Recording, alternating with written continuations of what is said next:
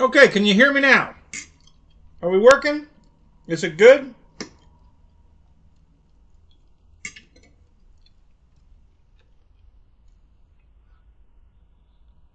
Thank you, Jeff. Okay. So,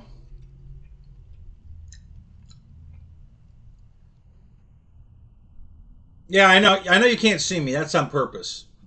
Because I'm still working out the bugs on that end. YouTube changed everything again. Okay?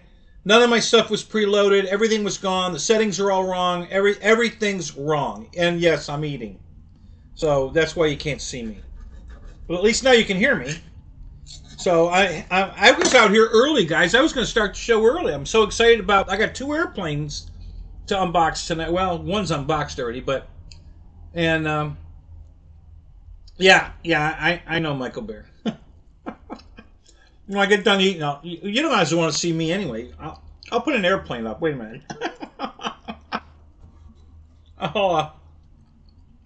I'll put something better up than this ugly car that, according to Roy. So, hang on a minute. Let me find something else to put on here.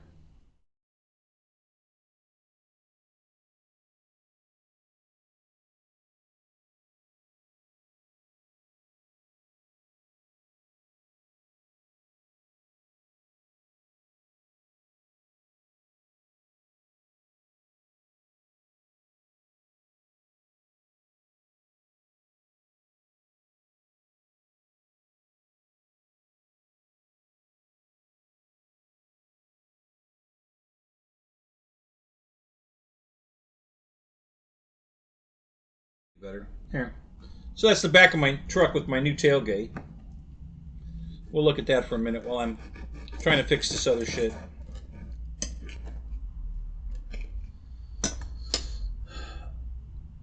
You probably... Well, hang on a minute. Let me flip it.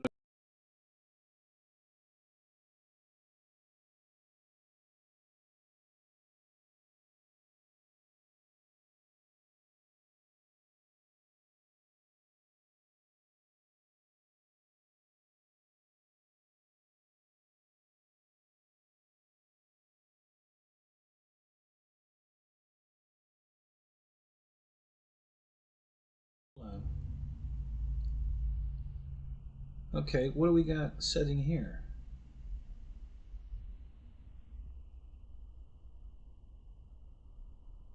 Yeah. All right, hold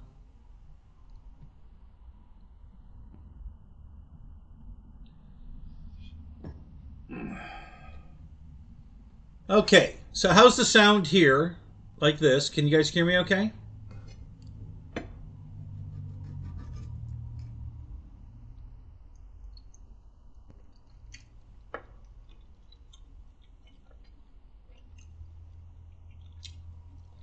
Okay, good. All right, 1 second.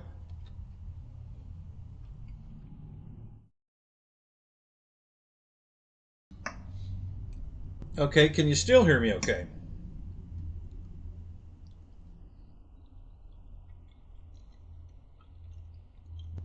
Okay. Eric, what's up? Hi, good to see you, man. Let's see who else is in here. Michael Bear, Jeff Lower, Alabama, Michael Bird, Wild Bill, Mad Session, or Season, Mad Season. Welcome to the show. Who else is here? Yeah, I'm trying to fix everything. I can't believe... Why can't YouTube just leave shit alone? This is a disaster.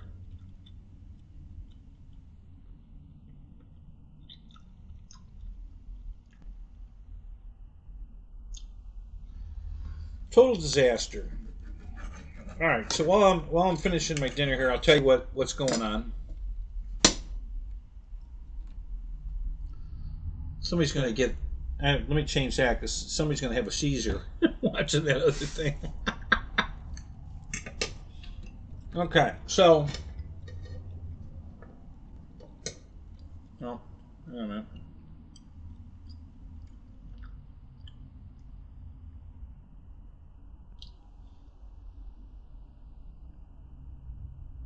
Yeah, I saw Roy's video on his flood. He actually called me And he sent me pictures and then called me and we were talking. And I said, "Dude, is your house underwater?" He says, "Not yet, but if it goes up any more." And then he said he didn't think it would go up any higher than that. He thinks it's going to recede now.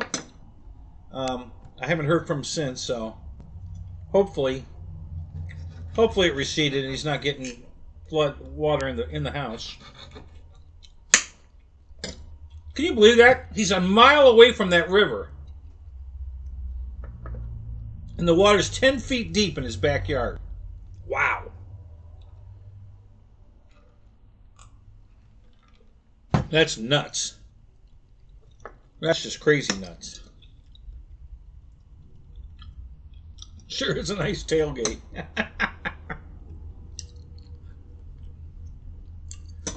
Alright, well, let's do this. Let me do this. Let me pick something else over here to do.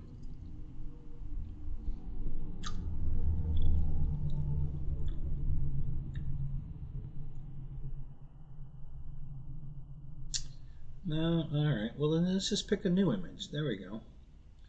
Let's do this. Browse.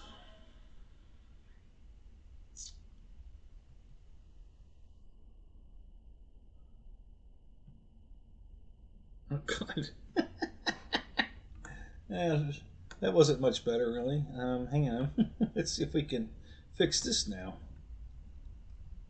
I know. Stop pushing buttons. I know. I know. Hey, I didn't screw this up. YouTube did. Alright? Believe me. It was all YouTube. They're the ones that made this a total disaster. I don't know what the hell they're thinking.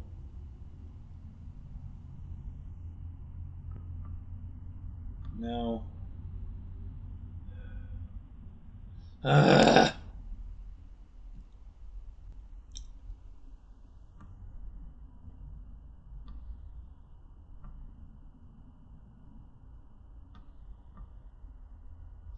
I swear I'm going to TikTok, guys. I really am. I'm so over YouTube and this bullshit with them. I'm just over it. I'm going to go to TikTok. We'll just start this whole mess all over again in TikTok. Because I'm really fed up with this. They take all of our damn money. We don't make dick on all the content we put up. And then they have to keep screwing everything up. Which just makes it 100 times harder for us to do our content. Because we have to keep fixing all the things they keep screwing up. It's really aggravating. Alright, just about got a picture up here that I can put up.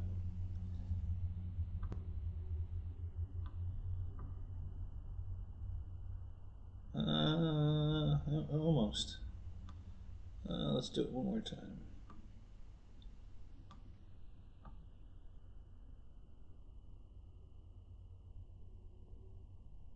Good enough. There, here's something better to look at. That's nicer than my tailgate. Alright.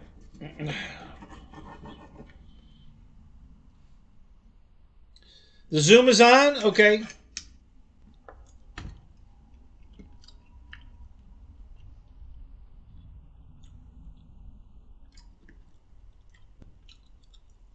Yeah, I know. Yeah, I know. TikTok's, Chinese spy. I know. We'll just load it up with railroad, train and excavators and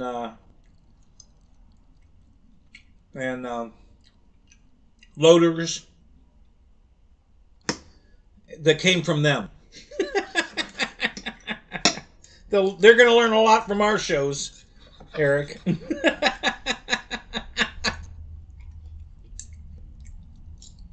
We'll probably get kicked out.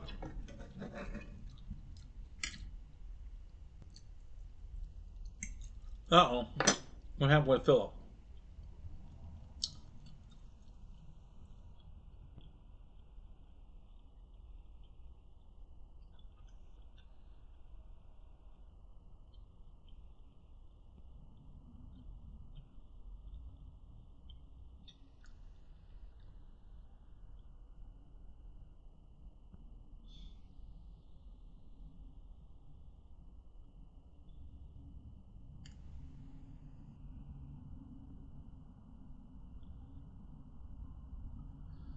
What's going on, Philip? Yep, it's Hemi powered. Yes, sir.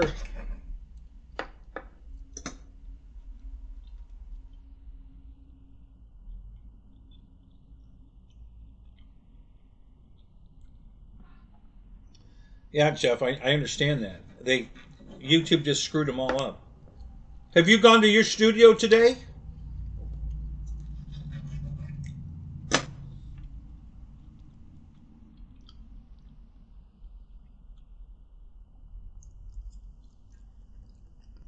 Yeah, I bought an excavator to learn how to run one because I'm buying one, a real one, to do some stuff on the property. But so I bought one that makes sure the controls were going the right way, and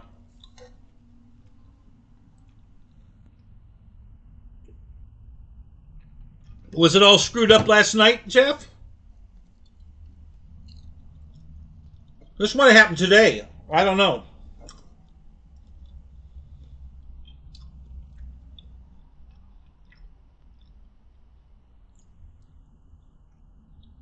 Oh man, that's bad. Oh man, sorry to hear that. What happened to the horse? Why'd you have to put it down?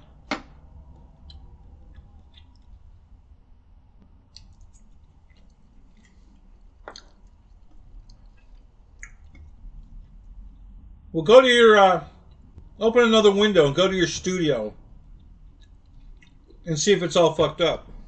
Mine was.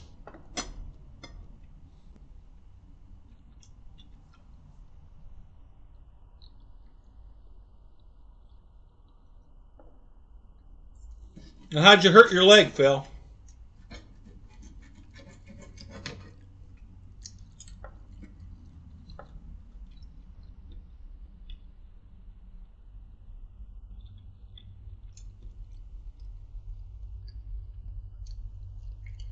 Yeah, they screwed it all up, Jeff. That's none of my settings were working. My camera, the audio wasn't working. The camera wasn't working.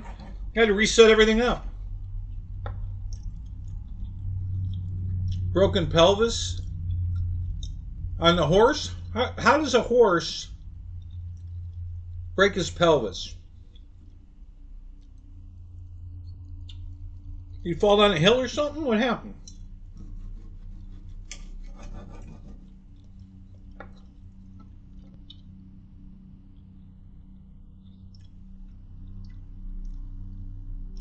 Oh, fell on the ice. Oh, no shit. Oh, wow. No, that's too bad, buddy. Sorry to hear that.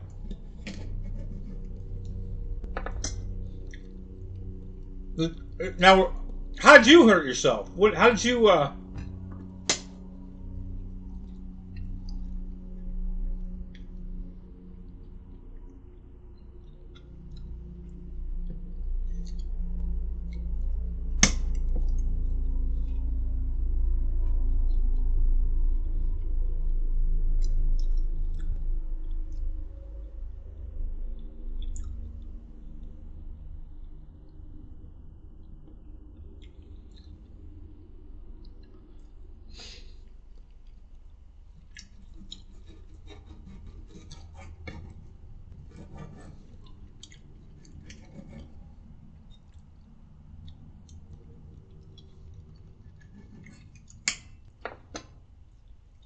Eric, get yourself a bag of oil dry or kitty litter and pour that out, and then start digging in that.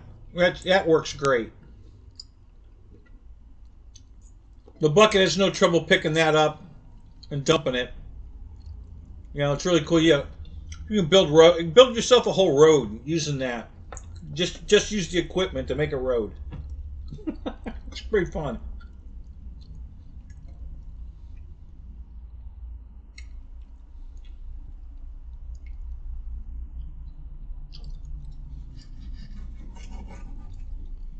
Well, I don't know what happened to mine, but like they started the show and I got no audio. They changed that. When I first booted it up, the camera wasn't even working. I had to reset the camera.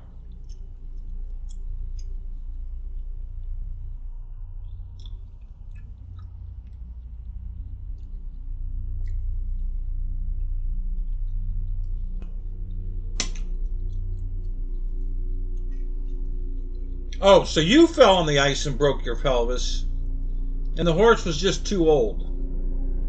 Probably suffering, huh?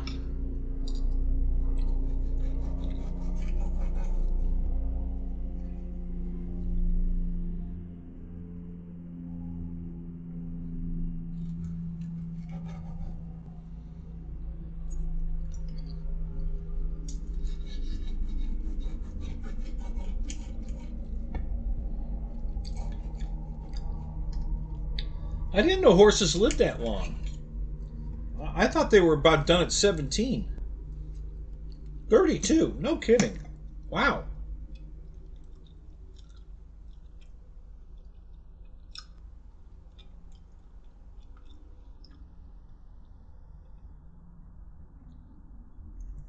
There you go. See, we already learned something.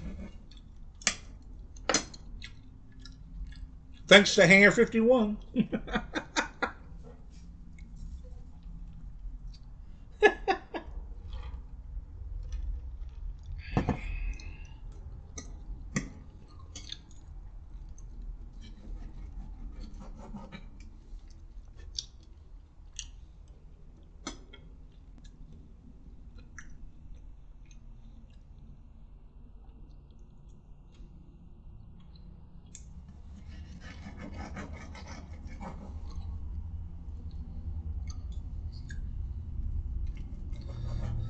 I know. We get so attached to our pets, you know, and then when we lose them, it breaks your heart.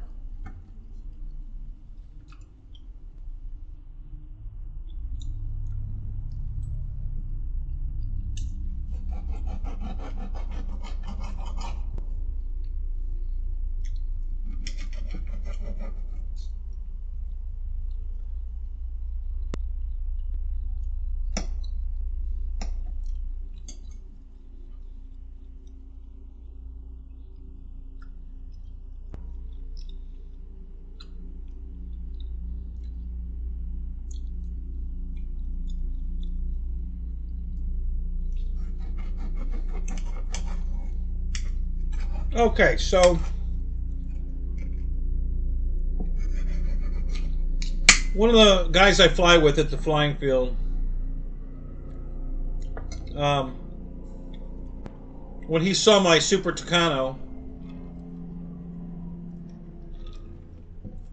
he wanted one. So, can't get them at Hobby King right now, but you can get them at China Line Hobbies. They're in stock. They have them in stock, and they're the same price.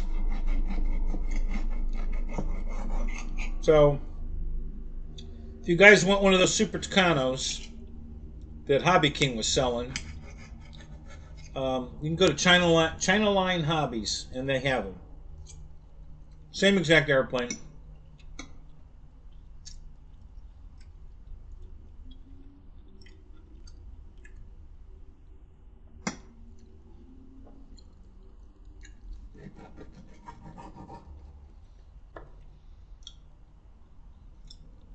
Well, see if your audio works over there. If you have to change something.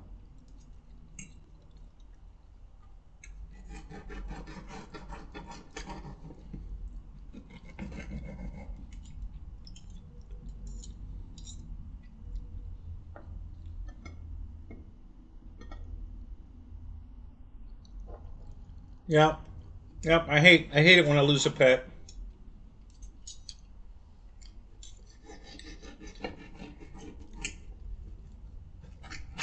I didn't want another one for right now because I just wanted to get all my other ducks in a row before I brought something into my life again like that.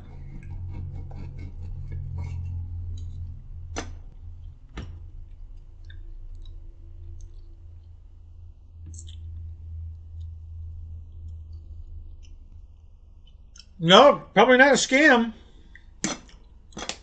Well, it could be. I mean, there's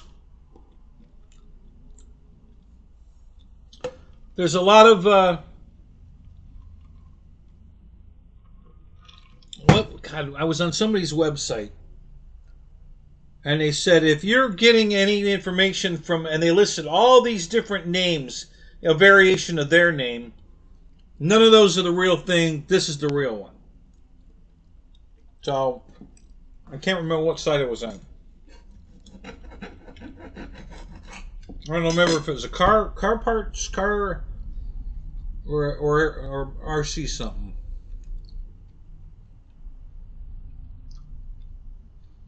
Yeah, I can't remember.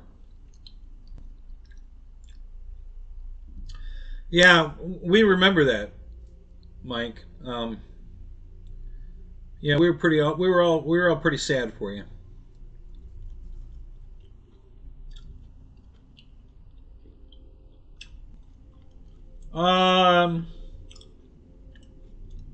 It might have been FMS. Yeah, I think it was FMS. Now that you mention it. Yeah, they listed all the like FMS / hobbies, or and they listed all these variants. And they said all those are fake. This is it has to be FMS hobby or FMS models. No hyphens, no, and I think that's what it was. Yeah, that's who it was. You're right. It was FMS. They had there was like 8 or 10 fake ones that have been going around scamming people.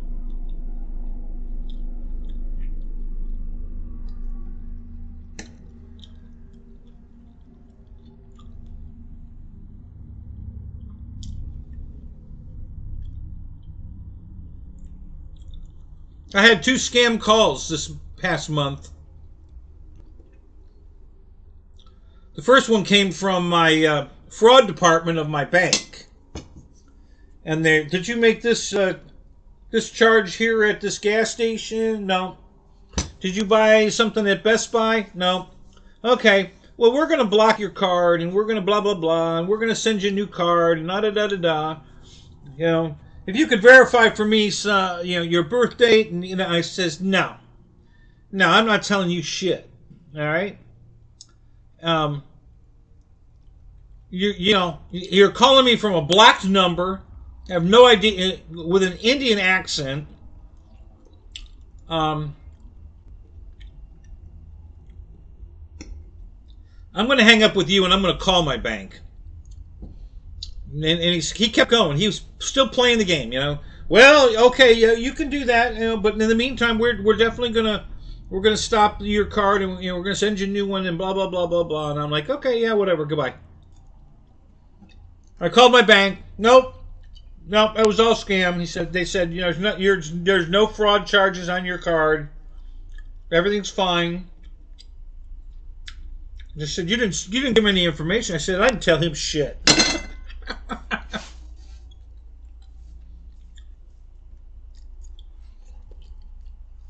So the second one happened about 3 or 4 days ago.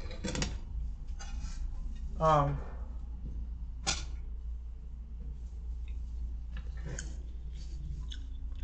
hired an attorney to file for disability for me.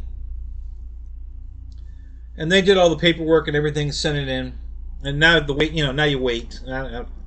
I've heard sometimes you have to wait a year. I don't know. So anyway, I get a call. Yeah, this is such and such from the Social Security office about your disability claim. And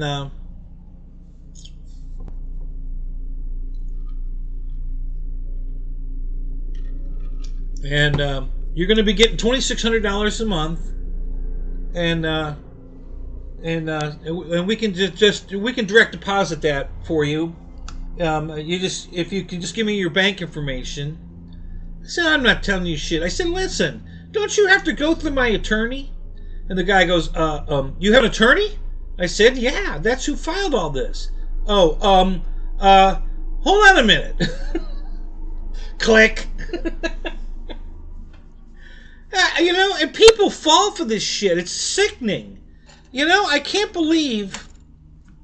God, God, I wish these people would go get real jobs instead of just scamming people out of their frickin' money. Unbelievable. All right, so let's see which camera. Let me get back to a camera here and see what we got. Video capture device. That's the right one. All right.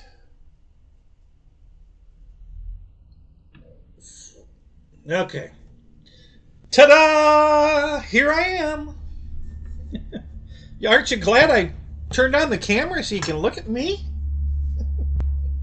Not much to look at. Oh, hey. I gotta charge my battery here with my flashlight. Oh, God, don't fall over. Oh, knocking my shield over. Oh, this is falling. Oh, God.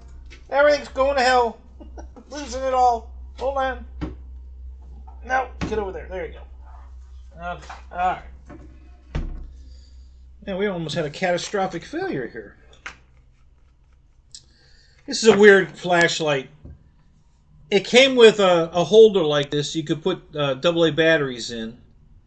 And then this is a rechargeable cell. And the recharging port is... Where'd it go? Right here on the top. Right there. It's same when your phone. Same. It's a phone charger jack. What do they call that? A Type C jack, I think. And so you tap, but you have to take it out of the flashlight to charge it. All the other flashlights I have, the charging port's built into the side of the flashlight, and you. And this thing's waterproof. I got this at Lowe's. It's very bright.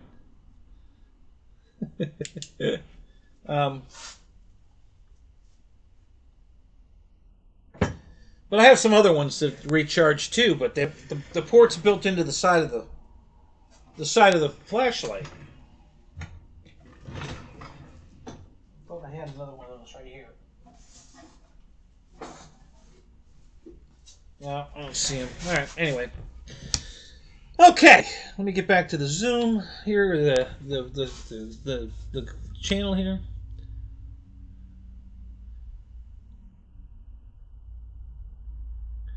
You know, can't spy on, but can't find scam. Yeah, exactly. Yeah, the government can listen to all our phone calls and all that shit, and monitor where we fly our radio control airplanes. You know, make us put N numbers on them, and everything, but they can't fucking get the criminals. You know, yeah, isn't that great? Why? Great use of our resources. Making sure that you guys aren't flying a model airplane too close to an airport. You know. Really? So, anyway. So, anyway, all right. So, getting back to my story here. So Mike went on Motion RC, and he bought the Pilatus PC-9, which I have one. But mine's a really big one. Mine's like 95 inches, I think, the wingspan. And this one's only maybe 72, I think. Something like that. It's the same size as the Hobby King Super Tucano or the other Blackhorse Super Tucano. It's the same size, just a little different. And that's it right there. You can see it over my shoulder there. The red and white with the kangaroo on it. So I bought that today from him. He needed some money. I haven't talked to him about that yet, and he sold me his Radio Master radio, and because he says he can't figure it out, but he screwed up his Spectrum radio. I love teasing Mike. I give him a hard time all the time, and I said to him today, I said, you know, Mike, this might not be the hobby for you, and. And he's laughing. He goes, "Yeah, you know, you might be right." He says, "You know." So he put he put a, I don't know what receiver he put in, a Spectrum receiver in an airplane he bought from Dynam, and he set it all up, and it was flying fine, and everything was great. And then all of a sudden, he said, the next time I turned it on, the motor's running backwards. I'm like, okay, Mike, you definitely did something, okay. You changed something. You did something. Nope, I swear I didn't do anything. Mike, it doesn't change itself. You did something. The problem is you did something you don't even know you're doing it. That's the problem with you, and when I'm trying to help you with stuff is because you have no clue that you even did anything. So add pound 4. What does that mean? Add pound 4. What I don't know what that means. Anyway, so he brings the plane out to the field, and he plugs it in, and it immediately goes into programming mode. I said, it's in programming mode. What's that? So I said, here's what happened. I know how you did this. You don't know you did this, but this is what you did. You had the throttle stick at full throttle accidentally, and you plugged in the radio and the plane. And when you did that, it automatically puts the engine in program mode. And that's what it's singing to me, says. That's what all those beeps and dings and beeps are. That's how you program. You go 3 beeps or whatever to get to this part of it, then you turn it on or off or whatever. I said, you're in programming mode. So I don't know how many times you've been playing with the sticks and what you've changed, but that's probably why the thing's running backwards now, because you probably reprogrammed it to run the other way. I don't know. I don't know what you did, Mike. So he's, well, I don't know that I did that. And I said, well, it's the only way you could have done it, because it's, so then he goes into the transmitter and tries to fix it there. So what does he do? He goes to the throttle channel and reverses the throttle. And so now the stick's backwards, right? So now throttle, idle is full up, and then pull the handle down, it's wide open throttle, and I'm just like, oh my God, Mike. And I don't know where, he's been in a screen in the Spectrum, not the servo reversing screen, but what we call in the other, in a Taranis radio or FR Sky or Radio Master, is you have an input screen, input channel screen, you have an output channel screen, and you have a mixer screen. Okay? And I'm guessing that he got into the Spectrum somewhere where it's the input screen and reversed the direction of the throttles on that channel. So I don't know. It's not the servo reverse. We've got the servo going the right way. The stick's going the wrong way. And I know that sounds complicated, but that's what makes it so. That's why everybody hates Radio Master, because it's so easy to, you change it here, and then on the next airplane it's backwards, and then you change it over here in the mixer screen instead of where you changed it in the output screen in the previous one, and before you know it, you don't know what screen you're in. You're making changes and you don't even know what you're and it's not that complicated, but people get complicated. And so that's what Mike, because he doesn't know what he's doing. He doesn't realize, he didn't know that all those chimes and beeps and everything was that the ESC is in program mode. He didn't know that. He didn't, well, I don't even know how you get in that. I'm like, yeah, that's how you do it. You go full throttle on the stick and then plug it in, and it goes into program mode. So,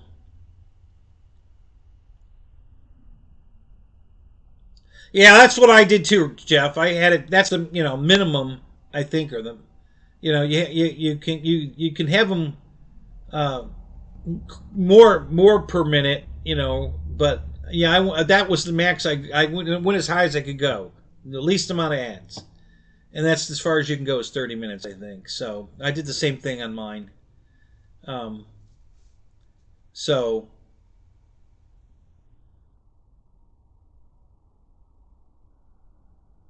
what shows are we talking about, Eric?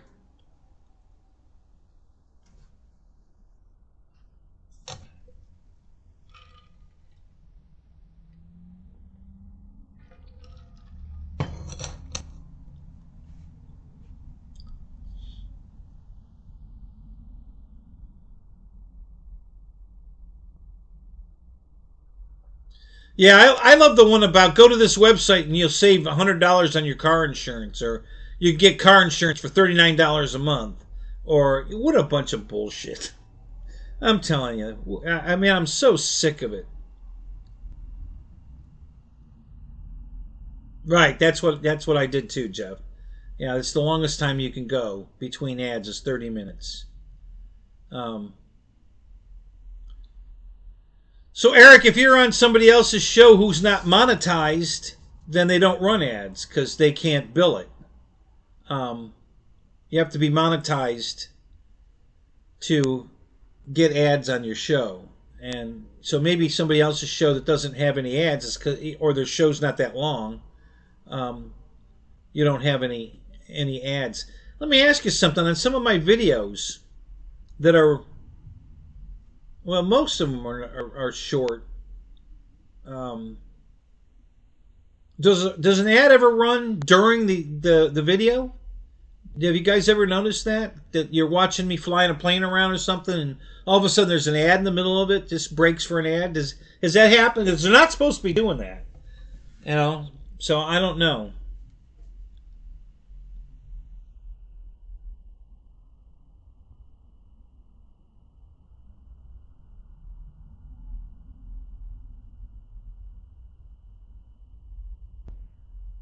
There you go.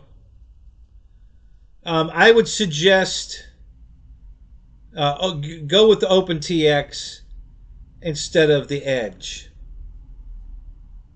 The OpenTX, basically the difference between OpenTX and Edge is OpenTX is old DOS and Edge is Windows. Okay, and I can program in both. It's not a big deal, but when I showed that to Mike, he was like, "Oh my God, can we put OpenTX on my radio?" I said, "Sure, we can. Yeah, we can do that." But he just wants to go back to his Spectrum and his Futaba. And he's already proven he can't work the Spectrum because he screwed up his plane. He's flown it for a couple of weeks now, and he says, "Yeah, for some reason the motor was going the wrong way." Okay, all right, Mike, you know you did something. All right, it doesn't just go the other way on willy nilly. All right, you did something.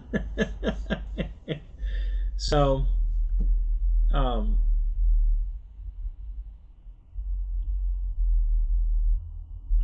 so anyway, yeah. So anyway, he decided that he I don't know why he needs money. He's retired. His wife's retired. I don't, but he says I need some money.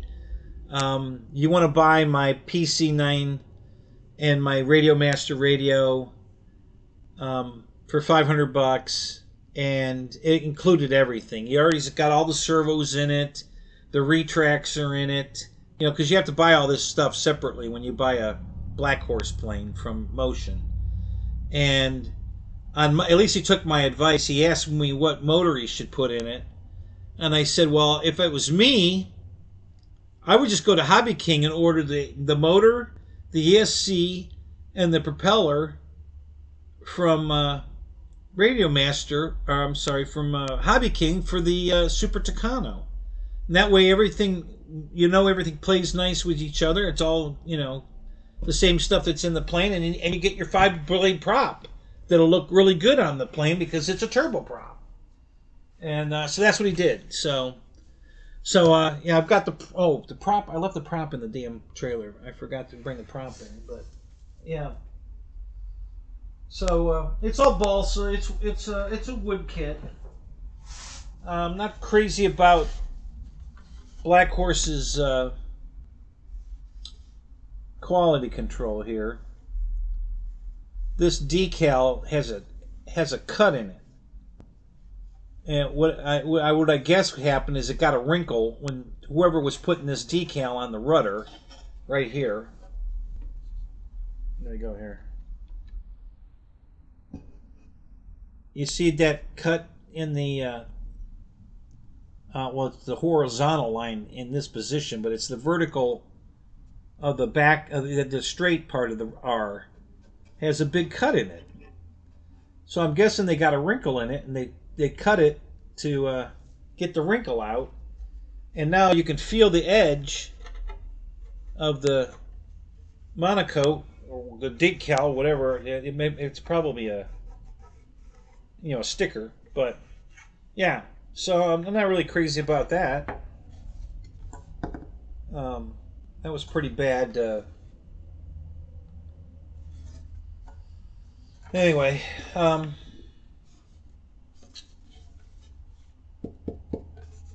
a lot of damage on this thing. I don't know if Mike did this or if they, I mean, it'll all iron out, but it's like it's been beat up, bounced around, and there's dings and dents and all over everything. And so I don't know if Mike did that or not, but we'll fix it. I ain't worried about it.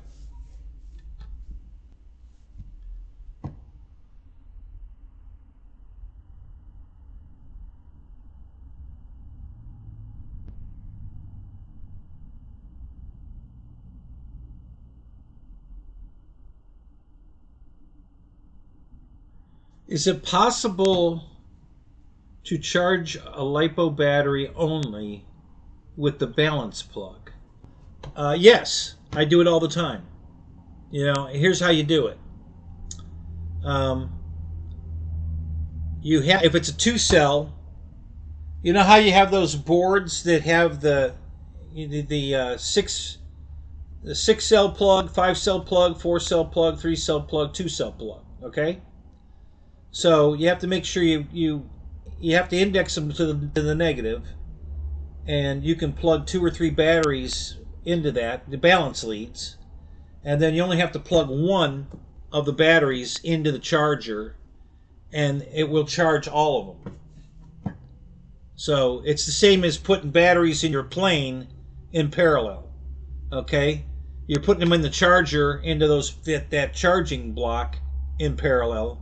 So as you're charging in one, it charges them all. I just did that tonight, as a matter of fact. I had to charge the battery in my radio, and my radio charger, the charger that charges the radio, isn't working.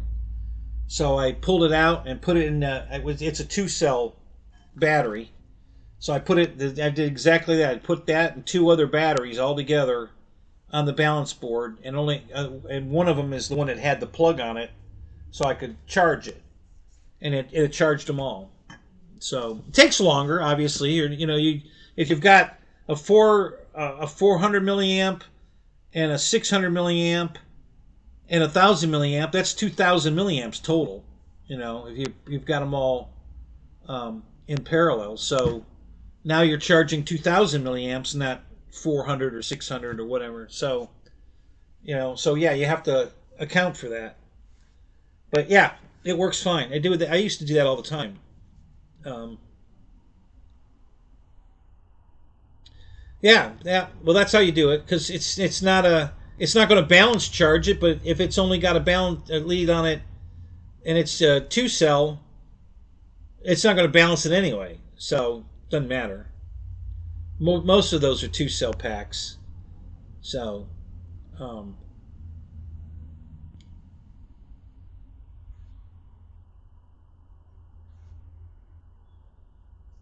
Yeah, I haven't actually seen. Well, yeah, you're right. Actually, you're right, Mike. Yeah, sometimes you get a balance lead charger. That one airplane I bought from. Who was that one from?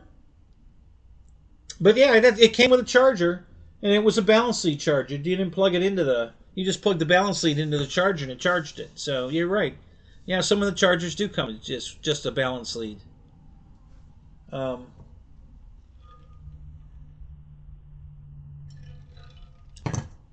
But if you want to charge it on your quick charge stuff, you just put a couple of batteries together.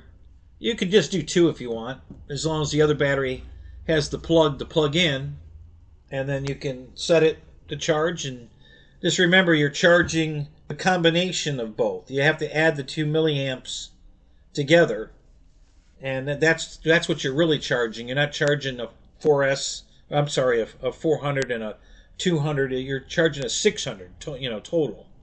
So.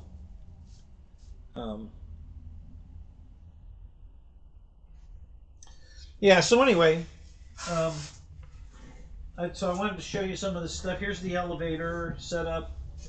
I think it came pre-hinged, but you know, there's the coverings like right here. Let me show you here.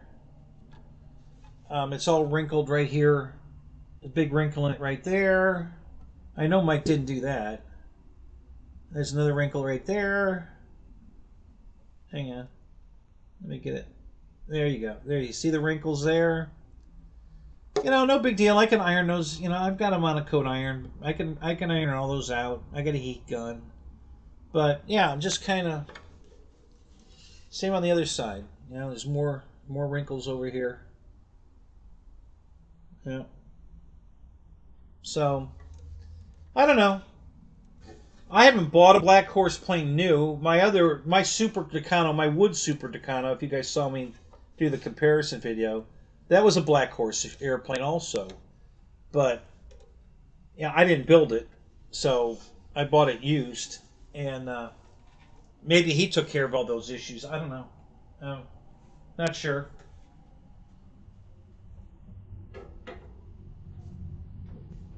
Here's the wing.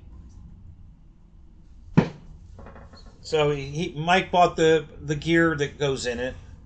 So the landing, he put the retracts in it, and the servos are installed, but he didn't install the rods. Oh, you know what? Oh, well, wait a minute. He gave me a bag of stuff, so I'll bet the push rods. I'll bet the control rods are in the bag. So, and then he was going to put lights in it, so he hasn't glued the lenses on yet. They're just taped. Because he was going to put lights in it. I'll probably put lights in it. And this actually is pretty good. The covering on here is not bad. This looks pretty good. I don't see a lot of wrinkle. I don't see any wrinkles in this. This looks pretty good. Yeah. So here's the. That's what the wood looks like. So, yeah, pretty nice. I wasn't really going to buy a PC-9. I already have one, a bigger one. But, you know, Mike needed help, so I bought it. I told him, I said, in a year, when you want your Radio Master radio back, I'll sell it back to you. I said, when you're tired of fighting with your Spectrum crap and... I'll sell you your radio back.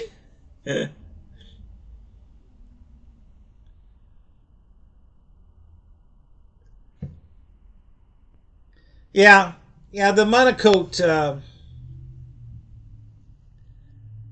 Yeah, it's a balsa plane. Yeah, it's the monocoat. You know, is very susceptible to temperature change. So right now it's 61 degrees in my garage. And it was 70.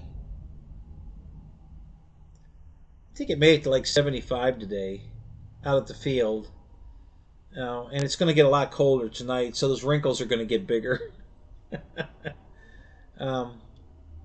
So, yeah. Ad number 6. Oh, you're counting the ads.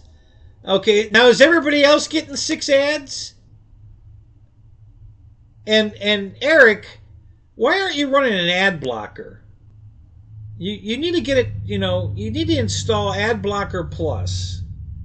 Okay? And then you won't get any of the ads.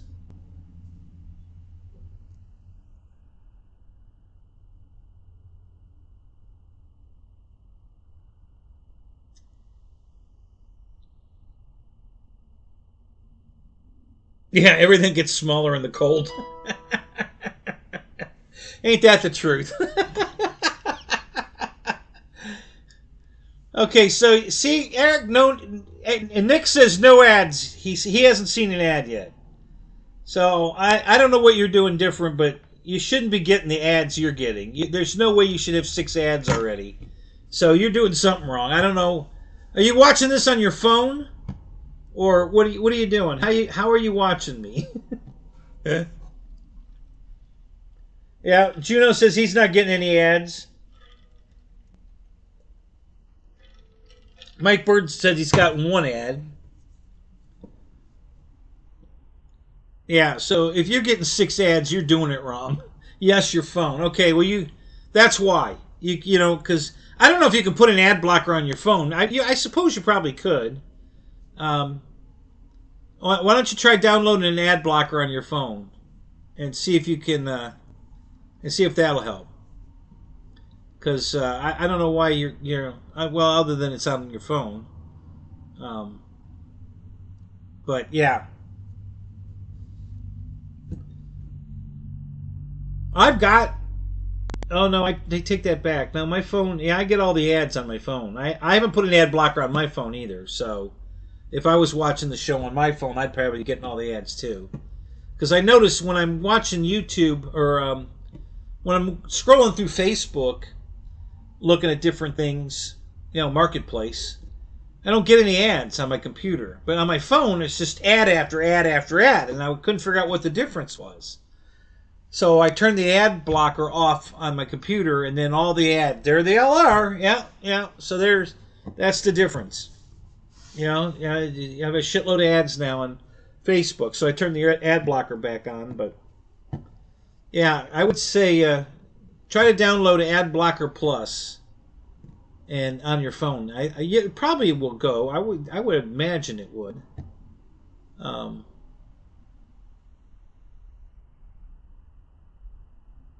no, you don't have to pay anything for it. The ad blockers are free. They're gonna nag. You're gonna get a nag screen saying donate this, donate that. You don't have to pay it. Just click it away. You know, they're free. You know, you don't have to pay anything for that. You just, you know, every you know, once a week you're gonna get that, you know, that nag screen. Just click it away. It'll go away. So, no big deal there. Um, I guess we could take a look at the fuselage. I kind of like the cockpit. I don't know. You know, come to think of it,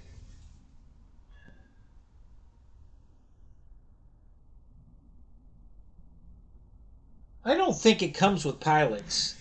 So Mike must have bought pilots to put in it. I think these pilots are too big. I don't think I don't think they're supposed to be this big. It's yeah. Let me grab the fuselage.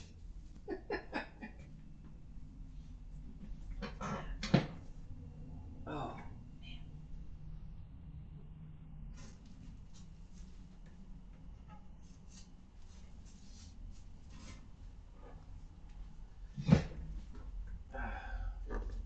Yeah, he's got these guys jammed in there. Um, I don't believe that's the right size pilots for this this plane. These guys are huge. uh,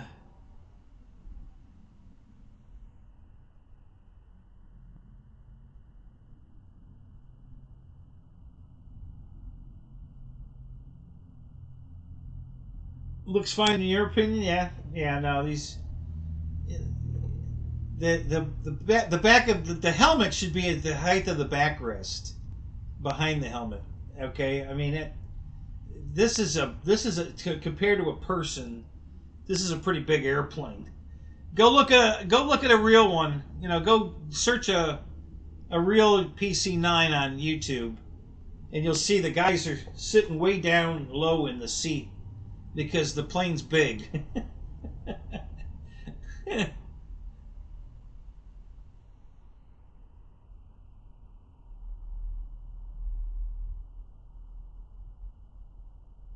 So it's got a nice instrument panel in it. I got to give him credit for that. I think I can show that to you. I think this will show up. It's got a pretty decent instrument panel in it.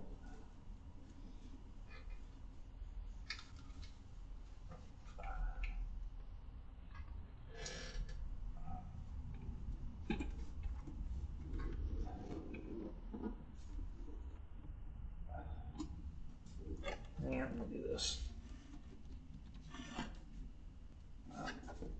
Okay, can I get it? Yeah, kind of get it. There you go. There's the back seat instrument panel. So, and it's not a flat sticker. It's three-dimensional. The stuff is raised, and the framer on the screens and stuff are raised up. It's just not a flat sticker. It's actually it has some 3D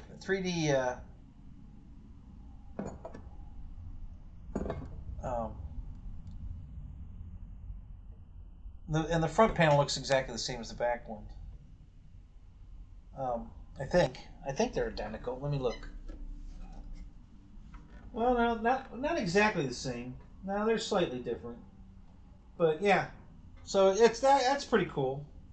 I don't know why he had the gear up on the wing, but the gear's down on the fuselage. I don't know what, I don't know what that's about. Why didn't he, if he had the plane assembled to put operate the gear, why didn't he just put them all up? Why did he leave this one down? It definitely made it a little harder to transport it here with the gear down, but whatever. So, what kind of servos has he got in here? High tech? Yeah, got high tech servos in it, so that's good. He's got the pull wires on the steering of the nose gear, and there's a lot of slop in it. That could be good or bad. Totally depends on whether the thing wants to track straight on its own or not. Now there's a hatch back here. I don't know what's under this hatch. Let's take a look here and see what's under. Let me move this. So this hatch here, I don't know what's in here. Let's take a look. Nothing. Okay, why do you have a hatch in here? There's nothing in here. What's this for? There's a piece of wood in here. I'm assuming it's just to strengthen the doublers, the bulkheads in there, and that's all wrinkly. Look at how wrinkly that is. Oh my God. Yeah, that's a wrinkly mess. Yeah. That's why I like foam airplanes. They really are pretty cool.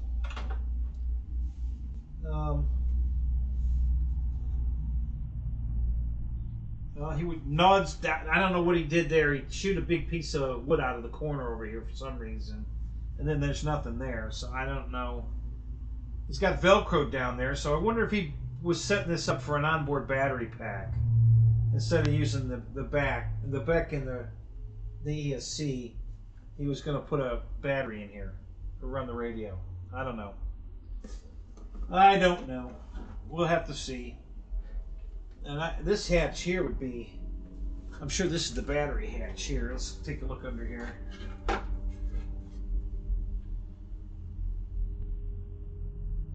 Yeah, a big piece of Velcro in here. I guess they're using that as the battery strap. Well, that's an odd looking battery strap.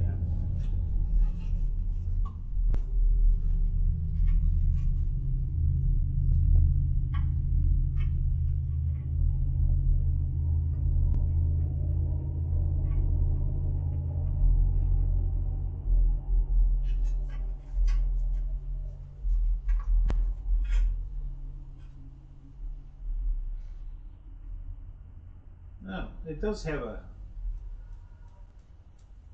it has a belt hook loop on it. So, yeah. Alright, well that's pretty cool then. It's awful long. This thing would take a huge battery.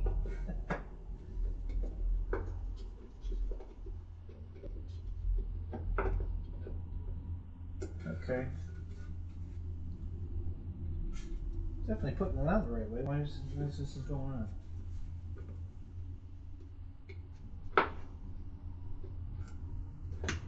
There it goes. I wasn't holding my mouth right. Alright. Yeah. Yeah, it was alright. It's not something I really wanted, but I'm glad I got it. It's pretty cool. It'll be a I'll put some lights in it. It'll be a pretty cool airplane. I might change those pilots. Oops.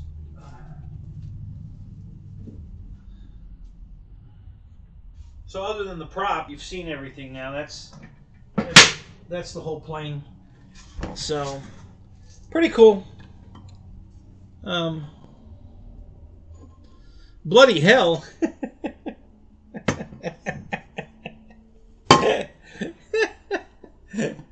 Add number 8 and 9 up.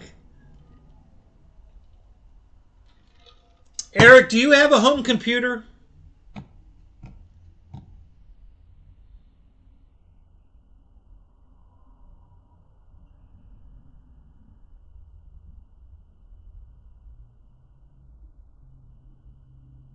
Yeah, I know that. Yeah, Mike. It's you know, I have the exact same paint scheme on my PC-9, but my PC-9 is way bigger than this one.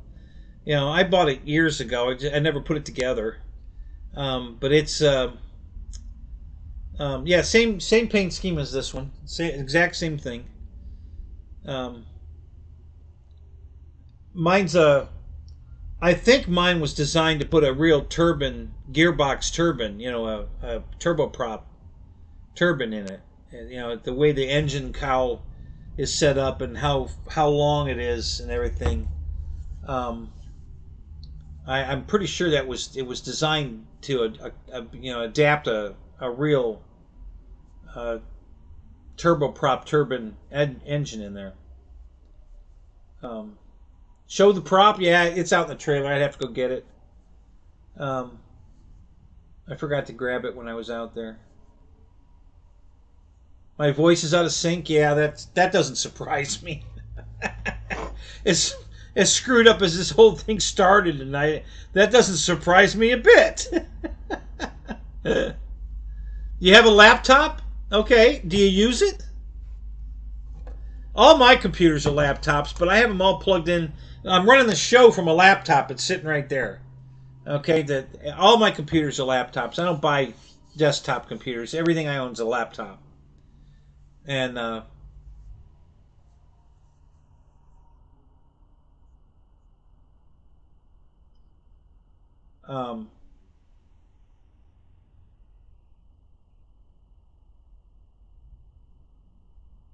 what plane is in the box? I'm intrigued. Ah, yeah. Well, the box isn't in here yet. I have to go get the box. It's out there. I'm going to go get that in a minute because that's the second one we're going to look at. Yeah. Oh yeah. It's no problem balancing the 5-blade prop. It balances easy. You know. So I adapted that prop onto my other, you know, my Blackhorse Super Tucano, so that I could run the same 5-bladed prop on both my Super Tucanos. And then when Mike asked me what he should put on this, I told him that's what I would put on it. Just order the motors, ESC, and the prop from Hobby King for the Super Tucano, and just put it in there. Why not? You know, that's what I would run. You know, it's proven to work. You know, the combination works. The airplane's the same size as the Super Tucano. It might be a little heavier, but I don't think that's going to be a problem.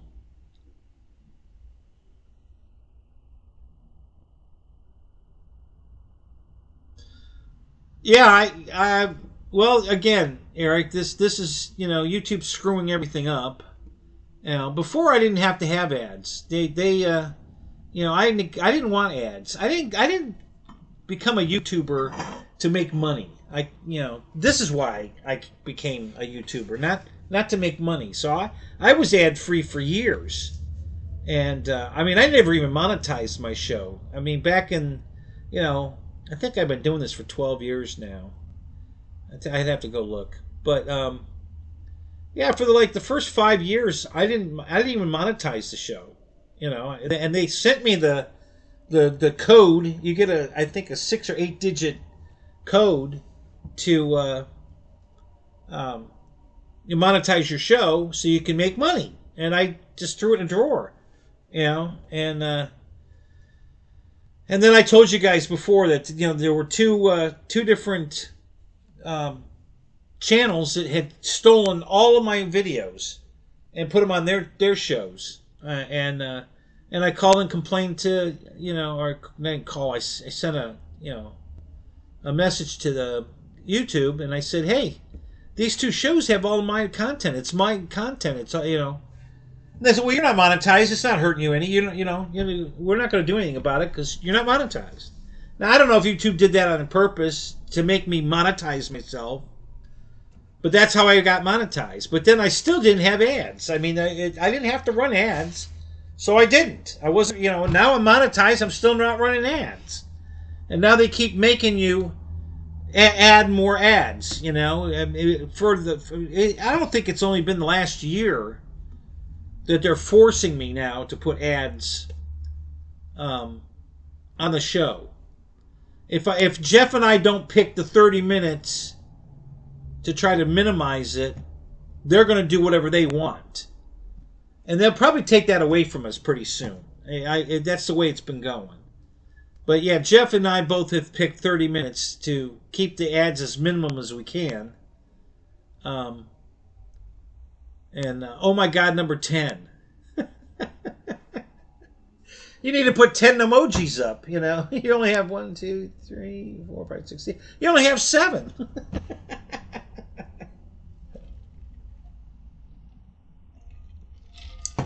Are you running an ad blocker, Juno?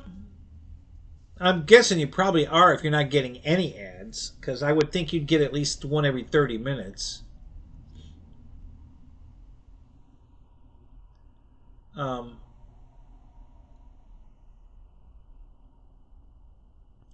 No, what I meant about your laptop, Eric, is what do you do with it? Do you use it for anything? Obviously, you're not using it to watch the show, but what do you use your laptop for? Do you do anything particular with it, or do you not use it at all?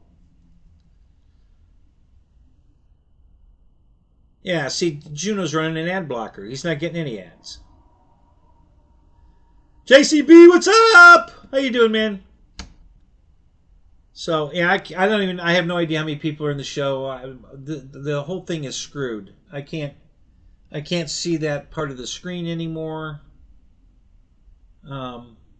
They just screwed it all up. I have no idea. I'm trying to even move it around so I could try to see something. I can't even. Okay, so I got that. Let me do this. Okay, so I got to. Can I make this damn screen smaller? How do I do that? Is there a...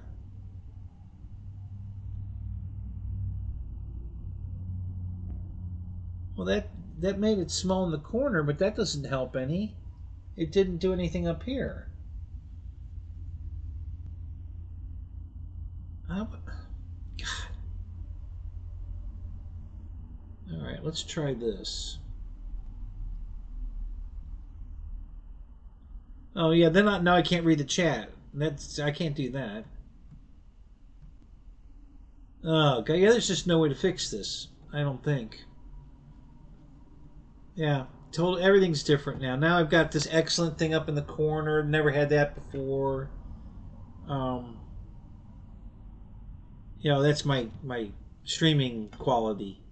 It was down on the below the picture. Now it's in the picture. I don't know. They can't leave nothing alone.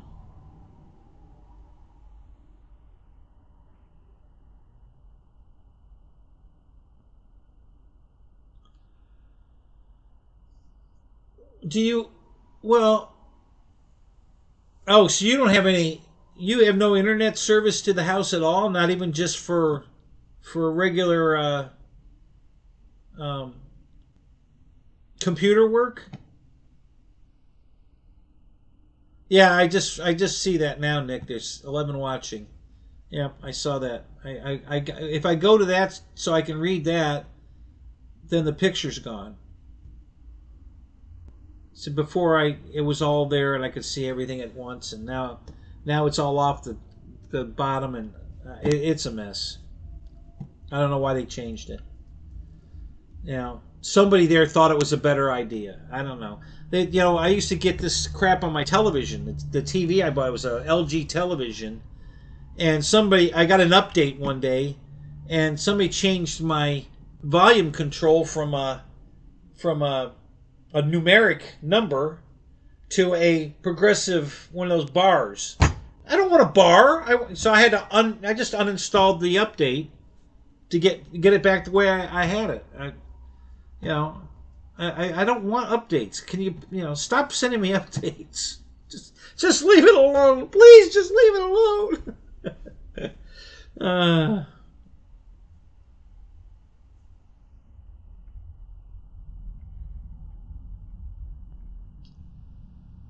All right. So, shall we go get the other airplane? You guys wanna see what I got? I got another airplane. Some of you might have remembered what I ordered. I told everybody what I ordered, and it came in. So, who wants to guess what it is? Anybody want to guess? Anybody remember what I said I was ordering? Let's see who's been paying attention.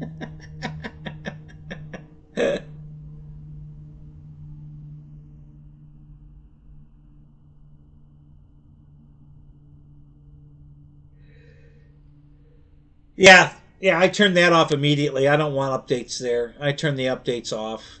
You know, not recommended. I don't care. I don't want your updates. I know it's not recommended. Screw it. A Trojan? Nope, not a Trojan. Yeah, I did buy. Did I buy two more of those? I bought another Carbon Z giant one, and then I bought a second Hobby King one, the gold white blue anniversary one. So yeah, I did that. A Polaris something. Nope, not a Polaris. Nope.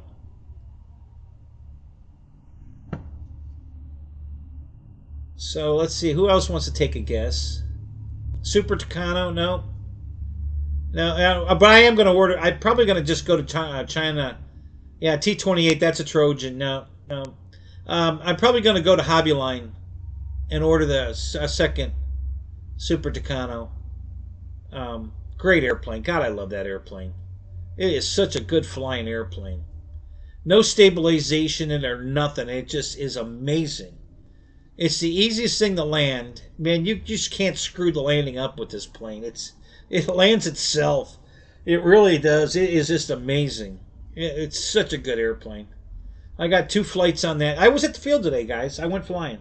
I got 2 flights on the Tucano. I got 2 flights on the RV-8. I flew the Viper 90.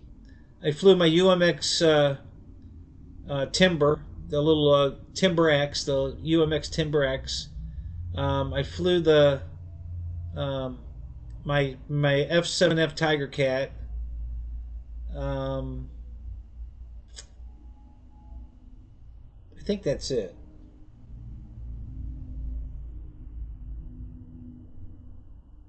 No, there's one more. What was the other one I did? I flew the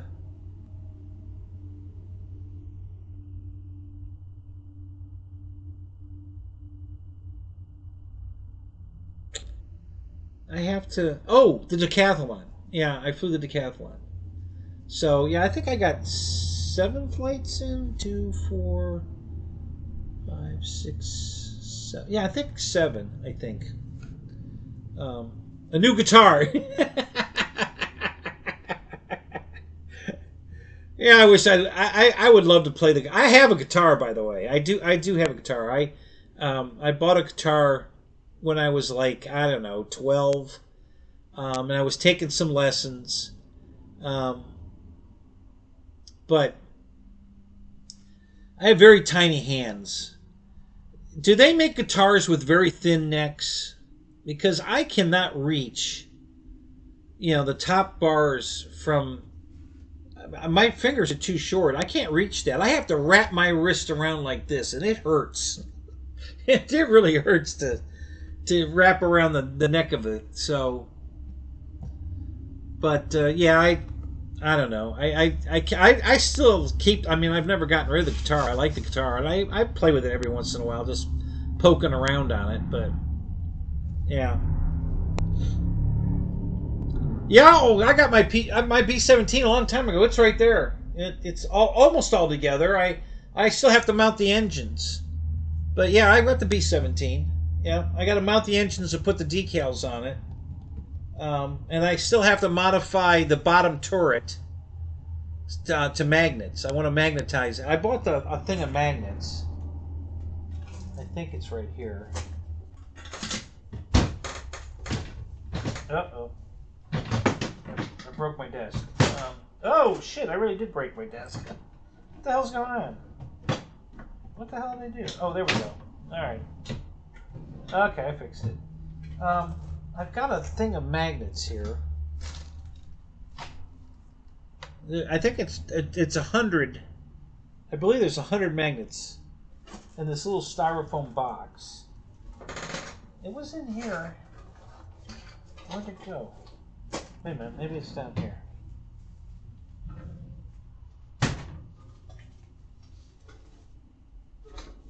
No? No, it's not there. What did I do with those damn magnets? Anyway. Yeah, so I got a big box of magnets to so I got a magnet. I got to put magnets in the bottom turret so I can remove it because the servos are underneath it, and if I glue it in, I won't be able to get to those servos if I ever have to replace one. So I want to make sure I do that. Hobby airplanes. Yep.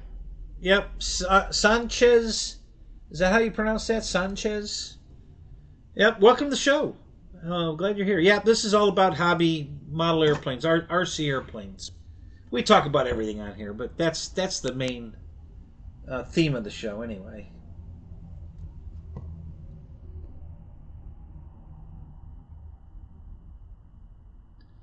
Oh, you're playing a bass guitar now too? Yeah. Give you a hint. I've talked about it on the show before. Oh God, I love banjo music. Jesus, I love banjo music. I really do. I love that. Give you a hint. God, if the only hint I could give you. All right, well, I'll give you. I'll give you a hint.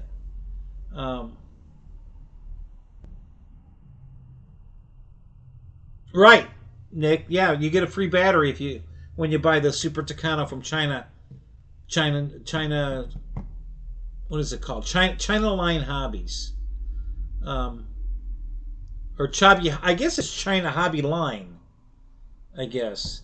Anyway, it's a twin. It's a twin engine. All right, let's go with that. That's your hint.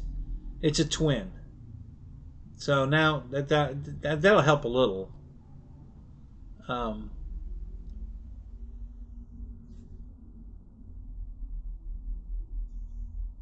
Yeah, China Hobby Line, right? Yep.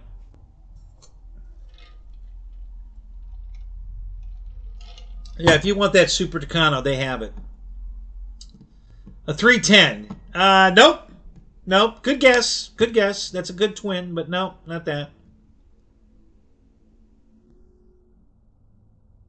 Okay, I'm going to give you one more hint. It's a Hobby King plane. So it's a Hobby King plane and it's a twin. Not a lot of choices here now, guys. I've really narrowed the field. You guys ought to be able to come up with this pretty quick. Nope, not the Otter. Thanks for playing, Eric. Though I'm glad you're playing along. You're not quitting. You're gonna keep guessing. Yes, you got it. The PBY. That's the plane. You got it. Good job. Let me go get it. It's a big box. Oh my God.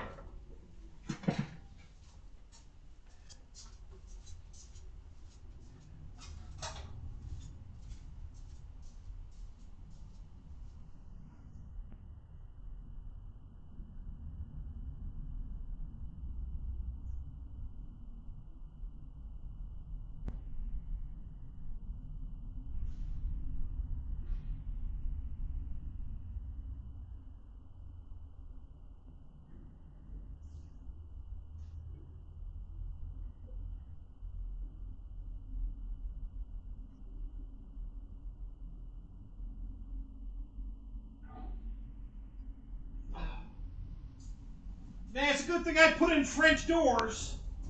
Holy crap. Ugh.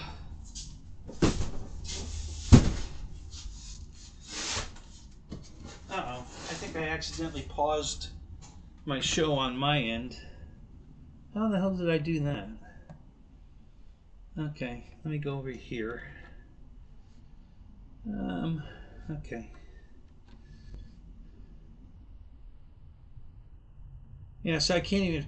Man, they screwed this up. God, I wish they would leave things alone.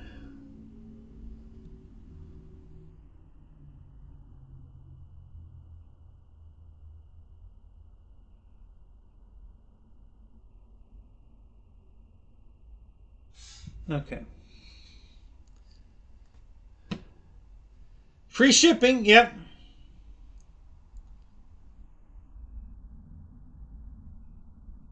The cargo thingy. I already have that one. I have 3 of those. Let's see. My grilly, he just banjo last week. Oh yeah, that's cool.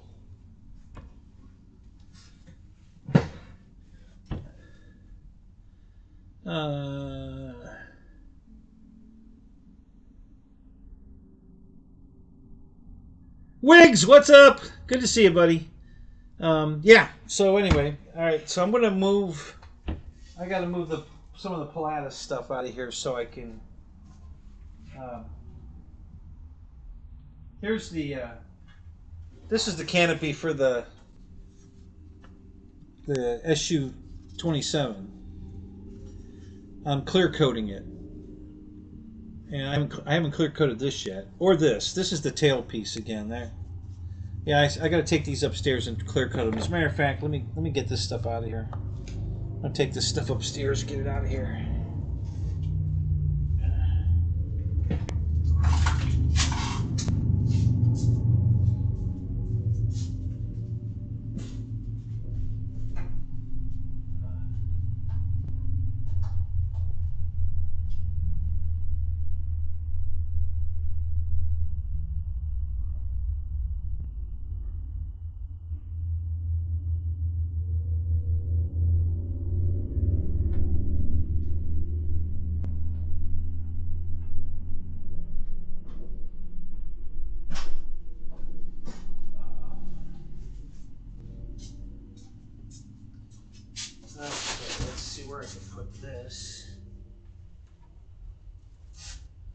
I could stand that up right next to the other one. Right here.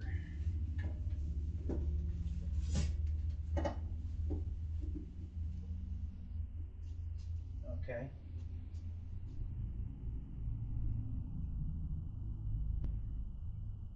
What the hell? I guess I did that. Alright. Let's see where can I put this. Somewhere safe.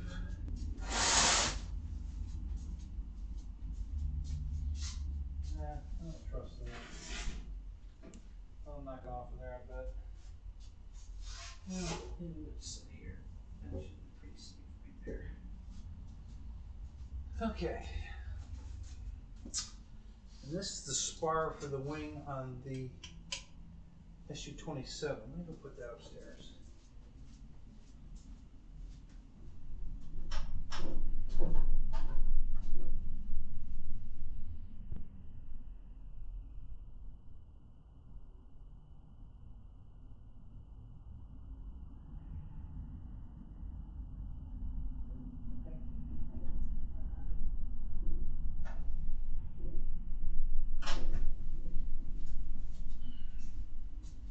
Okay.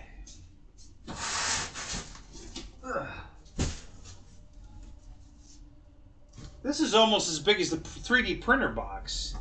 Look at the size of this thing. I mean, holy crap. It's short, but it's fat. Like me. It's short and fat. Just like me. Alright. Let's, I guess we'll open it this way. Alright. Yeah, this showed up, I think, Tuesday. But dying to open this.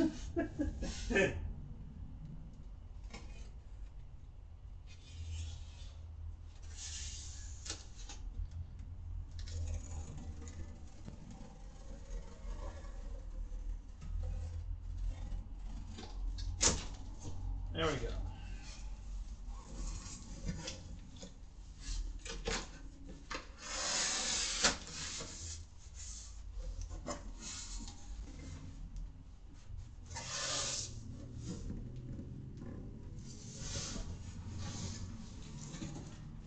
So I've almost ordered the Dynam PBY a dozen times. I'm not exaggerating. I keep going there, and I want to order it, and I want to order it, and I almost bought it from Bobby when Bobby still had.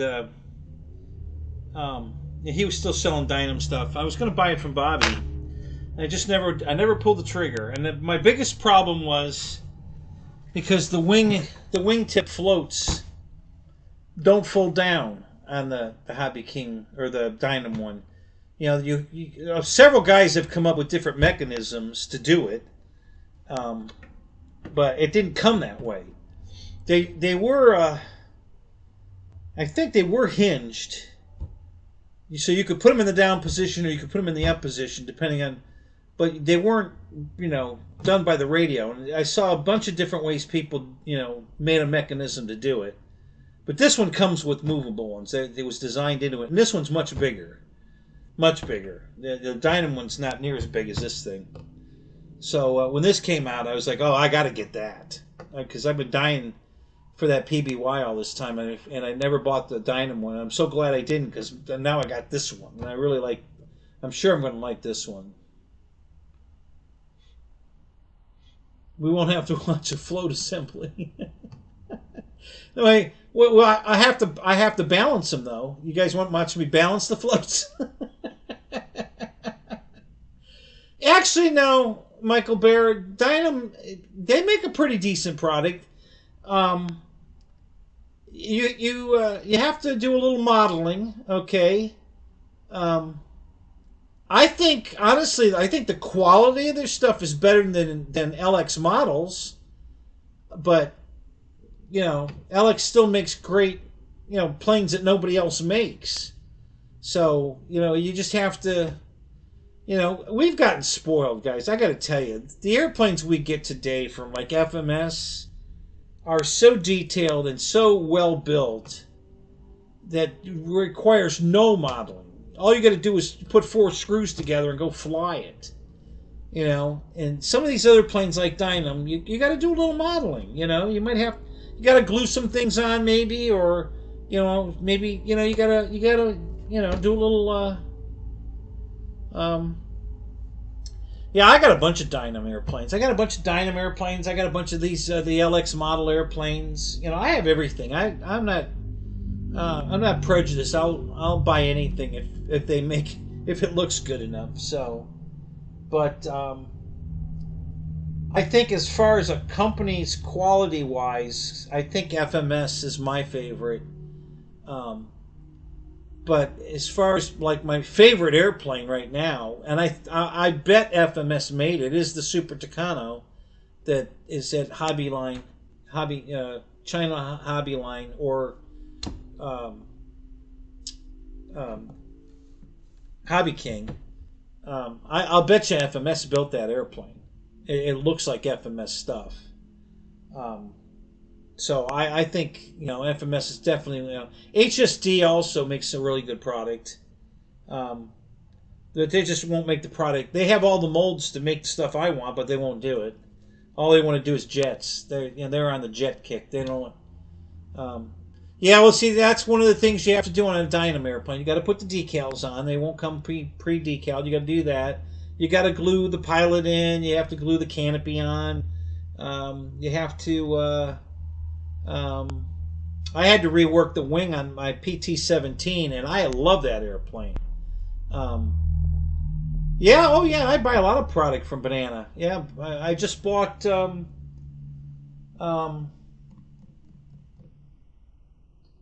What was the last thing I bought from?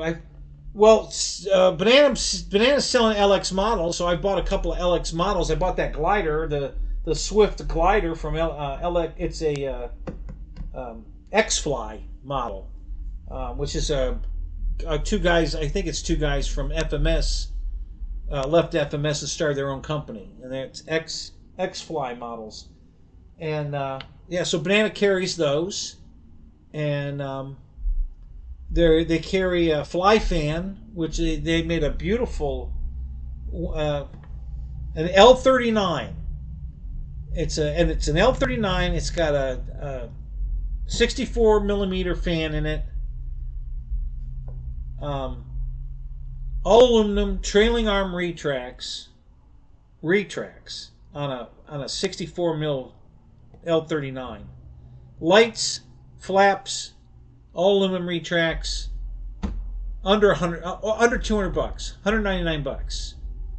Best jet you can buy for the bang for buck by far, and you get them at Banana Hobbies. So yeah, it looks like they've discontinued carrying LX models. I went on there the other day and looking around, and I couldn't find any of the LX stuff anymore. So I think they finally canned the line. They don't want to cover it. And I don't know if anybody. The only way to get a Dynam plane, I think these days. Well, I think Grayson Hobbies maybe in Georgia still carries Dynam. I think, but you have to go direct. You've got to go straight to Dynam direct to buy it. Because everybody else has pretty much quit carrying it.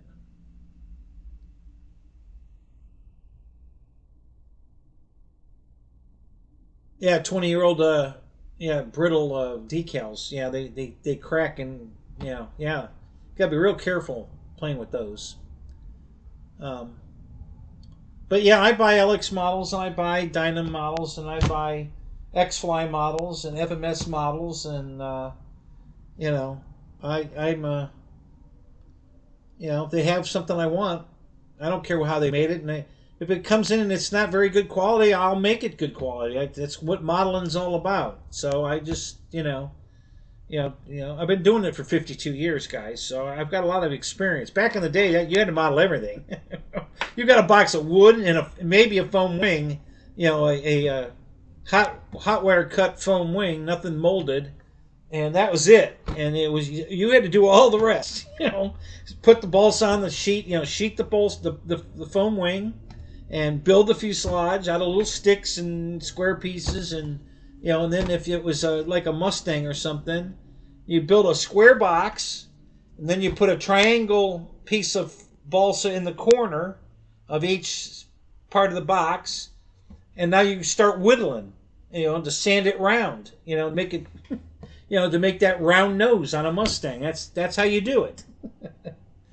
Back in the day. Today, it's either got a plastic cowling or it's made of foam. But back in the day, you had to whittle it out of wood, So, and I still have one of those fuselages that I haven't whittled yet. I could show you that. I think it's in the old shop. I had the makings of a second quarter midget pylon racer that I still have the full plane over here on the rack, but I had a second one I was building, and I got that far with the fuselage, and then I stopped building it. Yeah, I think General carries both LX models and Dynam, and plus they're carrying all the motion planes. They're carrying the X-Fly. They're carrying the Flex Innovations planes. General's carrying everything now. You can buy motion planes from there, Flex planes from there, Hobby King planes. They even had my Taft Hobby Viper jet for a while. I don't know how they got another run of those. But yeah, they all of a sudden came up with a whole slew of Taft Hobby Viper 90 jets, and I've got 3 of those. And I was trying to buy another one from, but he sold out of them really quick. They all sold out really quick. Rubber band power.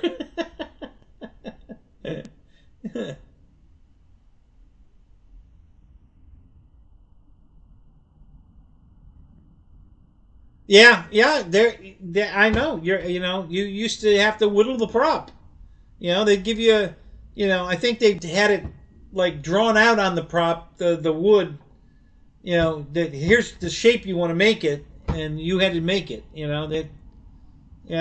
Hell, back then in the day, you had to build your own radio. Heathkit. You got a box of transistors and circuit boards and wiring, and you had to put your transmitter together. You got your transmitter kit form. You had to build it.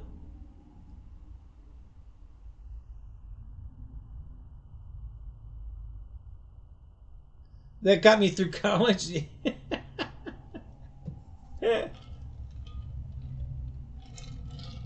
All right, so let's get back to this.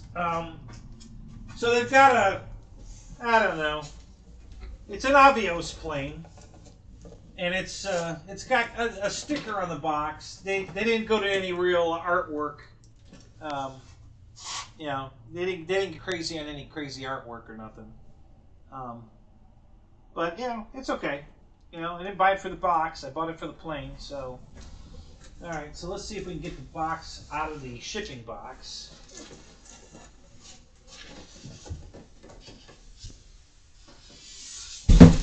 Okay. Now this looks like another, this is a styrofoam crate, and it has a cardboard top on it, and that sticker's on the cardboard. So we just have to cut the cardboard tape, the tapes on the cardboard to take it off the top of the box. So let's do that.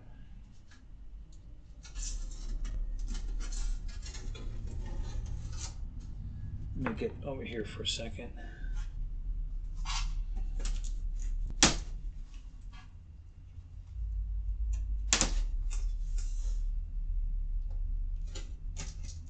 Yeah, they started doing this to save money on packing, which is cool. I don't have a problem with that. I mean, we all want the plane. We want what's in the box. We don't give a crap about the box. I mean, maybe a little bit, but not to the point of sacrificing the plane. So yeah, it's just a piece of cardboard. That's the top. That's the lid of the box. And I saved this because it's got a cool decal on it. The marker on it. All right, so here's what we're looking at. We got the wings. The top of the wing is right on top. That's the two nacelle engines here. This is the center section of the wing. That's what's right on top. So let's cut these tapes and pull that out.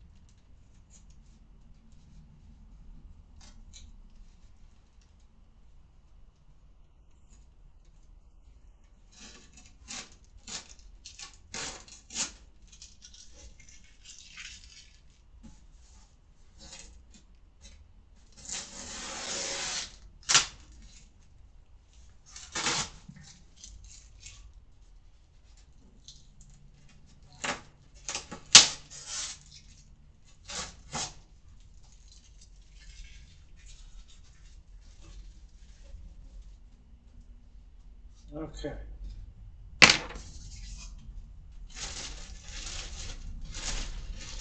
All right. So there's the. Ooh, wow. Well, that's cool. All right. So, black styrofoam.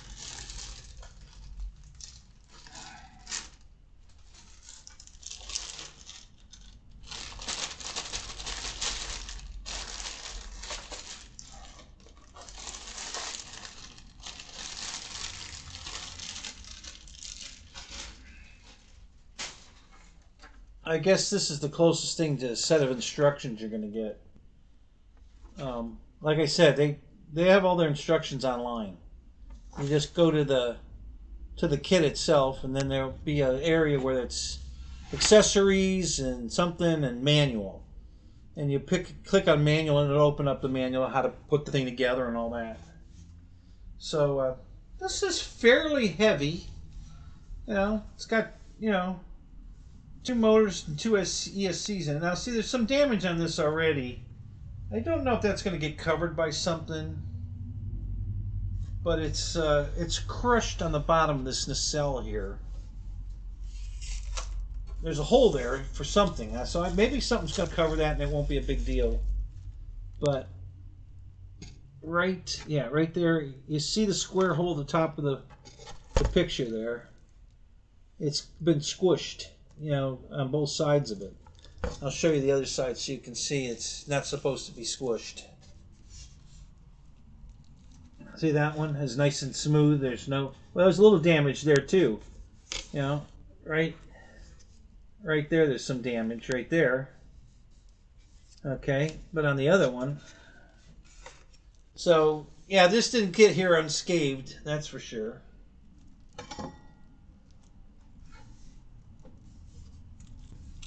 But yeah, this one's all smashed here. So I don't know. Looks like there might be some damage right there too. Yeah, so not great. Oh, you know what that's a mold mark. There's 2 of those on it. Yeah. So we'll see. I don't think I'd send it back for that. You know, it's on the bottom. It's not that noticeable. I might be able to fix it. I might be able to steam that back out. So I'm not going to get too excited about it. But the motors are already installed. I don't know if you guys have seen any of these, but usually it's these twins. The prop shaft is like a 440 screw. Look at this side, the diameter of that prop shaft. It's nothing. I mean, it's literally. I mean, here's an X-Acto knife as a comparison. I mean, it's nowhere even near the size of an X-Acto knife. That is the craziest little prop shaft. You know, there's no way you're not going to bend that. If you hit prop strike on the ground, it's for sure going to bend this shaft. There's no way it couldn't. You know, so yeah, it's kind of, but that's just the way they are. You know, it's not the first time I think the B-17 motors. Oh, they're in that drawer over there. Yeah, I was going to grab one of those and show you. I think they're the same way. I think they're these tiny little shafts again. Same thing.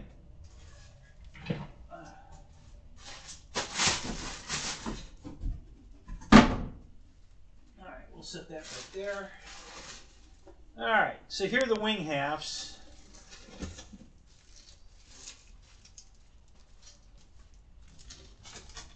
And this is the bag is sealed. Look at that.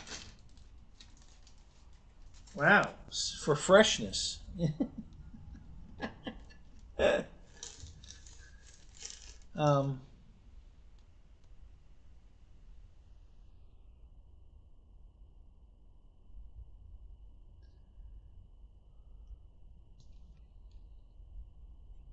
Yeah, it's you know, that's why I bought it, Eric. And I'll tell you, as nice as this is, it's nowhere near as nice as the Super Tucano. This is B-17 quality. Okay, my B-17 and this were made by the same company, obviously. The Super Tucano is in a whole nother. It's a whole nother world. It's unbelievable how nice that airplane is. You know, this is all right. I'm not making a complaint or anything. I'm just telling you though that this is nowhere near the quality of the Super Tucano. That thing is unbelievable. It's probably my favorite airplane right now. You know, when I think about all the planes I have. Now, again, would that, if I can only have one airplane, would that be the plane? No, it would not be the plane. But it's still one of my favorite airplanes. I just love that airplane. It's it just flies so good. It looks so good. I flew it at dusk tonight, and the lights are so damn bright. Oh my God, you can see that thing a mile away easy. They're really, really bright lights on it. So just love that airplane. And it just flies amazing. You don't need a stabilizer in it. It flies itself. It really does. It's just super stable. All right, so unlike the Super Tucano or even the what was the plane? Oh, the Su-27. No, can't see the foam cells. You know, this you can totally see. You know, the foam cells are totally visible here. Now, that doesn't mean it's a bad paint job or anything. I'm just pointing out, you know, this is not what the Super Tucano quality looks like. This, and again, this isn't horrible. You know, it's normal. It's foam, but some of the paint schemes, FMS is notorious. When you get something from FMS that's painted like this, it covers the foam completely. It looks like a plastic airplane, or a you know, metal polished. You know, you don't see the cells. Now, of course, when you get it out in the sun, they're going to show up. You know, it's just part of the nature of the beast. But here's the mechanism on the wingtip tanks, the floats. So there's the metal, you know, the retract mechanism, and there's the, you know, and this whole thing's plastic, the float. I think it is. Maybe it's foam also. Hang on. No, I think that's some kind of plastic. I think. No, it's foam. It is foam. Wow. Yeah, it's a foam float. Yep.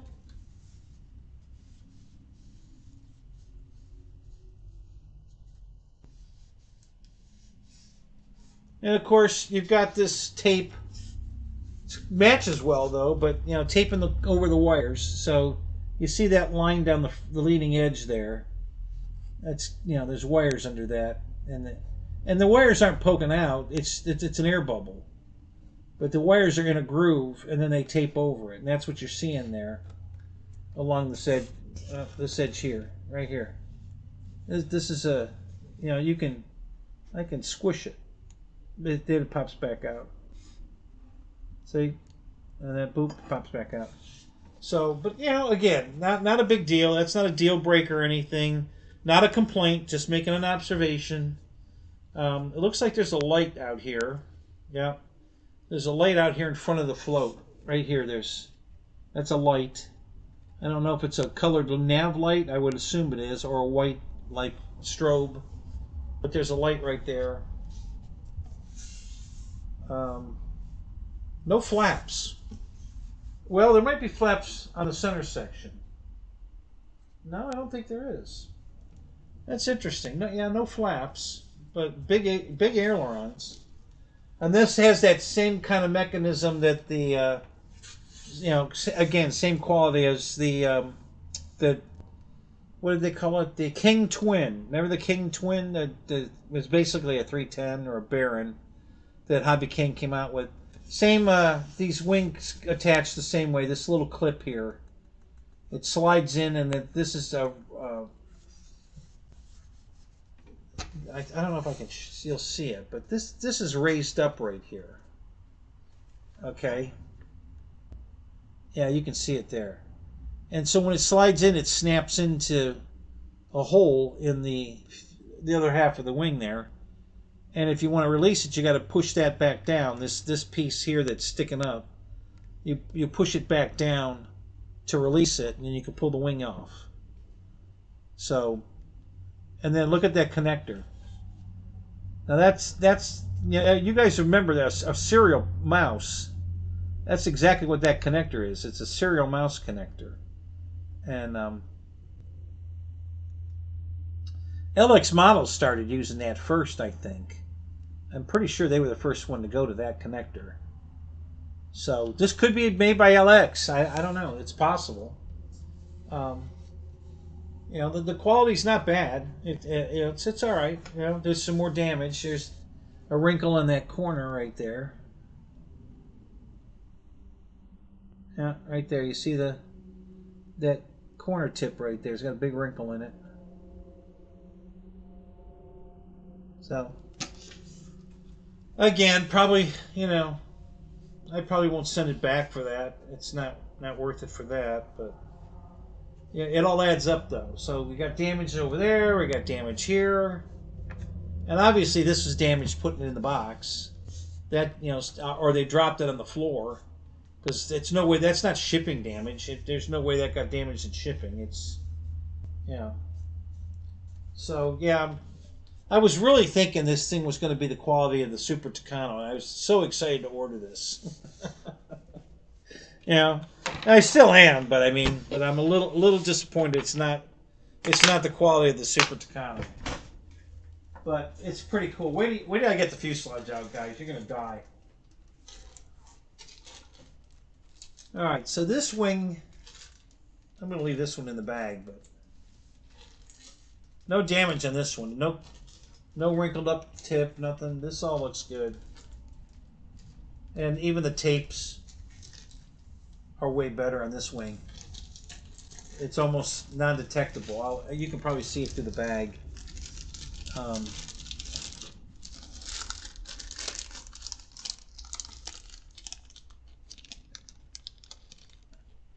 See, there's a little concave in the silver, but it almost disappears in the yellow. You know, right here. That's that tape that's on the other one. It's bubbled up. See, it's not bubbled up on this one. It's kind of almost indented. So, but yeah, no damage on the wingtips or anything. This looks perfect. This one, yeah, this looks good. All the control horns are already attached. No ball links though. This is using the old standard, you know, standard control clevises. No ball links or anything.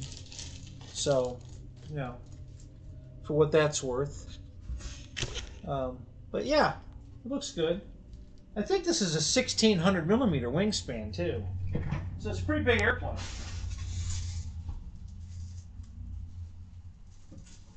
All right.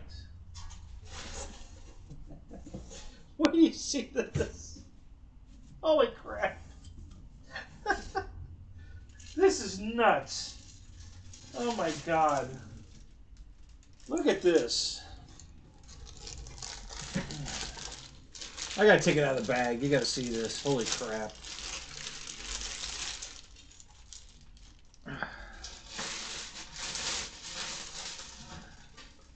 Look at everything that's going on this thing. You got the what do they call those? The bolsters or whatever in the back here that slide open on the real one, and they have gun turrets inside them. And then you've got the engineer. I don't know if you guys know this, but there's a flight engineer. He sits right in here, and this is the window he has. He has a window on both sides. He controls the engines and the, you know, mixtures and all that. So yeah, there is a flight engineer on board this airplane, and he sits right there behind this window. And then look at the cockpit area, you know. And then this is the I think that's a gun turret, I believe.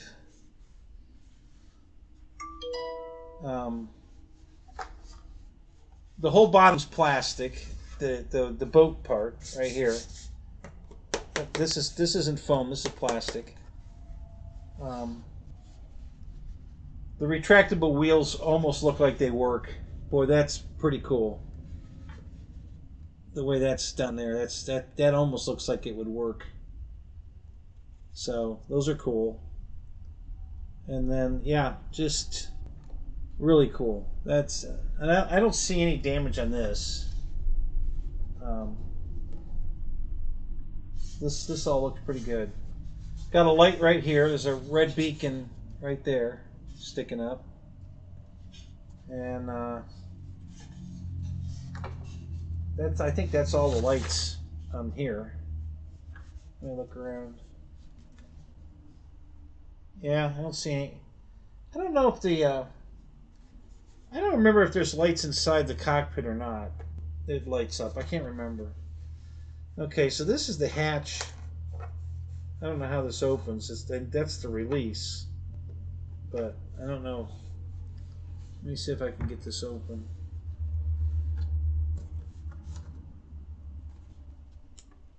Yeah, I think it's stuck. I think. Or it's got two, it might have strong magnets on it. Boy, how do they expect you to get that off? Wow. That's, man, that thing is on there. I can wiggle it around, but it don't want to, it's got a release mechanism right here. And I'm releasing it, but it ain't coming off. I don't know what the hell. I think it's paint, maybe paint stuck it on, or I don't know. It doesn't want to come off. Oh well, we'll figure it out. But yeah, that's really cool. So obviously the tail of the airplane is missing, and there's the tongue and groove type, you know, overlap where you glue the two halves together. Now that's almost exactly how the Tucano, the Super Tucano, the back fuselage goes together the same way. You glue it on. So now this is one of those kind of airplanes where you glue this together. You don't want to glue this with CA, and you don't want to glue it with epoxy. You want to glue this with, you know, like, you know, the contact cement stuff. What's that popular one? I can't think of the name of it right now. But and the reason for that is if you damage this front piece, you can remove the tail off of it, buy a new front piece, and reuse the tail. You don't have to buy both pieces. Better yet, if you damage the tail, which will be much cheaper than buying this, if you've permanently glued it together with epoxy or CA, you're not going to be able to reuse it. You're going to have to buy both pieces. So, but by using the, you know, the contact cement, you'll be able to pull it apart. Okay, and so you'll be able to reuse the other half, the piece that's not damaged. So I highly recommend using something like that to glue this together. Don't CA it and don't epoxy it, just in case you need to replace, you know, one half. You don't have to replace both. That is cool. All right, so I can't see your comments. Let me go back to the comments. Yeah, it almost does look like a submarine. You're right. That's when I looked at it. It's what I thought. That's the same thing that came to my head when I looked in the box and I saw these and this and everything. And I'm like, my God, that thing looks like a submarine.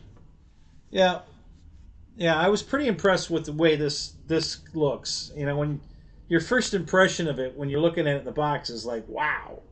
You know, that's really cool. Now there's a door right here on the top with a screw in it. I don't know what's underneath there, but there's an access hatch here with a little screw so you can open it. I don't know what's in there. I can't see anything through the windows. They've got an interior in there that blocks off anything. You can't see nothing inside. You know, same thing in the front here too. They didn't even bother to, you know, put seats in it or anything. There's nothing like that.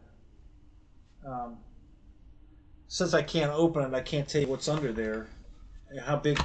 I'm assuming this whole thing is battery compartment, but I don't know. I can't tell. I can't get this open. Well, wait a minute. It's trying. I think I got it. Yep, there it goes. The paint was holding it. That's what was wrong. It was painted shut. There we go. We got it off. Yay!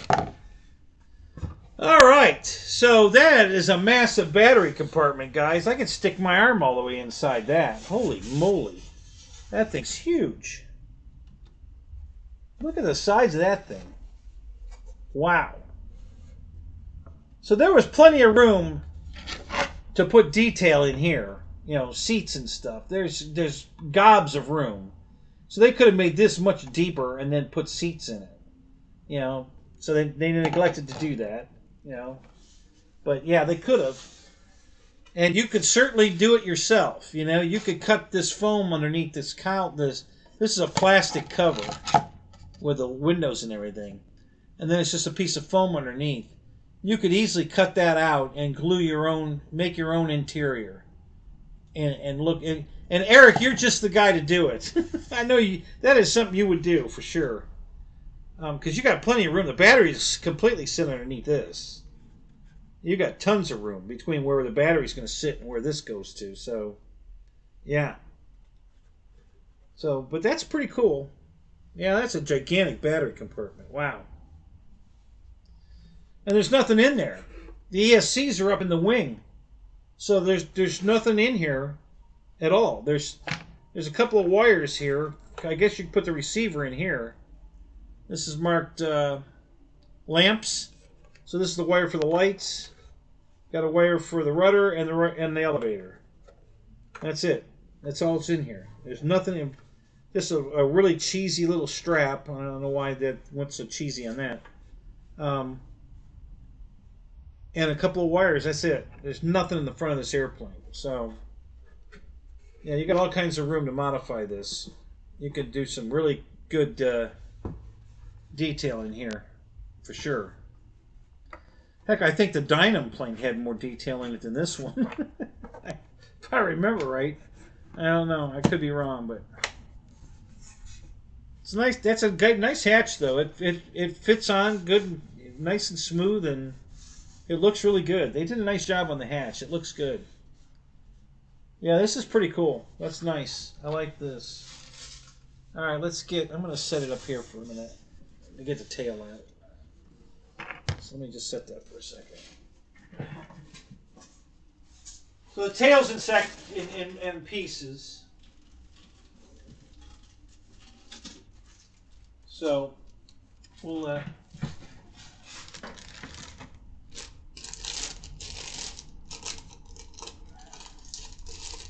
right, so there's the rest of your tail.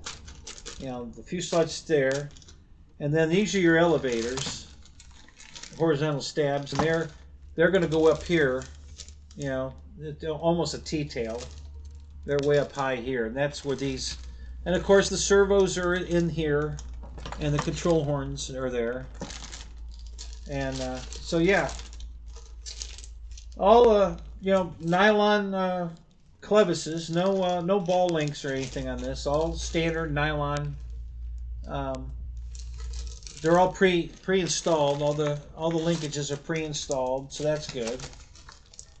You know, servos are installed. Got a wire coming out the end. You know, so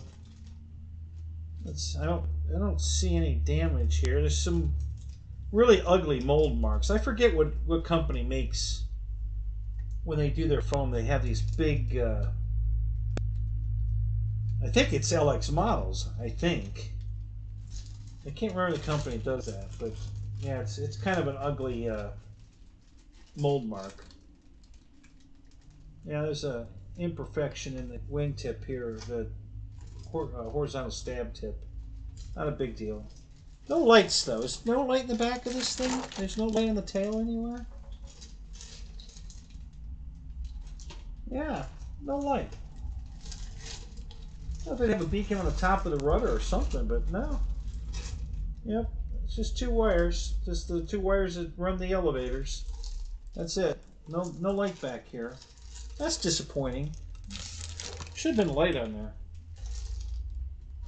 So, same thing, guys. You can see the foam through the... Well, here's a good example, though.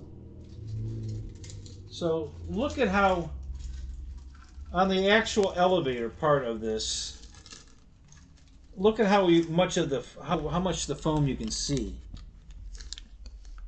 You see how noticeable the foam is? The cells? You can see the cells really clearly on this half. Alright? Now look at this half.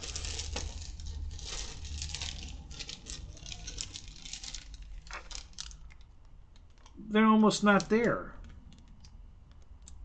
And then on the other side, this is the bottom of the you can't, I don't think you can see the cells at all on the bottom. It's pretty smooth. You can kind of see them. Yeah, they're there. But you know what? They're really more They show up much better on the camera than they do in real life. They really can't see them here. You know, they're hidden way better. But yeah, but this one's pretty noticeable. This half is really noticeable. This half's not. This half really looks pretty good. So anyway, it's not a deal breaker. It's fine. I love the plane. It's cool. It's very cool. Now, they put in a new road in going out to my flying field. And it's a 4-lane divided, and there was nothing on either side of it, just grass and ponds. And there was a couple of really big, nice ponds to fly out of. So I was going to fly out of one of them. And I still can, but not for much longer. They're building that up so fast, you know, putting up houses and subdivisions, and now they're building a big building across the street. I have no idea what they're going to put in that. So, you know, they can't leave nothing alone. So, if I'm going to go fly out of that pond, I got to do it pretty quick, because I think I'm going to lose access to it here, you know, pretty quick.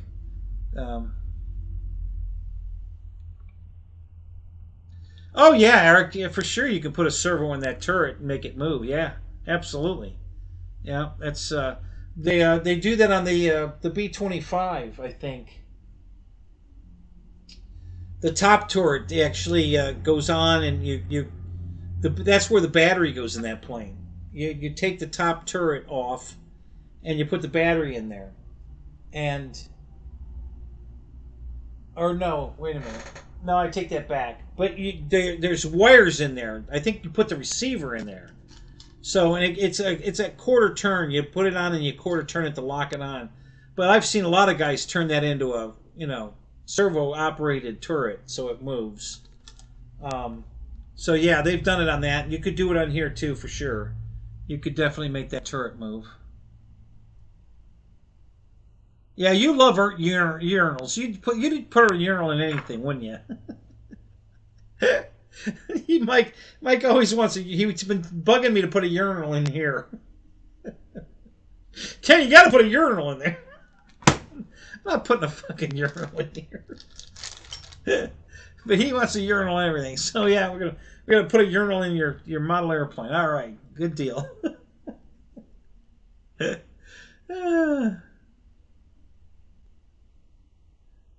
Yeah, oh yeah, I've seen that too, Eric. I've seen they've been modifying the crap out of the Dynam one. Yeah, I saw a guy that made this whole mechanism to make the retracts work, and other guys that made the pontoons work. And yeah, they've really modified the crap out of that plane because it's such a good looking airplane. You know, it really is. I always wanted that plane. I don't know. I can't remember why I just never pulled the trigger. I was even going to order it just before they released this. I was going to order it. You know, I was ready. Damn it, I'm going to get my PBY. I want my PBY. And then this came out, and I'm like, oh my god, this is so much better. You hope the props are pre-balanced. No, they're not pre-balanced. Nobody sends their props out pre-balanced. Nobody. These you have to assemble, I think. Oh, maybe not. They might be one piece. Hang on. Wow, they've got this. How in the heck did they get that in there? Wow. There's a carbon fiber rod in here, and I have no idea how they got it in here. That's crazy. It's almost like they molded the box around it. Well, they did split the box to get it in there, but holy crap. That was crazy. Alright. Here are the props. They're one piece, you don't have to assemble them. Then there's a bag of hardware here. Let me get that.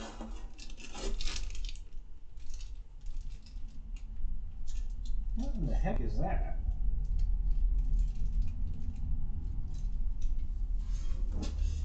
Okay. Oh, here's something else. What's this? Oh, those are the wing struts. Okay. Here's another bag of hardware.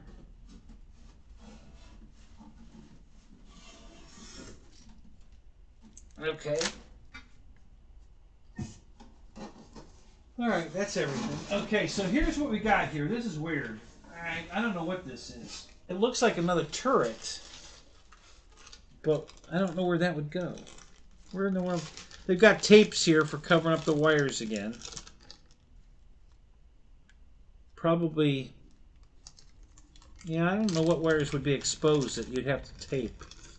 But that's what these are. These are the tapes for taping the wire. Oh, I bet these might go on the bottom of the wing. Once you finally assemble the wing. This probably covers the wires going to the ESCs.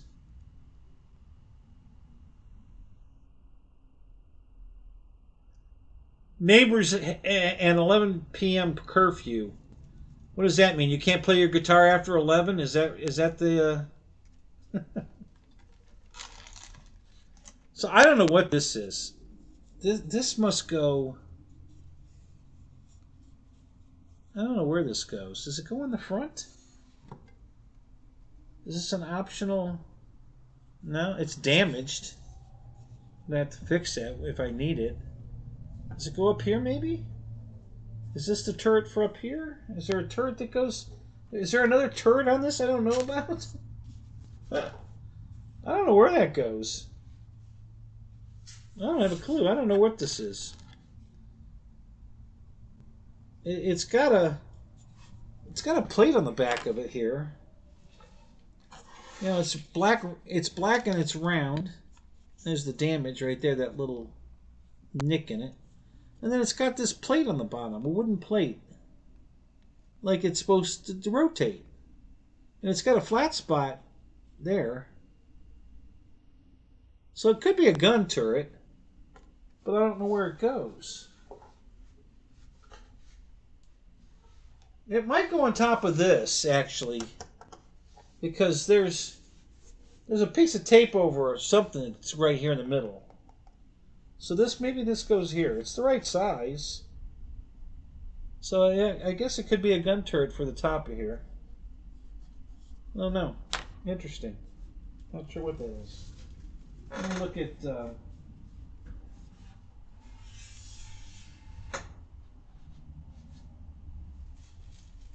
So we got all kinds of goodies here. Let's look at what's over here. So these are the props, and they are counter-rotating. So there you go. Got counter-rotating props. I'm certain they're not balanced.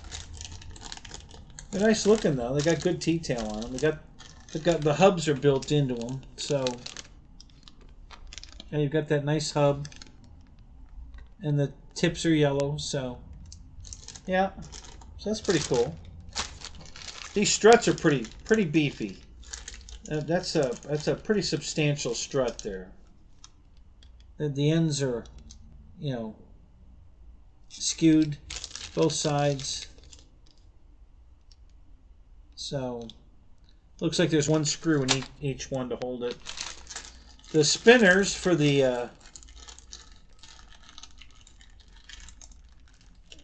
I believe they're solid steel. Oh, maybe this is... Something's very heavy in here. Let me look and see if it's the spinners or not. Yeah, these are metal. Well, maybe not. No, they've got a metal... I think they're plastic with some kind of metal insert in it. Because it'd be a lot heavier than... Yeah, it's got a brass insert in it. So, but it's plastic. And then what's this heavy-ass thing? Because this thing's heavy. Yeah, this is a solid piece of aluminum here. I'm not sure what that is. But that's solid metal. Yeah, I don't even... It's got to be steel. It's too heavy to be aluminum. So I don't know what that is. In the bag there. Maybe a water rudder? This is the rudder. You can't see it in there. It's a clear rudder. It's in the bag. You can't see it. There, you can kind of make out the outline of it. You see this is the, right here, across here, and then it rounds down, and yeah, that's a water rudder. And it's clear. So, but this is too wide to be for that, I think. Well, maybe not. You know what? No, it's not. That's what that is. That's the mount for the rudder. Wow. Man, that's substantial. Got a couple of control rods in here. Z-bend on one end. I don't know what those are for. What else we got in here? A lot of odd-looking stuff in here. I don't know what this is. This is some crazy stuff in here. Man, I can't wait to get the instructions and start figuring out what the heck to do with this. Because that's crazy. I don't know what that is. Now, here's a big bag of screws. Now, nothing's labeled. Nothing's, you know, they didn't put them in separate bags. One big bag of screws. You figure it out, you know. Not too hard. Process elimination. These two big ones are probably for the wing. You know, kind of goes with that. And then you're going to need 8 screws for the struts. One at each end. And it looks like there's only 2 different sizes. So that's pretty much it. So that could be all there is for that. I guess you really don't need instructions for that. It was process elimination. Figured that one out. Yeah. This is the aluminum spar for the PC-9, the Blackhorse. This is it's an aluminum tube, and look at the thick wall thickness of that. This is substantial, man. This is like a bat. I mean, this is this is huge. That is one piece of beefy ass aluminum for a spar. Jesus. So yeah, that's for the PC-9. Let's put it over here, I guess. All right. Well, that's going to do it for this. Pretty cool airplane, guys. I'm pretty impressed. I like it. You know, quality-wise, not spectacular, but it's good. You know, it's a keeper. Oh, guys, you guys should see that. Wait till you see the Su-27 cleared. Oh my God, it's gorgeous. What a beautiful man. The Minwax works so much better than that other crap. Oh my God, night and day difference. I mean, night and day. It is gorgeous. So, yeah, it's really beautiful cleared. That plane's gonna look really good. Uh-oh, what am I missing now?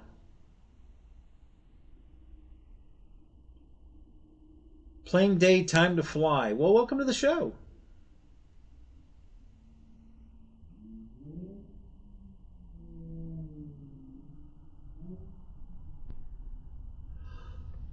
Oh, Dark, you're here again. Welcome back.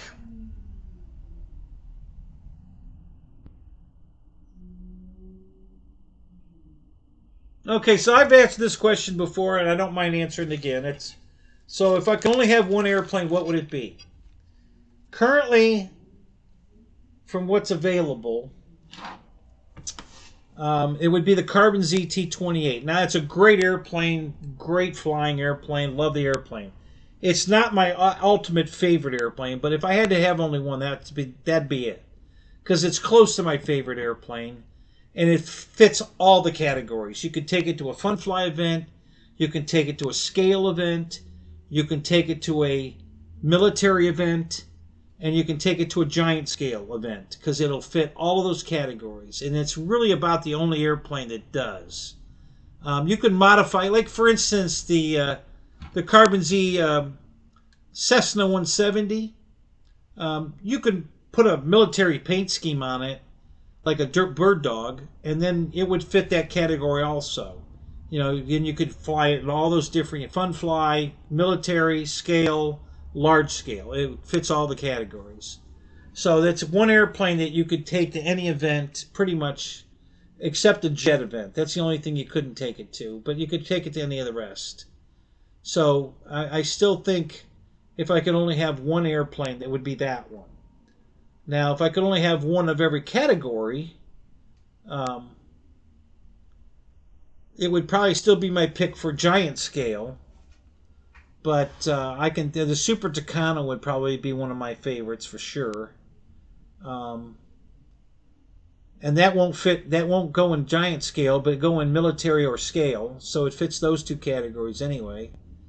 Um, for a jet, I think I'm still thinking that the J65 is my favorite jet. And I've got a lot of nice jets. Don't get me wrong. Yeah, it's hard. You guys, you have to understand. You guys probably have 12, maybe 30 airplanes, maybe, and I have a much broader, I'm sure I have 200 airplanes now. So I have a very broad spectrum of comparison to look at that you guys don't have that benefit. So I can tell you, from all the different planes I have, um, you know, why I think this is a better flying plane than something maybe you have. Um, it's I just have a different perspective. Um, but So yeah, I still think the T-28, the Carbon ZT-28 would be my one. If I had to have one airplane, it'd be that one. So I'm pretty sure that and the only reason is because it'll fit giant scale. They let that in giant scale, which none of the other planes, the PBY, the Super Tucano, none of those are big enough to fit in the giant scale category. Um, so that just gives me one more place to fly the airplane, another event that I could go to. Now, if the plane didn't fly good or if it didn't look good, then I wouldn't pick it. It's just an all-around great airplane. It's beautifully made, it flies beautifully, and it checks all the boxes. Um, so that would be my still so far. I haven't found, and the only reason there's other planes aren't in that category is because there's just nothing else big that would fit all the categories. Um, Now they make an RV8. Um, I guess Legend Hobbies is building an RV8 in military scheme, so that would work in large scale. It would fit all. It would check all the boxes as the Carbon ZT-28. But I don't know that they ever actually used an RV8 in the military. I kind of doubt they did, but maybe. You never know. But yeah. So that'd be a good contender. Also, it's a great flying airplane. It fits scale, it fits large scale, fun fly. The only thing it doesn't fit is the militaries. If you had a military event, you couldn't take it to that. Now putting a military paint scheme on it, does that count? I don't know. I guess it would be the contest director's decision whether that'd be good or not. But yeah.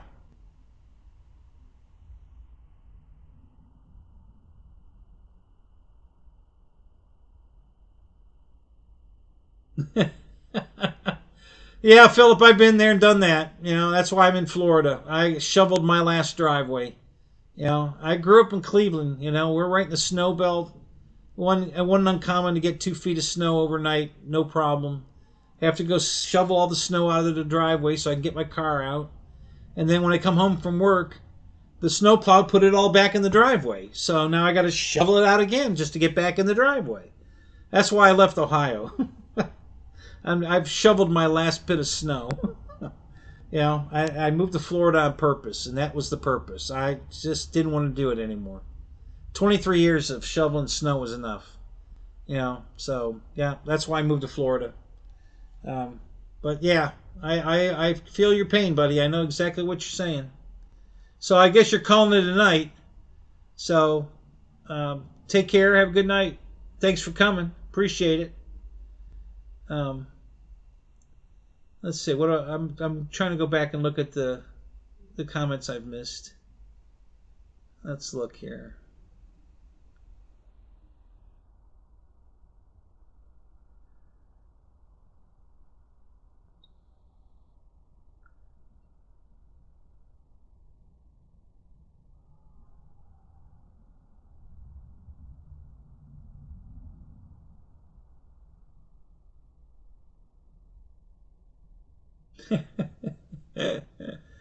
Speaking of Harbor Freight, okay, so I don't know if you guys are big Harbor Freight guys. I buy from Harbor Freight. I'm not a huge Harbor Freighter guy, but they're running a deal right now for $30 a year or $44 for 2 years to become one of the club members, and then you get all these free, all kinds of stuff. You get all kinds of perks and discounts.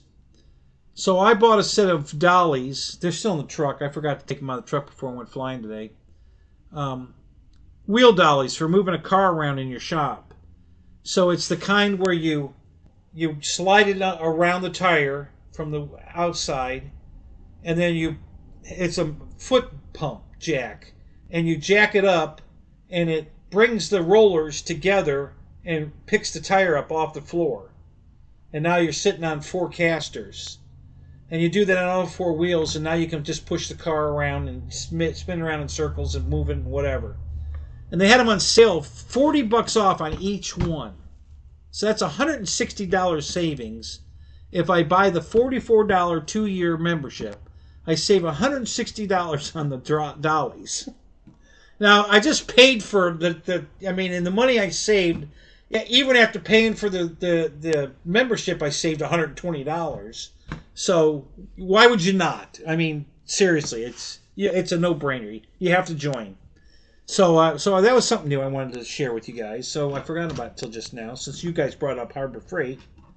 But there's all kinds of other stuff on sale, and they're going to run sales all the time. And he told me that there's going to be all these deals where with purchase you get a free bucket or a free tool set or something for a purchase. He says it doesn't matter if the purchase is only 79 cents. If you come in and buy a pack of gum, it qualifies as a purchase and you get the free whatever it is we're giving away. And I'm like, oh my God. So I'm gonna be hanging out at Harbor Freight a lot coming up. Since I joined the club, I'm gonna be going to Harbor Freight a bunch. So I'm going to have to... I used to get a flyer in the mail from Harbor Freight, and I don't get it anymore. I'm going to have to re-sign up for that. Because I don't get that anymore. So, yeah, that's my Harbor Freight story.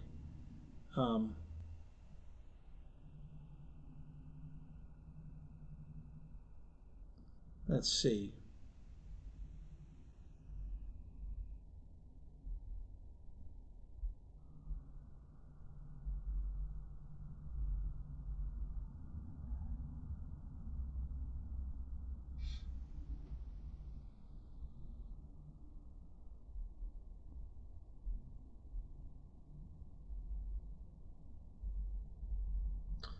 A falling out, Phil. Who'd you have the falling out with over the snow? Do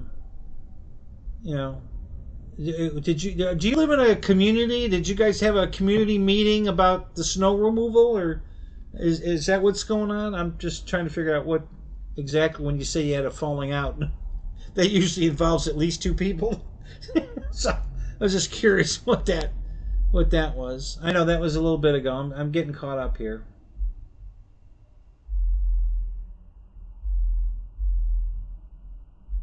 Yeah, these spars are not aluminum; they're plastic. So yeah, they'll bend easy, but they unless you fold it, it'll snap back.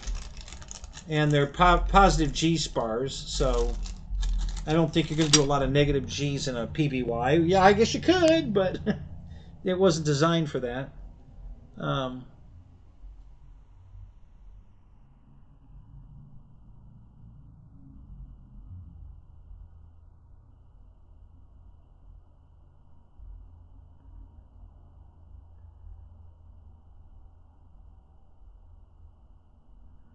No, you're right. Carbon fiber doesn't bend. It breaks when you stress it hard enough, and you got to stress it really hard to break it. So, yeah, carbon fiber is a wonderful invention, that for sure. When you think about how strong it is, how light it is, you know, you think about all the airplanes, Airbus, that are built because of that. It's pretty interesting. Um,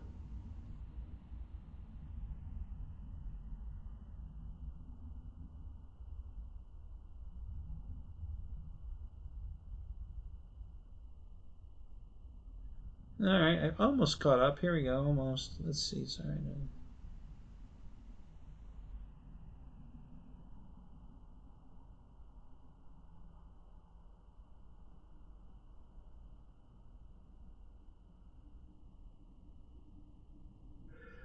Okay, I'm caught up.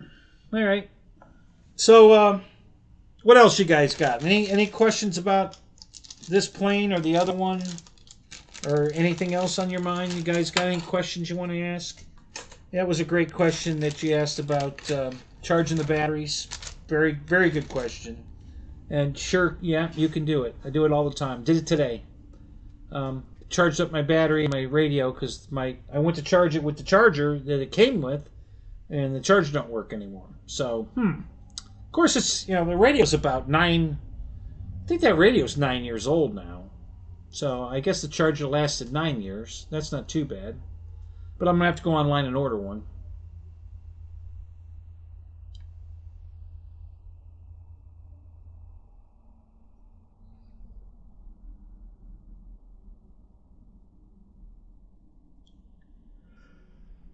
Oh God, I don't know. I'm tired. I don't know why.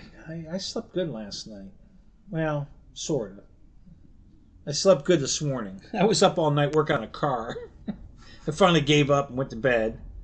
And then I slept till noon, which I wanted to get out to the flying field earlier. And that didn't work. So well. I still got 6 flights in, and I should have flown my helicopters when the wind. I was going to fly them when I got there, but it was too windy. And then the wind died, and I didn't bother to get the helicopters out and fly them. Damn it! I wish I'd have done that.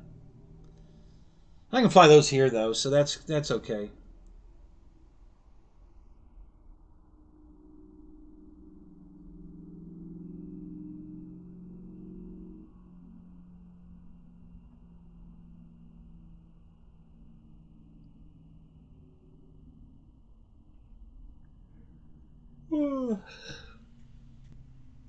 What plane? Just curious, plane day. What plane did you have that had aluminum spars and they bent?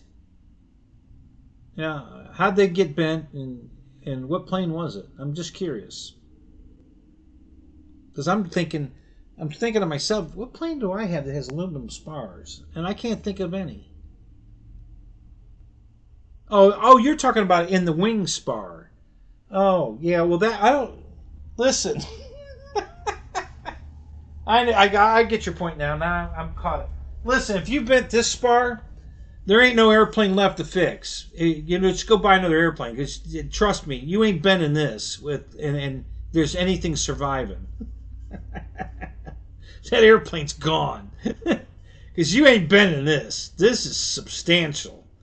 So yeah, I mean, literally, this feels like an aluminum baseball bat. This is super substantial. So yeah, you're not bending this and have it. You still have an airplane. No way. Just go buy another airplane.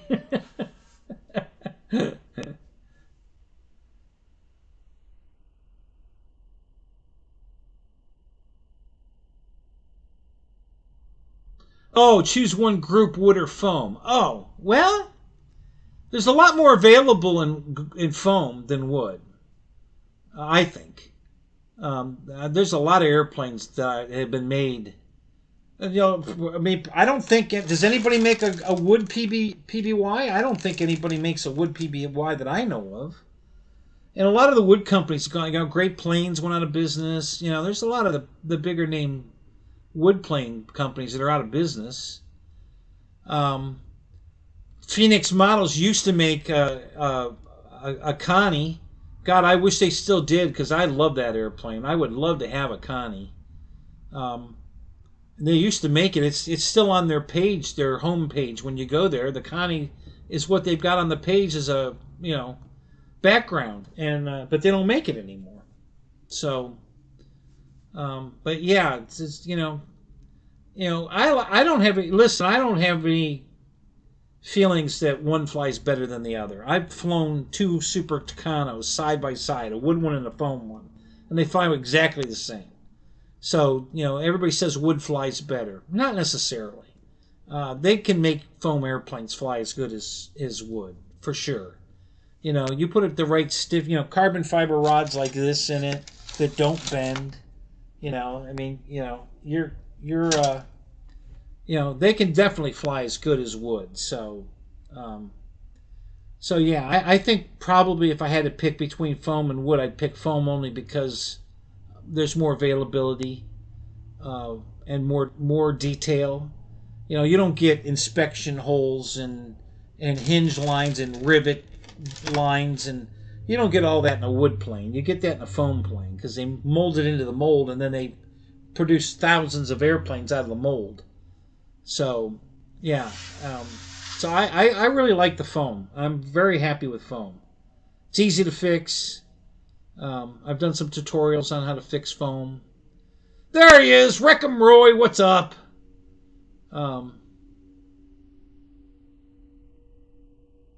Yeah, if you wreck them, you better check them. So yeah, I would say I'm a foam guy. Not that I have anything against wood, but if you're going to make me pick, um, I guess I'd pick foam. Just more availability, more repairability, more detail too. I mean, when you look at some of these airplanes, like the F-7F Tiger Cat, and there's 8 million rivets on that son of a bitch. You know, you'll never find that on a wood plane. Nobody's going to go to the trouble of putting that many rivets on an airplane. But to put that many rivets in a foam in a mold once, and then you make thousands of airplanes out of that one mold, that's when it pays off. So yeah, I don't have any dislike to the foam airplanes at all. I like them just fine, and I like wood planes fine too. I don't have I'm not tied up on either one, but if you're going to make me pick one, then I would pick foam.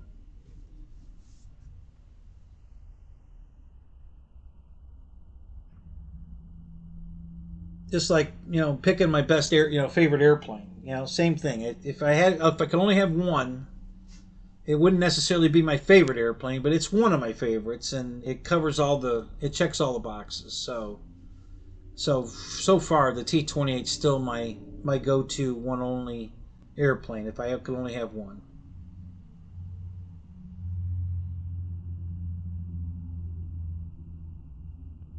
Oh, Phil, you are still here. Okay, I thought you were leaving. Yeah, Roy, are you flooded? Any water in the house? Did it recede any? You got a backyard yet?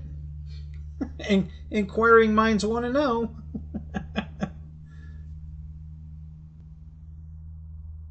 The water's back down. Not all the way back down. How far down?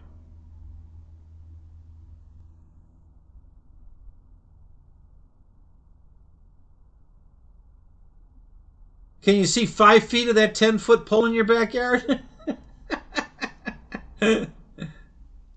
It never got inside the house. Oh, that's good news, buddy. Good God, I'm glad of that.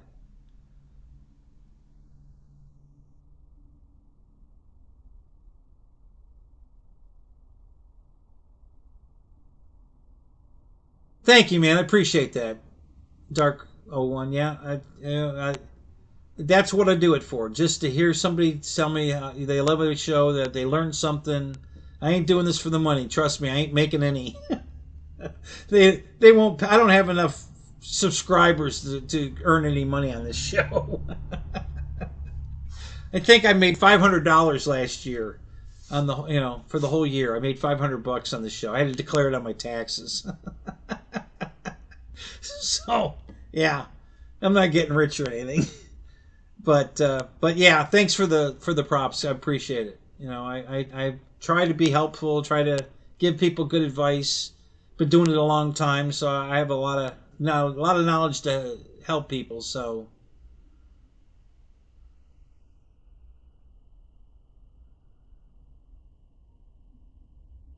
depends how good a pilot you are, but I would think 6 would be enough.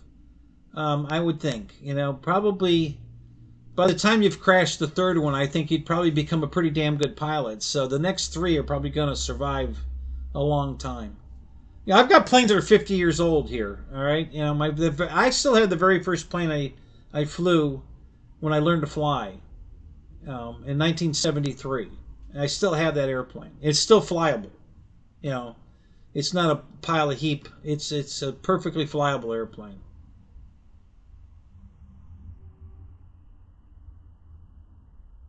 Yeah, it's a good airplane. I mean, you know, there's a lot of better airplanes out there than that one, but the evolution's you know, I have the UMX Evolution. I have 2 of those.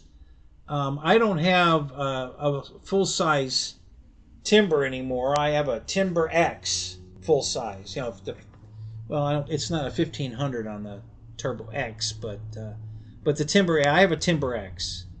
The 1200 size or whatever size, 1300. I forget what size the X is, but yeah. Um, you know, mine's a night flyer. I actually turned my Timber, but this is before the evolution, um, into a night fly Timber because they had all the night fly foam on sale like 70% off. So I was able to reconstruct a whole airplane for about $50, and now it's a night airplane, night fly Timber X, from a regular Timber, and then I actually sold my bare foam Timber, the whole plane, without anything in it, for $50. So it was actually a free upgrade, basically. I turned my day plane regular Timber into a night Timber X. Um, So that was kind of fun.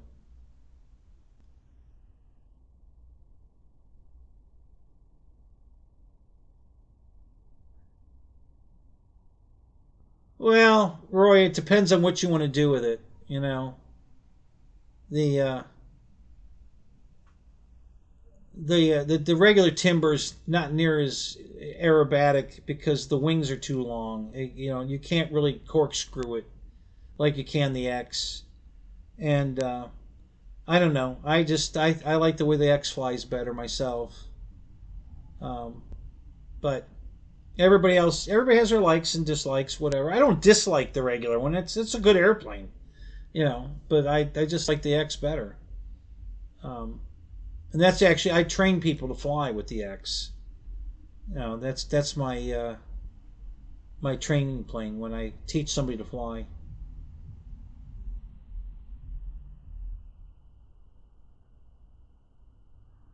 Okay, what's going on now? Oh, never mind. All right, I figured it out. It's like, what am I seeing here?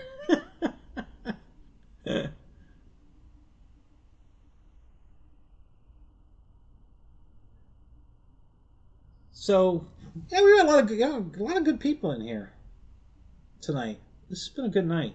It's pretty young yet too. It's not even midnight yet. Keith Christie, sorry, I saw your buses and I didn't respond, and then you put more buses up. That got my attention again. Yep. Yeah, I saw the first 3, and I was going to say hi, and I forgot. And then now I got what, 6, 7. So hi. Yeah, I saw you. You still have your first guitar. There you go. Yeah. I can't think of much. I still have my first doves. Um, I probably do have a lot of first doves, you know, because I don't throw nothing away. Um, Hot Wheels, Matchboxes still have all those. Um, GI Joe, the original, the big GI, still have that. Um, I have an old Aurora slot car track, still have that. Um, I have the first TV video game, Pong. I still have that. Actually, I have all of them. I've got Pong. I've got Intellivision. I've got 3 Ataris, two 2600s, and a 5200. I've got the the old Nickelodeon. What the hell do they call that damn thing? And I've got that. Let's see. I've got all those. Still have all that stuff. Um,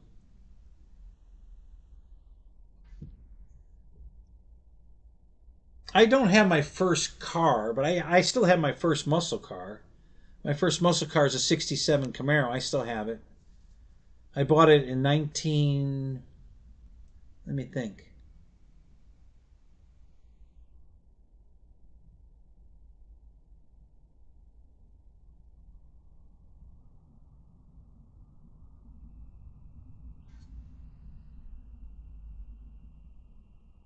1978.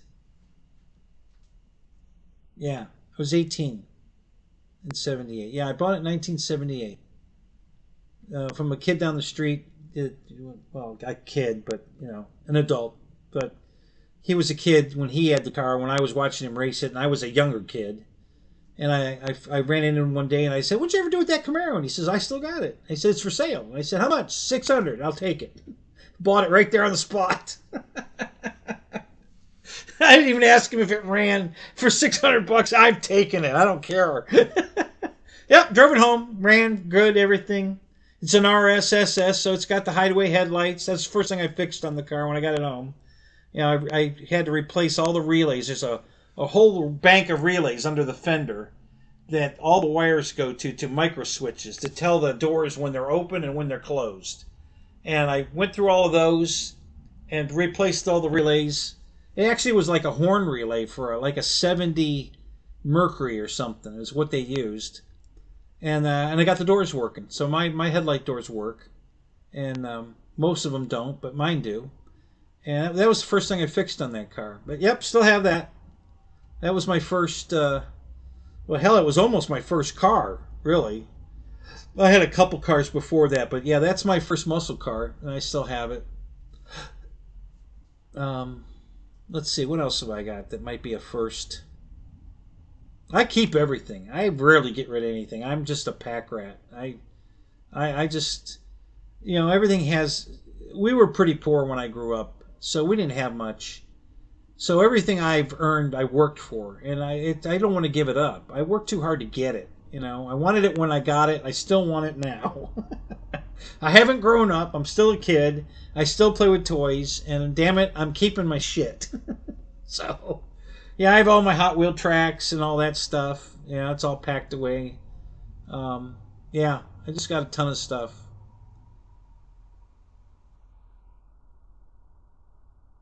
Oh, no kidding. That was a good trade.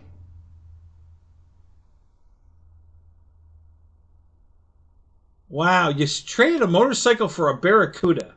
Jesus, that was a great deal.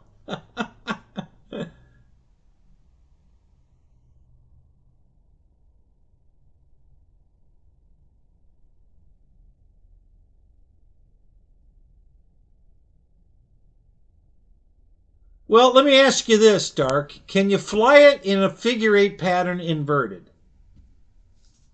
around the field? Okay. Have you mastered that?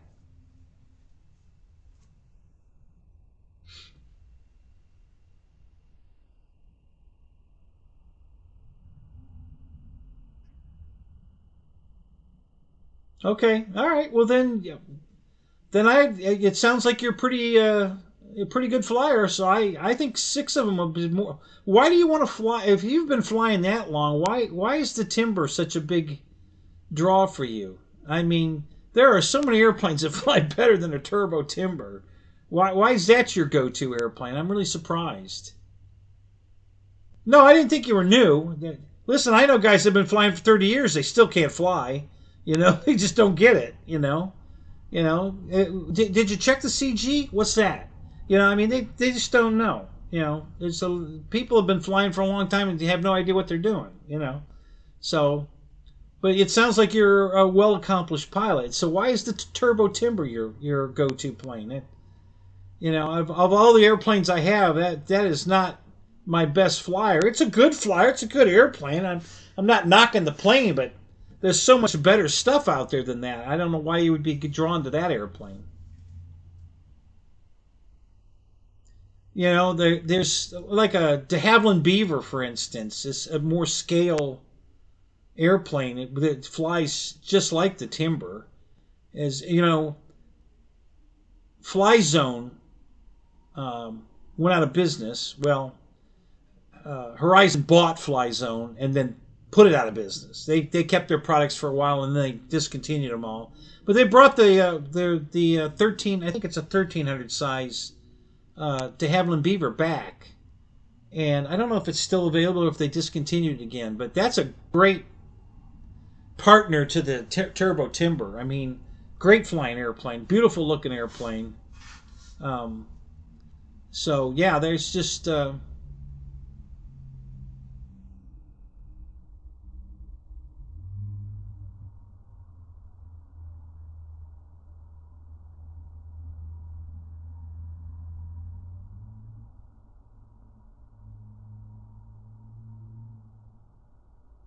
uh-oh.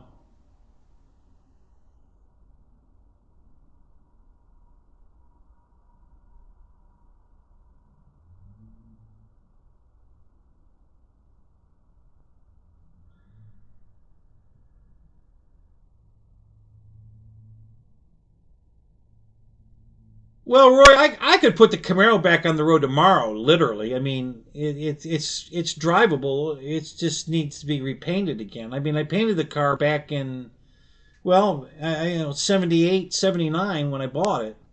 I repainted the whole car. It was white, and now it's black with candy apple Chevelle stripes going up the hood, over the roof, and down the trunk. And it starts a yellow gold color, candy apple metal flake, and it changes to orange, then to red, and then to purple, and then to blue as it goes. The stripes go down the car. So the whole car's black, and then it's got this beautiful candy apple stripes on it. But that was 79. It needs another paint job. And I had cut the fenders in the back so the slicks would clear. And I'm debating on whether I want to. All I did was take it's a double lip on the fender, and I took the one lip. I left the other lip, but I took the one lip out to make the room for the slicks. And they have a repair panel you can buy to put that back in, because that usually was a rust area that the lip would rust out. So they make a repair panel. So I thought about buying those panels and returning it to stock, because I'd put drag radials on it if I raced it again. I'm not going to put the slicks back on it. I'll put the drag radials on it. So yeah, I know. I thought about it. It's a project. It's going to happen eventually. No, I have not personally done a vinyl wrap on a car yet. No. The last Buick I just bought, the whole car's wrapped, and the guy did it himself.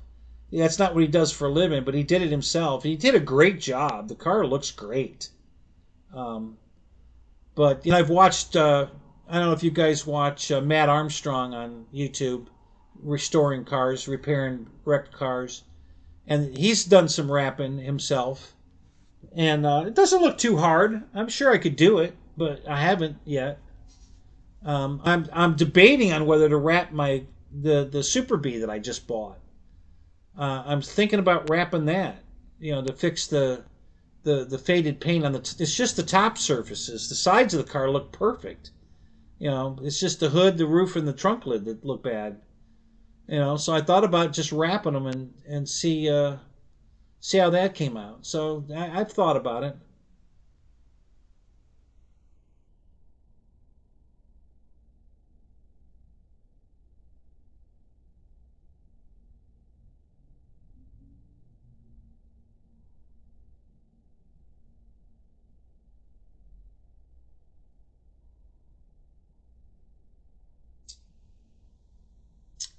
Well, I can't really, Dark. I can't answer that any better than I have, because I don't know the attraction why for that particular airplane. Like I said, there's such better airplanes out there than that one. In my opinion. I mean, better looking and better flying.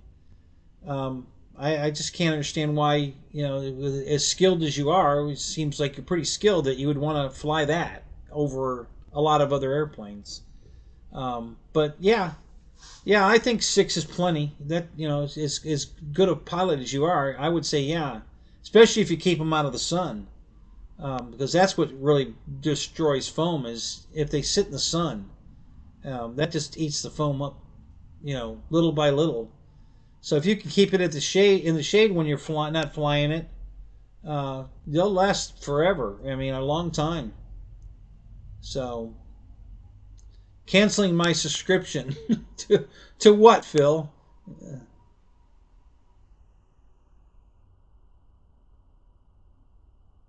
Oh, your purple hair and Starship Pooper Trooper. Are you referring to my Buick? That's what we were calling it, the Pooper, right?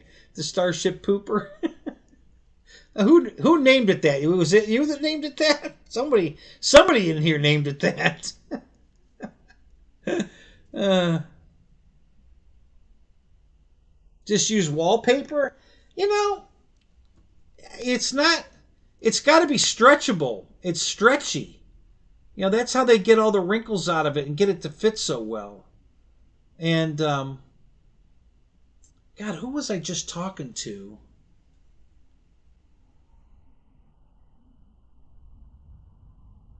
I don't think Michael Bear. Do they wrap any of your airplanes that you fly, the Falcons or anything?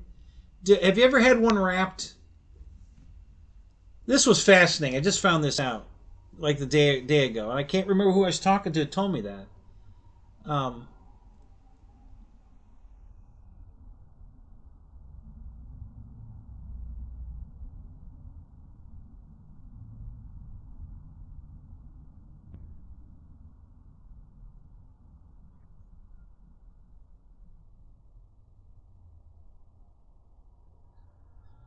Yeah, well, so like the giant Cub that Horizon sells, that's a high wing stole plane, flaps. It's a beautiful airplane, a beautiful flying airplane. I don't know why you don't want one of those, unless room's a problem. You maybe have a little car. You don't drive a Prius, do you? One of the guys in our chat all the time talks about, he can't get his airplanes in his car. And I'm like, well, what the hell do you drive? He says, a Prius. Like, what the hell do you think you're going to get a Prius? You got to buy buy a car you can use, for crying out loud. I'll aim for 6th. Okay, well, God, is that the only plane you have? Do you have anything else? Do you fly any other airplanes but that one? Yeah, the Grand Tundra is another good one. That's a nice one.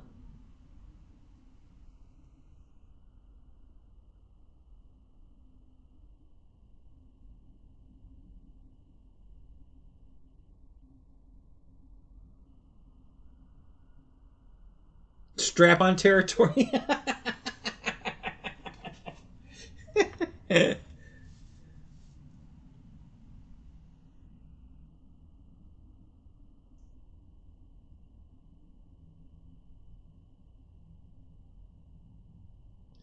Yeah, it's so funny to hear people's opinions about airplanes and what they think's a great flyer, and like I said, I've got 200 airplanes. I got a much broader uh, you know spectrum of planes to pick from than most of you guys. So and that's why I question a Turbo Timber, or even the Aero Scout.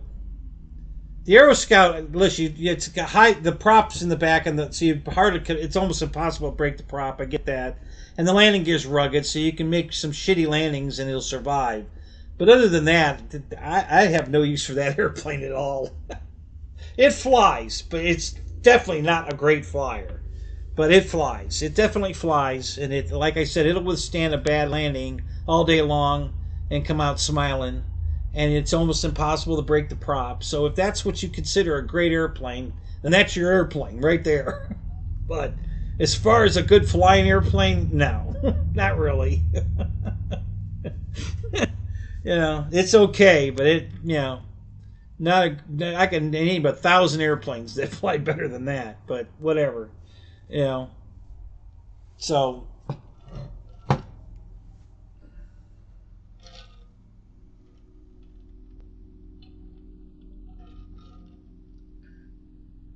yeah, I agree with you on both of those. I don't think nothing. I have no like at all for the Aero Scout, and the Super Easy it's okay. I mean, it's an airplane, but yeah, those aren't my. I'm not. Let me ask you a question. What's your thought on the balsa turbo timber? The S. What is it? The SSW or whatever it is. The SWS. Yeah. What's your thought on that one?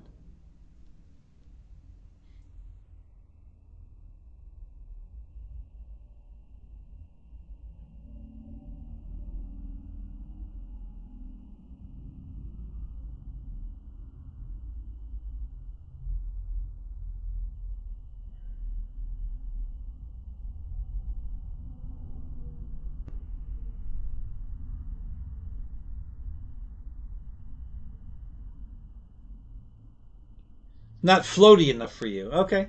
All right. Fair enough. I'm sure it's wood, so it's probably a little heavier. Wing loading is going to be a little heavier.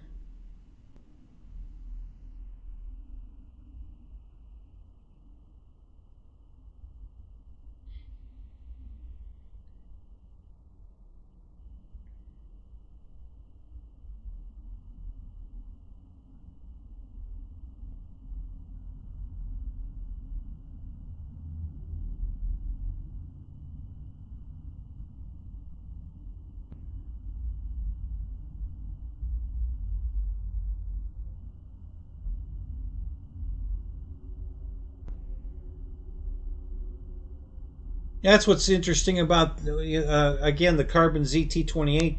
If I had to have one airplane, you want to talk about a floater? Oh my God, that thing is huge, and it doesn't want to land. You literally have to force it down. You gotta you gotta give it down elevator to get it to come down.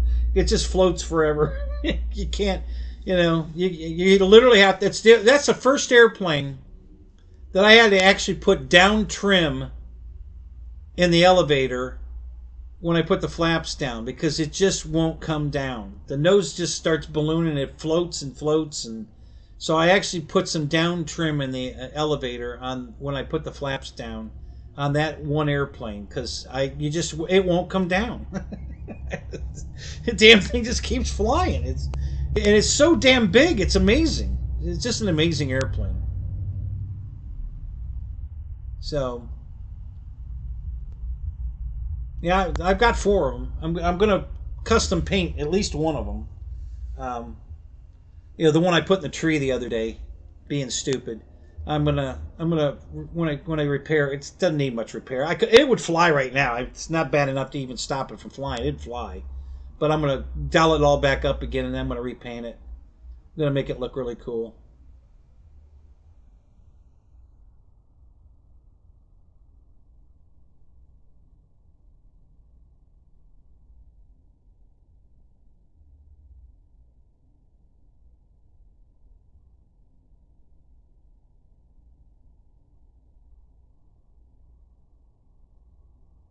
Okay, so you've definitely flown a bunch of airplanes.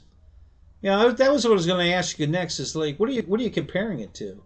So, yeah. So, oh no, I'm not knocking the high. I love high wing airplanes. I've got heck. I'm sure at least half of my fleet is a high wing. I mean, I've got all kinds of Cessnas and de Havilland Beavers and God, I don't know. I've got all kinds of high wing airplanes. See, for me, it's got to be scale, and the turbo timber's close enough. That falls into my scale category. It looks like an airplane. It's the ones that like an ugly stick. I wouldn't own an ugly stick if you gave it to me. Okay, I have no use for an airplane that doesn't look like an airplane. Okay, so um, so the turbo timber definitely looks like a real airplane. That falls into my scale category, absolutely. But those are the kind of planes I like. Planes that look like real airplanes. So that eliminates all the crap that's out there that doesn't look like an airplane. Um, so um,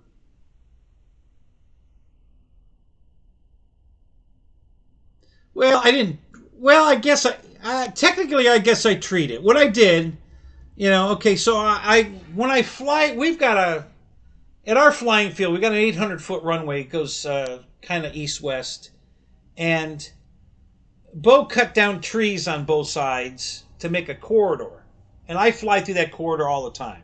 I go out it, I turn around, and I come back in, and I go out and turn and come back in, and I've been doing it for 11 years. And there's a tree off to the right, past the corridor, that you can't see. It's way over to the side over there. And I went through there, the corridor, like I always do, but instead of climbing up and keeping it in sight, I actually let it drift behind that tree line just enough where I lost sight of it for a half a second. And I hit the tree that was over there that I can't see. And I think it caught the wing tip and like flipped it into the tree. And it was on the ground. We didn't have to climb the tree to get it. It was like a clump of trees like this. And it was like right down in the middle of it. And there's minor damage to it. But yeah, I got a little daring and flew out. Literally, I lost sight of the airplane for a second, and then I heard it go, fuck, and I like, oh shit, and I knew exactly what I did, and I knew exactly what tree it was in. So everybody's looking at me like, well, where do you think it? I know exactly where it is. I said, it's in that tree over there. Let's go over there.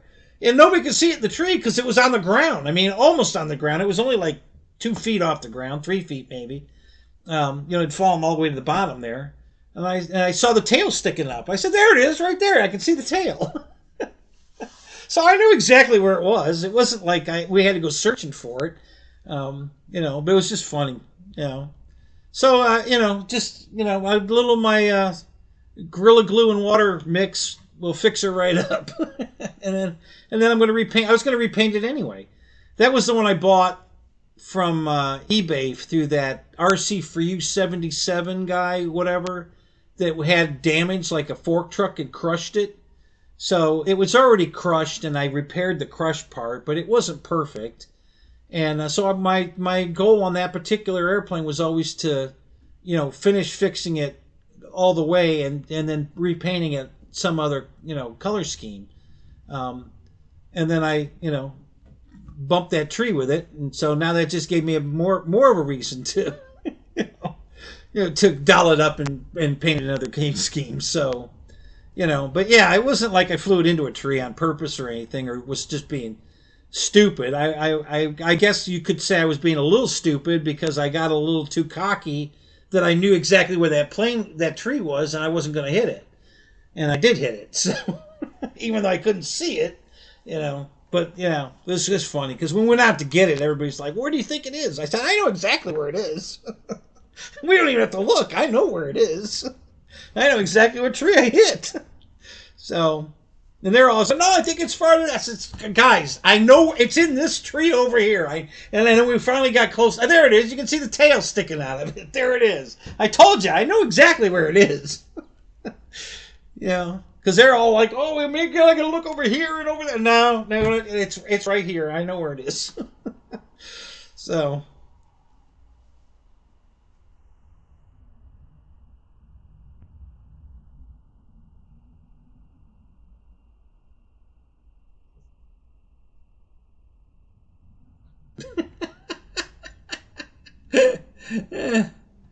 okay. I wasn't going to say that, Michael, but what? Okay.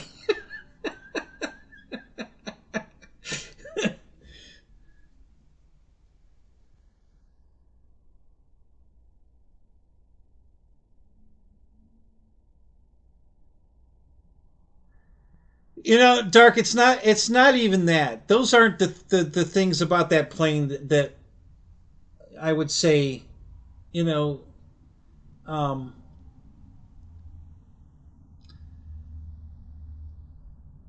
it's just more of the way the characteristics of the plane. Um, like for instance, the Super Tucano that I got. All I do is very graceful figure eights, and you know I don't go out there and tear holes in the sky and create. I just because it's so graceful in the air. It's just a beautifully graceful flying airplane, just like the J-65 jet. Again, just a graceful, beautiful flying airplane. Um, so you know that would be for me. Of course, we're all different, but for me, those planes would be more attractive to me than the Turbo Timber, just because of the gracefulness of how they fly. Not because I can knife edge them or spin them or harrier them or any of that. That's not what I mean. I just mean the how graceful the plane flies, and you know it's just. You know, I'm just surprised that you have a love for that airplane that much. You know, I mean, it's not that it's not a good airplane. It's a very good airplane, but there's just such other stuff. Um, yeah, and then apparently, you know, that there. Listen, at least you have something you love, and you can get it. Still get it, you know, because a lot of times they discontinue these things. And you know, I can't tell you how many airplanes I missed out on that I wanted and didn't get, and I'm still bummed that I didn't get those airplanes. Um, so yeah, we all. I just told you I crashed, so yeah, we all crash. I don't do it very often, but you know, we all crash. It's part of the hobby. Um, yeah, if you're not crashing, you're not trying hard enough. It's, you know, it's like in NASCAR. If you don't get caught cheating, you're not trying hard enough. So. Uh, it's getting cold out here. It's still 61. It hasn't gone down any. Oh, that's interesting. Not that it feels any colder, but it's a little chilly.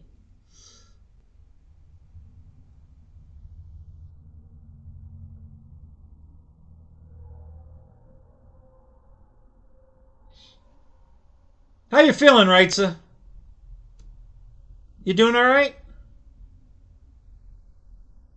Did you pass your stones yet? So you don't have to have the surgery, or are you still going for the surgery?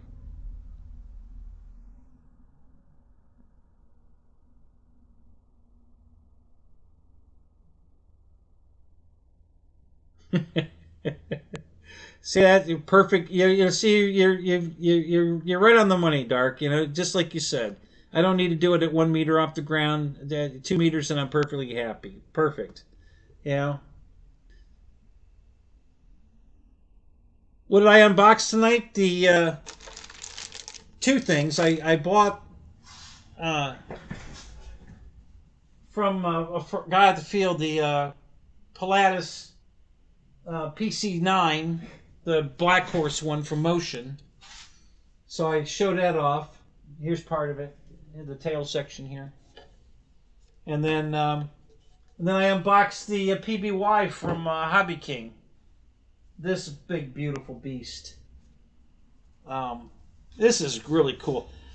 Somebody said it looks like a submarine. That was my first impression too when I took the wing off the top so I could see the fuselage.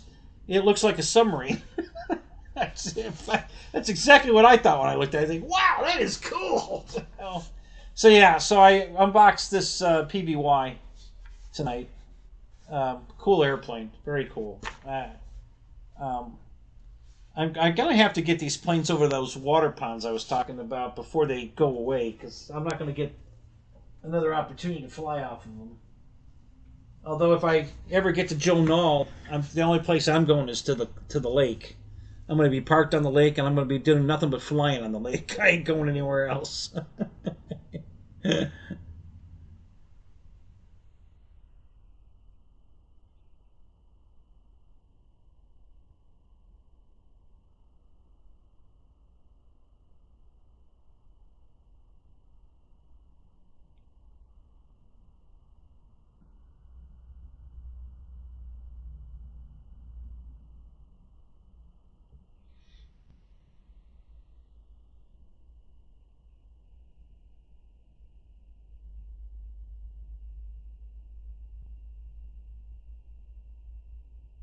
Oh, this Friday, huh? Okay. All right. Well, good luck on that. I hope it goes well. You're out of the hospital, right?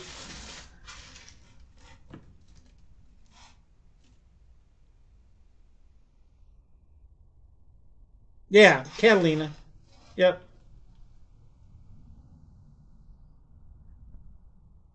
This is the new one that Hobby King came out with. It's 1600 millimeter.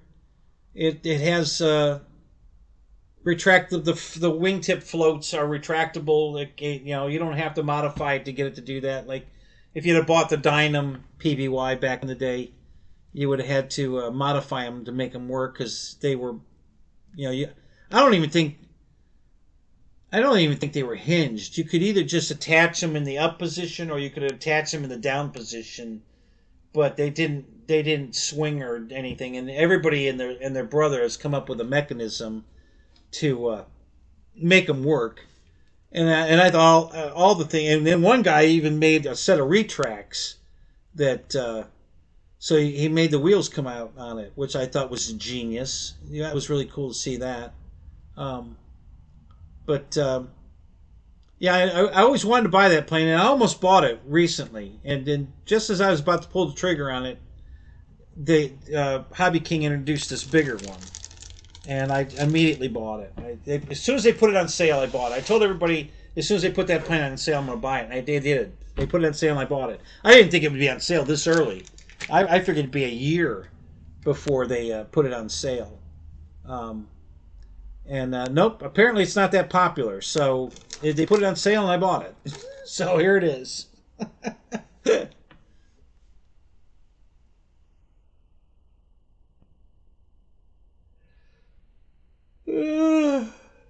So and then the Super Tucano is I don't it's not on sale. I would call it a sale if you buy it right now from China Hobby Line. Um, you get a free battery with it, so that's a pretty good deal. I would call that a sale. You're probably looking at at least a $40 battery. Um, so, oh yeah, John's got one of these. Yeah, John gets all the cool stuff from Hobby King. I love watching his videos. Have you seen it in person, Roy?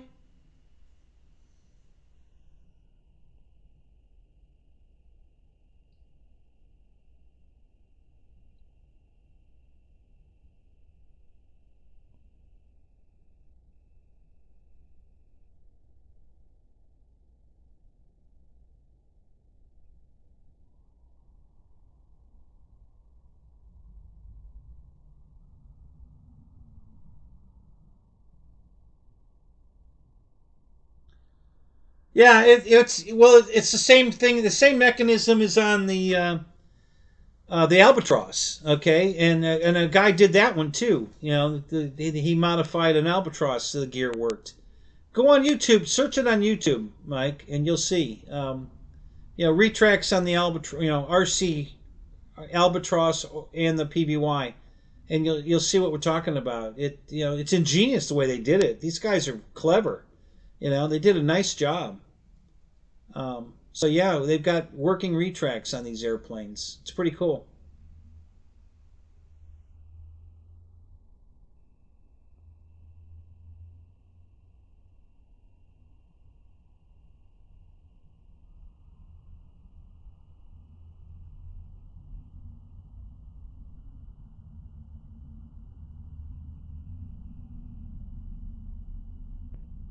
Oh, did he?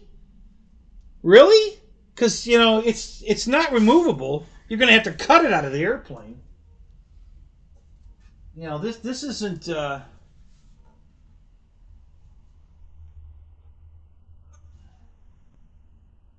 Well, well, I don't know. I don't think it's removable, but maybe it is.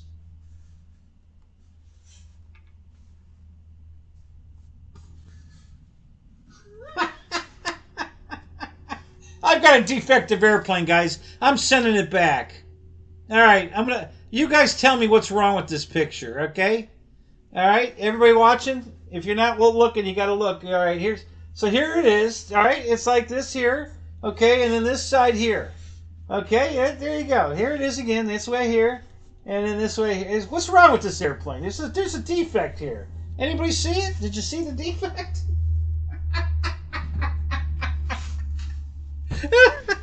Oh, that's funny. Oh, the cops are here. Gotta go. All right, Michael. We'll see you later. Hey, did you answer my question about a wrapped Falcon? Have you got any of the Falcons have ever been wrapped? Vinyl wrapped? So the guy told me that the way they wrap jets, because of the altitude change and the fuselages are pressurized, and they have to stretch and contract, and how do they keep the vinyl from wrinkling? There's microscopic holes in the wrap, and that they use on the airplanes, so it'll stretch and the hole will stretch and retract.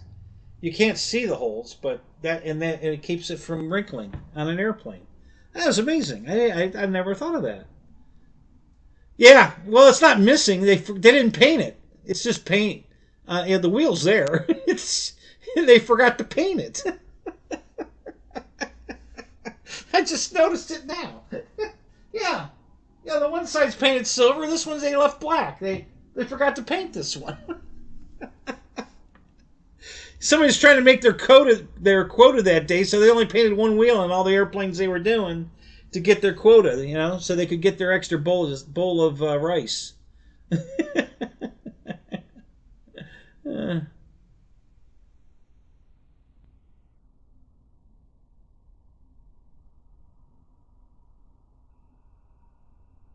Yeah. Now what's a Sonics? I don't know what kind of airplane that is. Is that a jet? Is it a high altitude jet?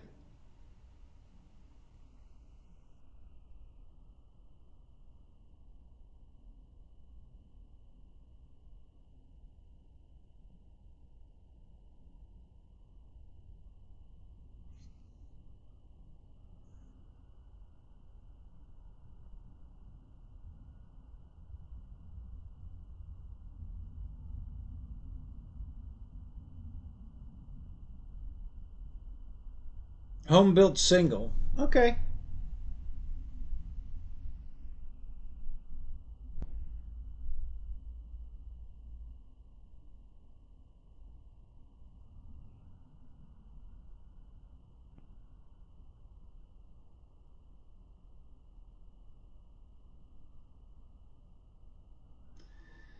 Oh, don't let it get to you, Dark. Writes. He's from New York. Enough said.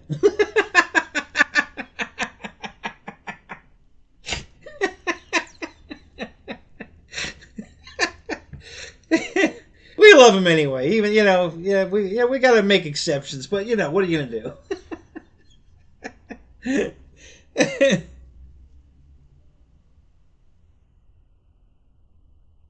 No, we haven't talked about that at all, actually, Keith. Yeah, I haven't watched the video. I saw it, and I was looking at what he made, and I'm like, oh my god, this guy's got way too much time on his hands. What is he building that for? It's like, oh my god. Yeah, exactly. You can always tell a New Yorker because you can't tell him nothing.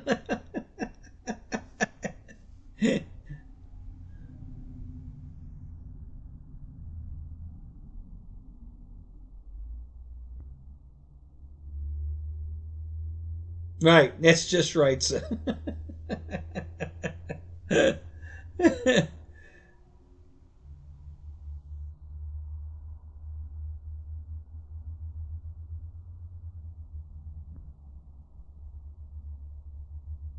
Oh, is that Ramey got the plans from the company and built a model of it? Is that what you're saying?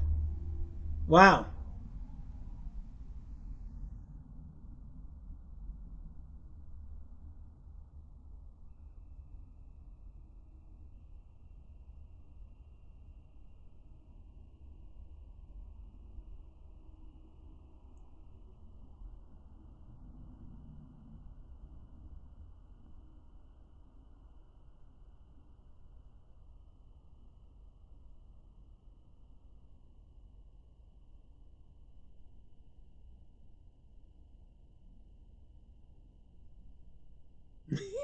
Yeah, Roy, that's probably true.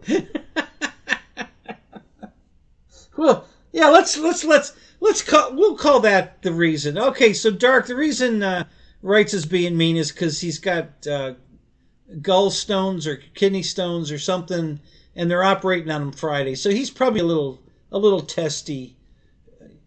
Yeah, pun intended, for because of the stones. So let's go with that.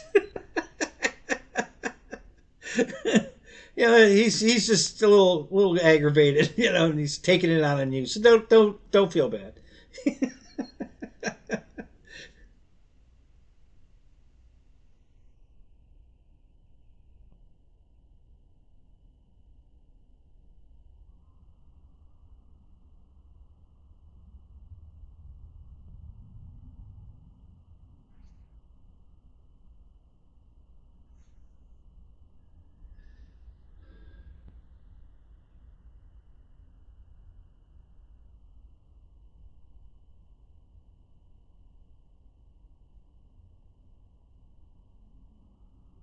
Right. So they talked about this procedure they're going to do on you is better than like the ultrasound and stuff. But if they'd have done the ultrasound, it'd already be over. You know, I mean, or most of it anyway. I'm sure you would have gotten some relief, even if it didn't break them all up. It would have broke some of them up or made them smaller, and it would probably be, less painful until they could do the Mac Daddy surgery they're going to do Friday. I mean, this has been going on for over a month. How long has this been going on?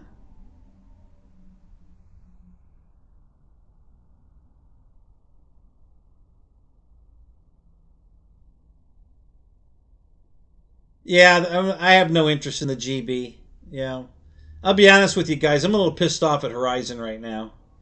Um, after they canceled my, before it expired, they canceled my Elite membership and gave me the new Full Throttle, which I have absolutely no interest in.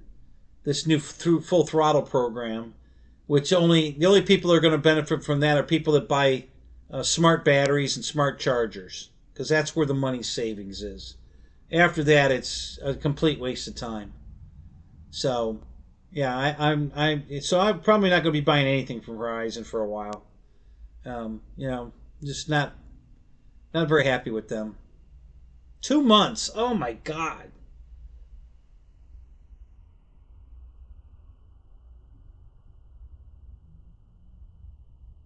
Oh, I thought they put the stents in so they would pass. Oh wow, I thought you said that they put the stents in so that they would pass easier. Wow.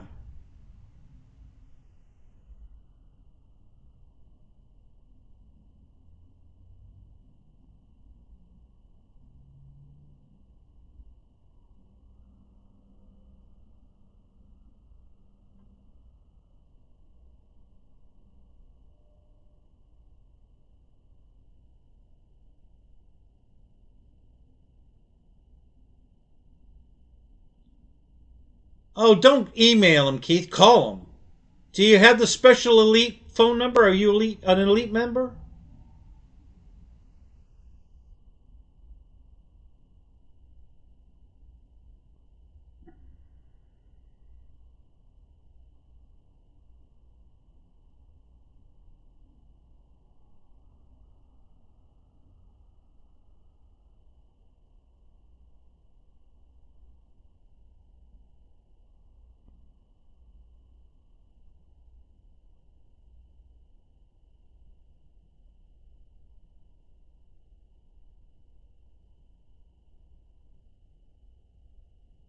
You were? Okay, so you have the phone number for them. Yeah, call that number and press 2 for sales, and you're going to get either Joseph or Michael or well, I forget the other two guys, but you're going to get one of the elite guys because that's what they're answering, and just ask them for the code. They'll give it to you.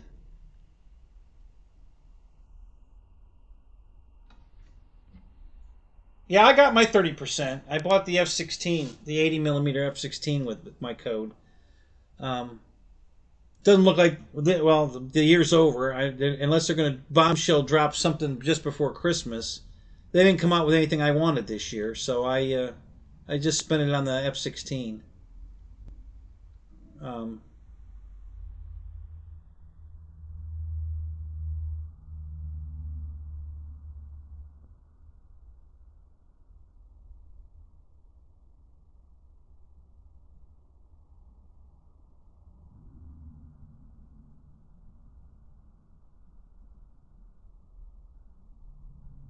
right. So that's what the ultrasound does. Is it breaks them into little pieces so that they pass easier.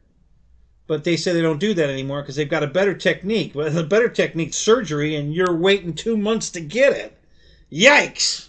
You know that. You know, I think I would have opted out for the ultrasound and let's try it at least. Jesus.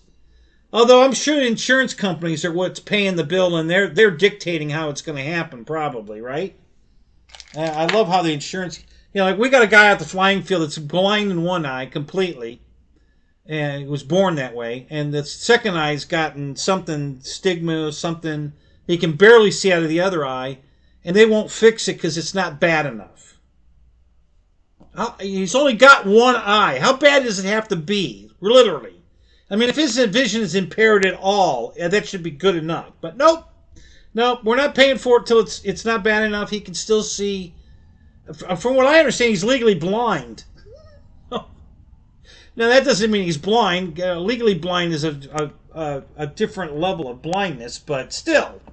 I can't... Um,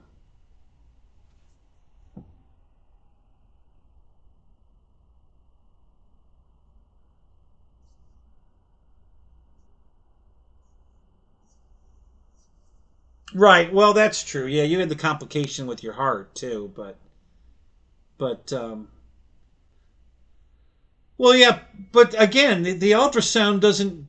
It's not surgical. You're not going to lose any blood. They were worried about you losing blood and stuff because of the blood thinners and all that. But see, the ultrasound isn't a cut. They don't cut anything. They just, vibrate your stones until they break.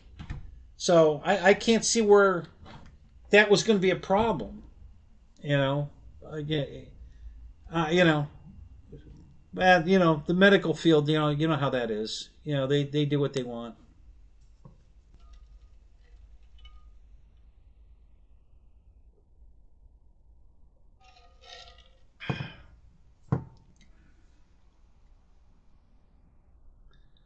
Dark, are you still here? Did Wrights chase you off?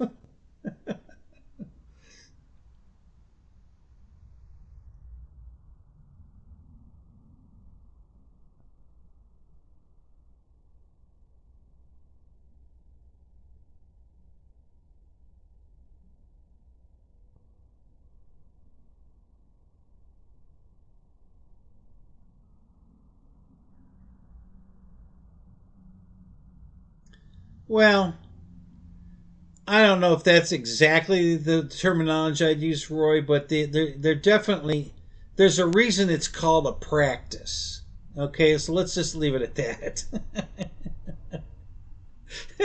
you know, that says it all in a nutshell. Okay, their medical career is a practice. So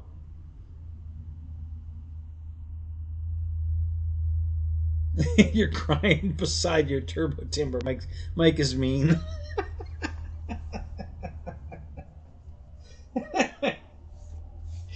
uh,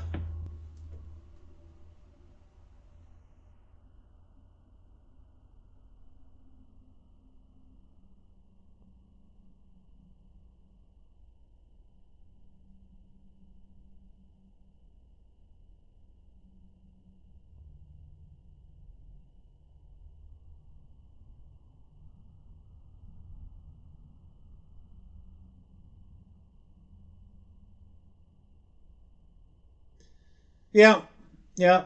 It's the insurance companies are controlling it all. They're the ones that dictate what you can and can't do and shit. And I've been on the same insurance plan for over 5 years now, And my last blood work, they billed me for it. I've never paid for anything before ever. And now all of a sudden I'm getting billed. So I called them and asked, what's going on? What changed? Why am I... Well, nothing changed. Well, then why am I'm paying for this? I've never paid for it before. And now I'm paying for it. Why? Why do I have to pay for this? Well, we don't know. Well, okay. Well, how do we find out? So I guess what it turned out to be, I guess everywhere, the labs, you either have Quest or the other one, Labs, something Labs. Anyway, they changed the billing code that they sent the bill in, so by changing the billing code, they're going to get paid now more, I guess. Well, they can't let that go. I mean, we can just change a number. I'm still doing the same blood work, but now we're going to bill it under this code instead of this code, and now you have to pay. How does that work? So I'm a little pissed off about that.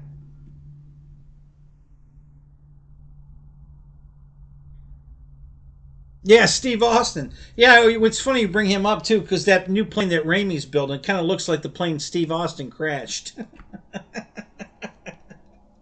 It looks like one of the, what do they call those?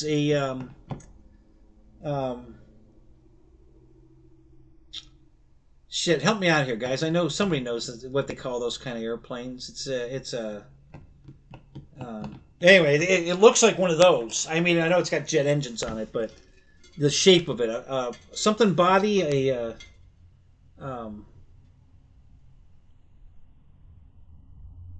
yeah, I can't think of what the hell it is. It's something body. It's some kind of body plane.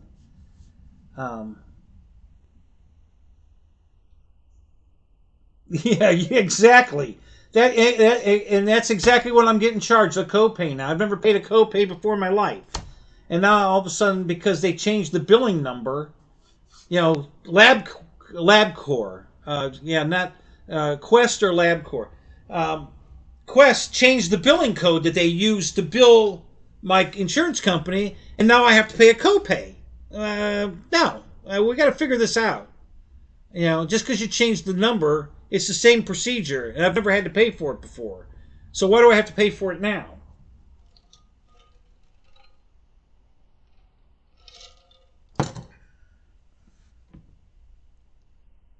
Lifting body. That's it. Good job, Roy. That's what it's called. Yep. So that new thing that Ramey's making looks like a lifting body, with jet engines on it. I got to go watch the video. I saw it on there, and I'm like, what in the earth are you building now?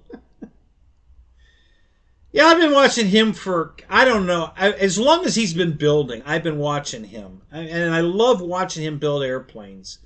But I had to stop because the guy can't fly. I mean, he can now, but all those years, all those beautiful planes he built, and crashed every one of them on the Maiden. Because he don't know how to fly. And I'm just like, but finally now he can actually fly one and get it on the ground safely, and oh my God. I just, thank God, because he is an artist. I love his stuff. I got sick watching him crash them after all that work.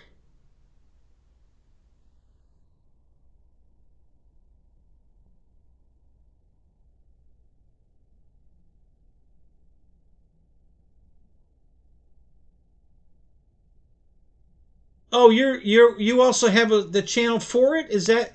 Oh, no kidding. Okay. All right. Why'd you get? Do you still have for it, or did you just? I have more than one channel. I have a bunch of channels. But this is the only one I really use. Yeah, the space shuttle lifting body. Exactly. Yep.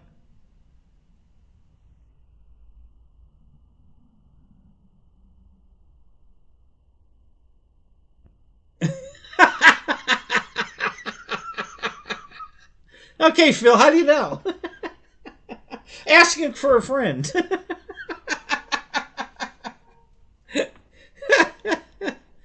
Yeah, Yeah, is that right? So now you get put in jail and then they send you a bill. You got put in jail because you're a thief or whatever. So you have no money and now they're sending you a bill like you can afford to pay. That's why I don't understand this world. You know, if you have perfect credit, you get a lower rate. So if you have bad credit, you have to pay more. I don't have money. That's why I'm looking for a loan. You know, and you're going to charge me more? I don't have money. That's why I'm asking for the loan. What the hell's wrong with you people? So you're going to jack my rate up so it costs me even more. I don't have any money. What do you... It doesn't make sense. Oh, he's better now. You know, he can fly now, Roy. I don't know if it's because they're using stabilizers now. I don't, but yeah, he can take off and land now without crashing the airplane. So thank God, because oh my God, all the planes he crashed, just made me ill. It really did. It just broke my heart. I'd watch him for weeks build these airplanes out of foam board and all of these materials that he would use to build these structures, and they turn out these beautiful airplanes, and then he crashes them on the maiden. And it's like all those weeks of work.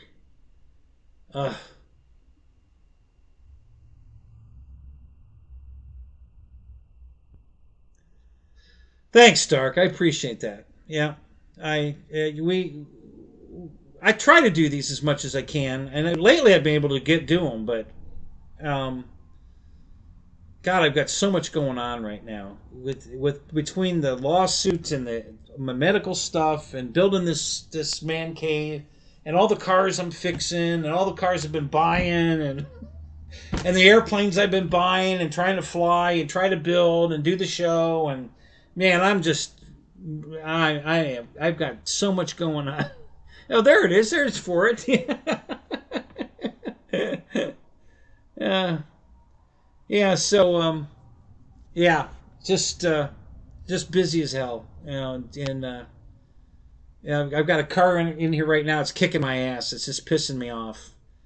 Um, so hopefully it's going to be gone tomorrow. You know, it's fixed, but I'm having trouble. Two things. One, I lost the fan belt, and it's got to be under the lift. The lift's on the floor right now, and it's got to be underneath it because I've looked everywhere else, and it's not anywhere. So it's got to be under the lift. So when I put the car back in the air tomorrow to finish the hoses that I have to hook up, I'm sure I'll find the belt. But the other thing, I'm trying to put the air pump back on, and it just won't cooperate. I cannot get the screws to start, and it's such a stupid little, but it's just kicking my ass, and it's just pissing me off. I was working at till 4 o'clock this morning, and I finally just said, screw it. I'm going to bed. I want to go flying tomorrow. So and I ain't touched it today. I ain't even looked at it. Tomorrow I'll take a look at it tomorrow and finish it, and I'll get it done. It's just maybe I was having so much trouble with it because I was just too damn tired. I don't know, but anyway. But yeah, just been ever since I got the lift. There's been a car on it constantly. I mean, I've got all these friends that needed repair work that I've been putting off, and my own cars. I had 4 oil changes I had to do on my own cars. I still got 2 more to do, and then all these cars that were backed up waiting for the lift to get here so I could work on their cars. And so yeah, it's just been nonstop. What an investment that was. I just use it every day.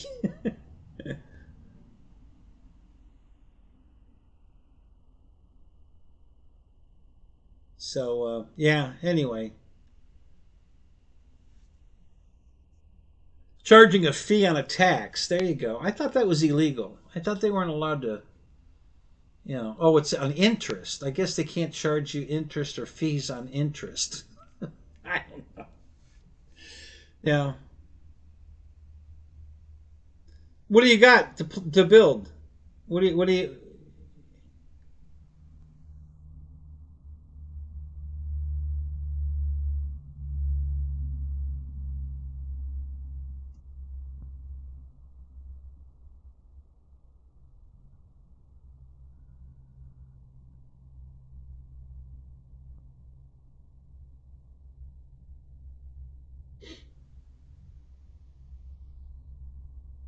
What is it? What kind of plane is it?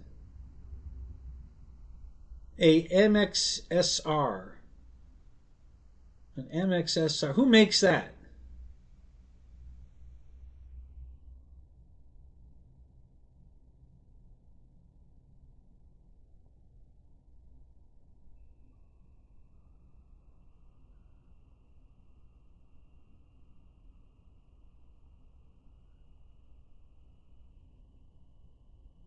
$30cc converted to electric. Okay.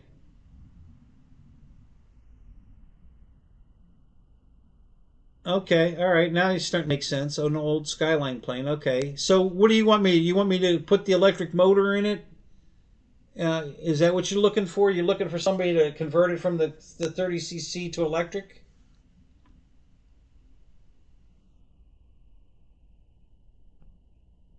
Oh yeah, Michael even bought the Twimber. Hey, listen. You know that's the funny part is Michael is a huge fan of the Timber. He's bought every one they've come out with.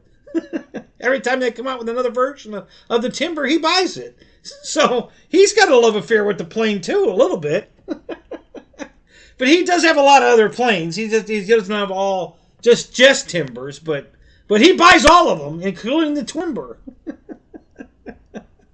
So epoxy the tail so the tail's broken and you need it repaired. Is that what we're talking about? Where do you live?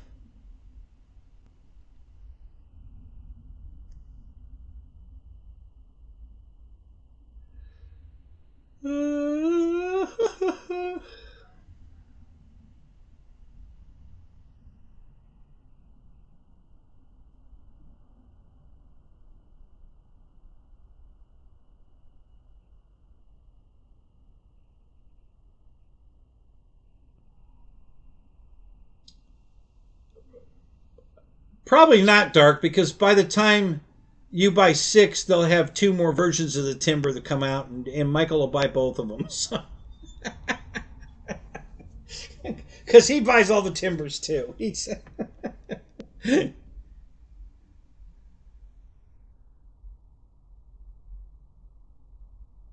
Oh, I got you. So just like this thing, this you got to glue this together. This is the plane from Blackhorse, and this you've got to glue this on. This that you don't screw it on. You got to glue it. So I got you. Yep.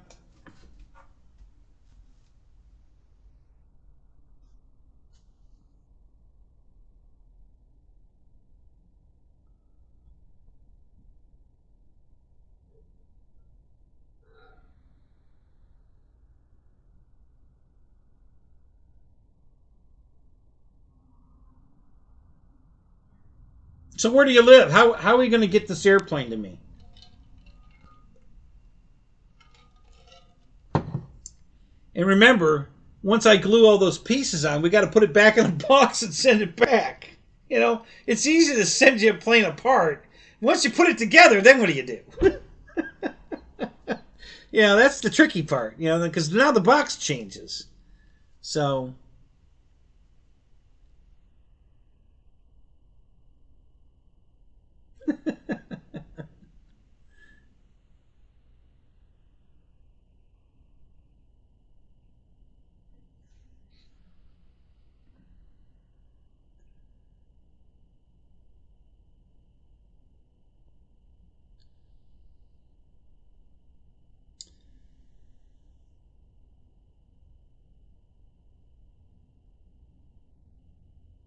yeah, trust me, I have I started thinking about all the planes I have that I haven't put together yet, and I have got a pile of brand new airplanes that that I haven't put together yet. I bought the Valiant in the Balsa Valiant that I think it was a Hangar 9 plane.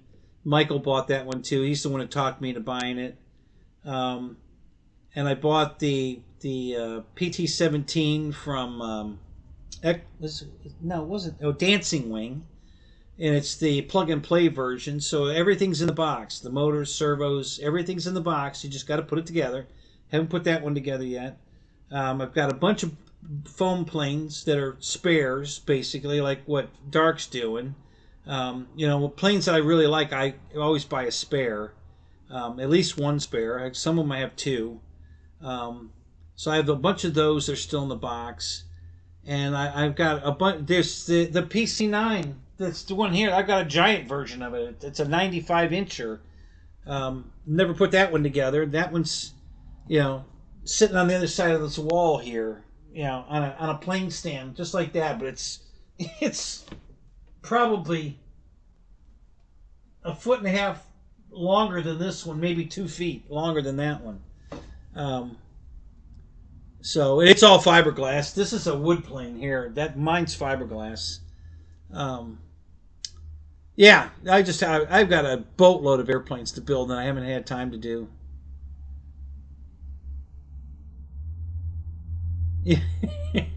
That's good advice, Michael. That's it. I'm getting rid of all of them. I'm going to just keep my timber. Wait a minute. I don't have a timber. I have a Timber X and a UMX Timber X. That's all I've got in oh no, I have two UMX Timber Evolutions, Turbo Timber Evolutions, UMX version. I don't have the full size one. I've got the UMX version of it. Yeah, I have two of those. That's right, I forgot that. Yeah.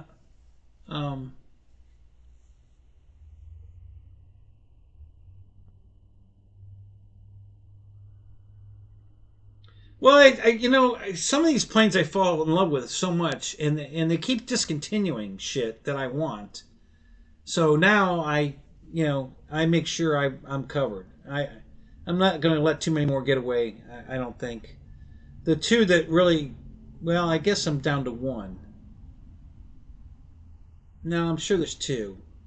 The one I really wanted that they discontinued, they haven't brought back yet, but I think they will, but they haven't done it yet, was the E-Flite Spitfire with the five bladed prop.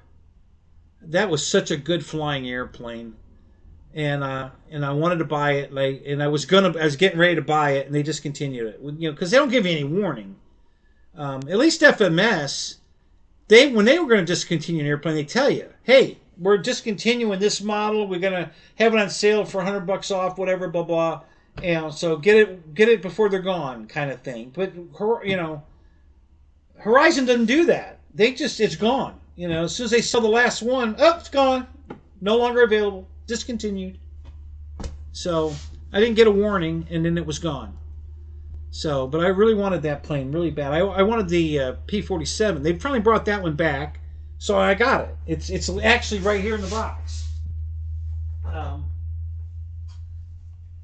Oh no, I took it upstairs.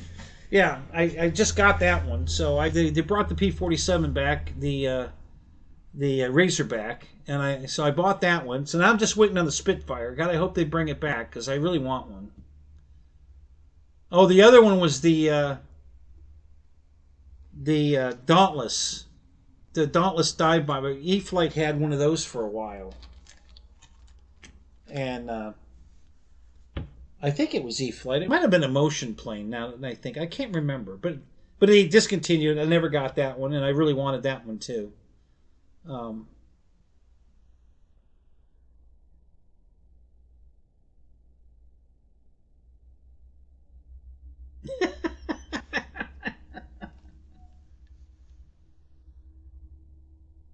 Your commander was cheating on you, huh? It left you for a T-28?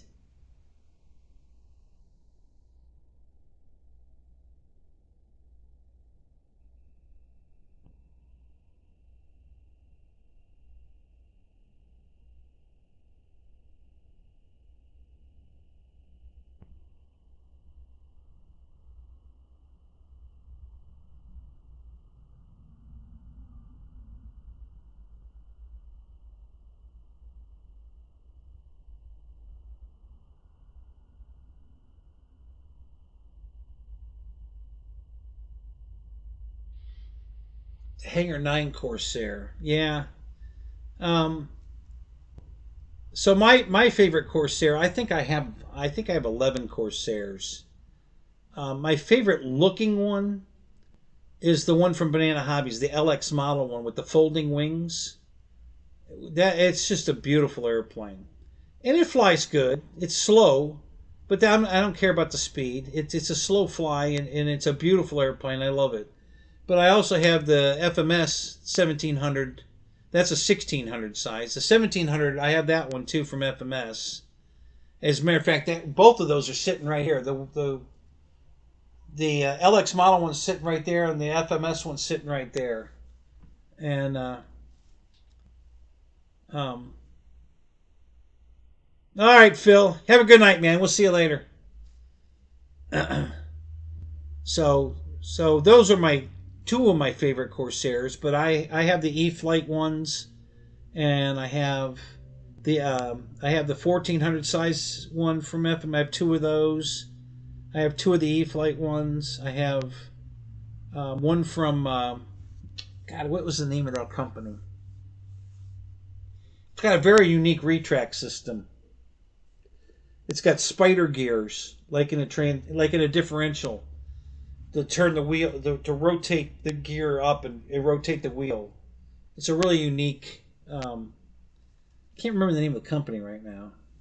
So I have one of those, and let's see, what else do I have in Corsair? I got a boatload of Corsairs. I got more Mustangs. I think I have the most of any one single style airplane. I think the Mustangs I've got the most of. Yeah, it's a great airplane. I love the 1700 Corsair.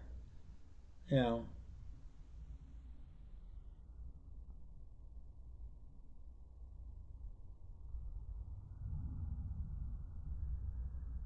Yeah, yeah.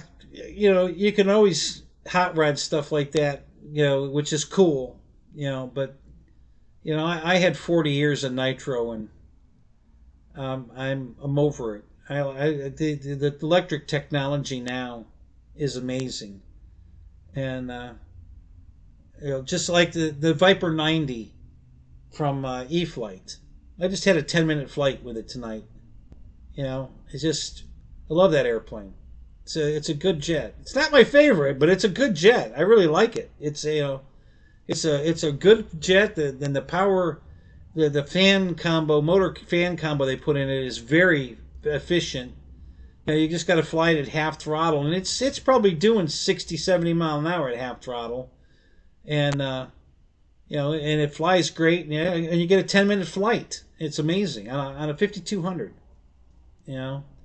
So yeah, I enjoy flying that. It's a good flying plane. I enjoy flying that one. It's a nice plane. Um,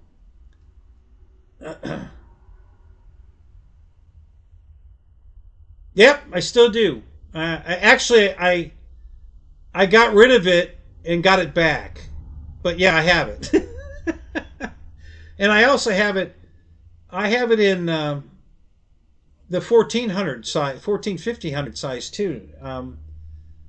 I bought that from Killer Planes.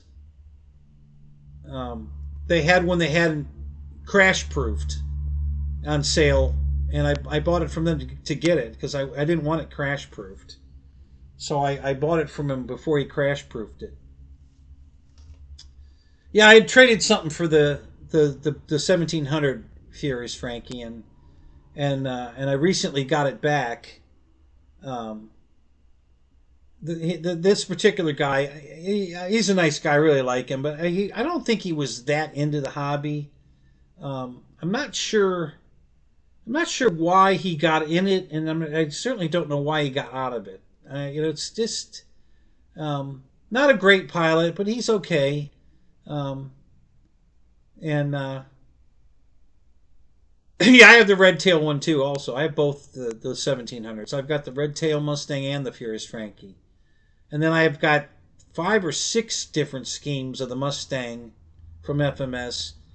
I've got the Furious Frankie. I've got the Gunfighter. I've got the red tail. I've got the Big Beautiful Doll. I've got the Pete something.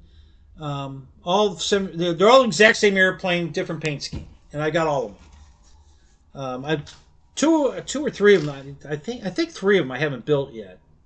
They're still in the boxes, but The gunfighter's still in the box.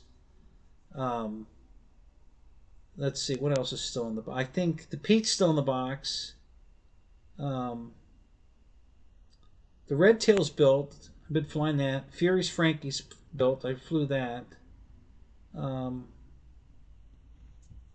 Let's see, what else? Big Beautiful Dial, that's still in the box. I'm forgetting one because I know I have more than 3 of those over there, and I can't think the 2 schemes I'm forgetting that are built. Oh, do you? You gotta, I thought about painting one of mine, the Hoover scheme. And then I've got one of them sitting right there. I've got 2 of the old Crows from Motion. One of them sitting right there. So I've got those 2 Mustangs. Those are 1450 size. Yeah, the only 2 I have that are 1700 is the Red Tail and the Furious Frankie. Those are the 2 I have that are 1700 size, which is the only 2 schemes they offer anymore. I think at one time they had the 1700 in the Big Beautiful Dial. I can't remember, but they had them all in the 1450. The Gunfighter one was the tough one to find. That's a story in itself. Boy, I tell you, I was pissed. And if you want it bad enough, they'll make it for you. Because here's what happened. I went online, and Motion had a sale on all their stuff that it was discontinued. They were selling off. So they had a bunch of parts for a Furious Frankie. I'm sorry, the Gunfighter. So I kind of wrote down everything that they had, and then I went to FMS, and they had a bunch of sale stuff too, and they had everything else I needed. They had. So if I bought all the parts from them and them, I could put a Gunfighter together. So I did it. I bought all the parts from Motion, and I ordered everything from FMS, and I get an email back, oh, those are all been discontinued. They're not available. I said, listen, I didn't call you and order like 1 or 2 parts. I ordered 14 parts, and you're telling me all 14 parts? You've got a real inventory problem if you're telling me that all 14 of those parts I ordered are not available because they're discontinued, and you're listing them all in stock.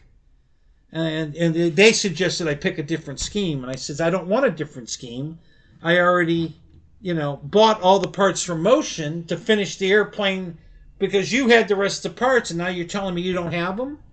I said, tell you what, I'll send you all the parts I bought from Motion, and you send me a brand new airplane.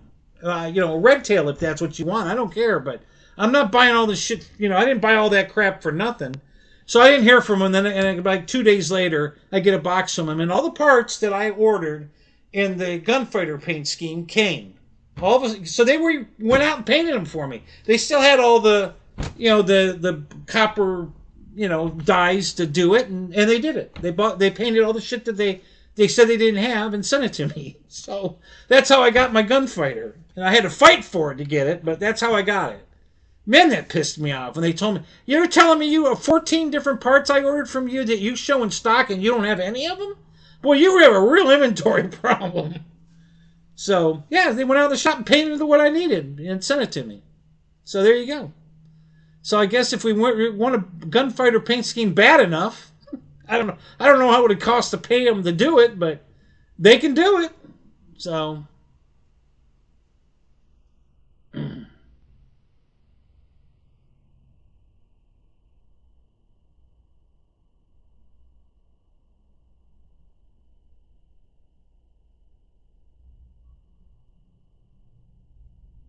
I missed the first part of that.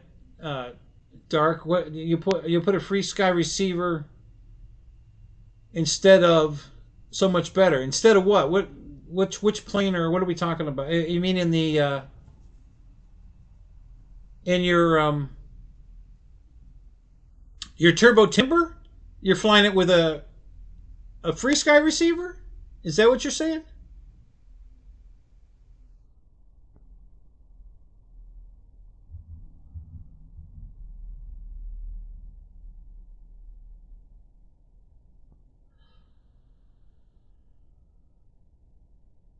Yeah, I don't like the ASVX myself either. I don't generally take it out of the plane. I fly almost everything I fly is on a FR Sky receiver, but when I buy a bind and fly plane, I usually leave it in there. Um, you know, but I'm not a fan of that. The only plane I've ever bound. There's only two airplanes I've ever bound in safe. The my Turbo Timber X because I use it for training, and the EC 1500. And the only reason I did this in the EC 1500 is if you bind it in safe and then turn the safe off, the rudder throw goes like 4 times more than it does with it on. If you don't bind it for safe, then you only get this very weak rudder movement, which makes it impossible to turn it around on a runway. You need a 100-foot runway to turn the damn thing around. So I think it was Chris Wolf, RC Geek, told that trick on his show, and I tried it and it worked. So I rebound it in safe, and then turned the safe off, and the rudder went. And I'm like, holy shit! So it worked. Yeah. So those are the only two planes I have in safe that have safe even in them, other than the UMX ones. You can't turn it off in the UMX, but yeah, I'm not a fan of that either. But it comes with the plane. And, it's only a $30 difference between a bind and fly and a plug and play. So you're getting a receiver for $30 that they charge $100 for if you bought the receiver separately. So, yeah, it's the only plane I would consider taking the receiver, anything over $600, the receiver comes out. I'm not flying anything with Spectrum that costs more than $600. It's no way, ain't happening. But these, $200-300 airplanes, I'll fly it.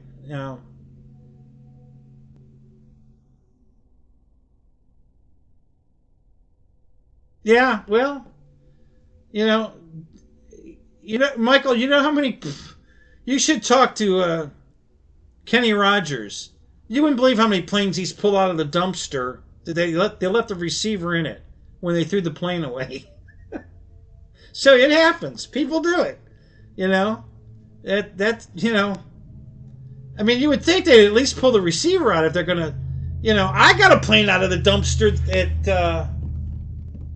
at the Pilot Ryan event at Imperial here. It was a Havoc. And everything was in the plane. The receiver, the servos, everything. They didn't take anything out of the plane. Just threw the plane away. All I needed was a fuselage. I bought a fuselage for $100 and got myself a brand new Havoc again. The wing was undamaged. And the tail feathers, totally undamaged. So I bought a fuselage and put it all back together. Did I? He might have taken the fan unit out of it.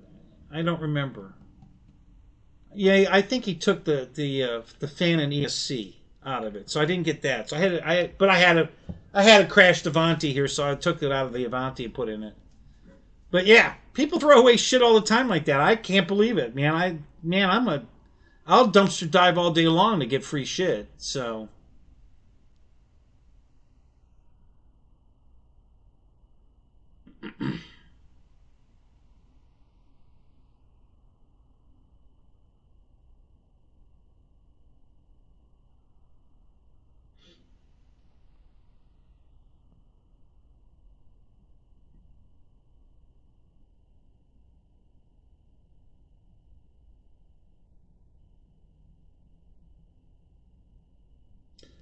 Some people are just, I don't know. I'm too frugal to throw away good stuff, but I know a lot of people that do. It's gonna come with a new receiver and servos. I don't need this shit. I'm just gonna buy another one. My uncle was like that. Fuck, he wouldn't fix anything. He'd just replace it. Nothing. You know, he's one of those guys. If the ashtray's full in your car, it's time to get a new car. I mean, he would throw money away like it was water. I couldn't believe it. So,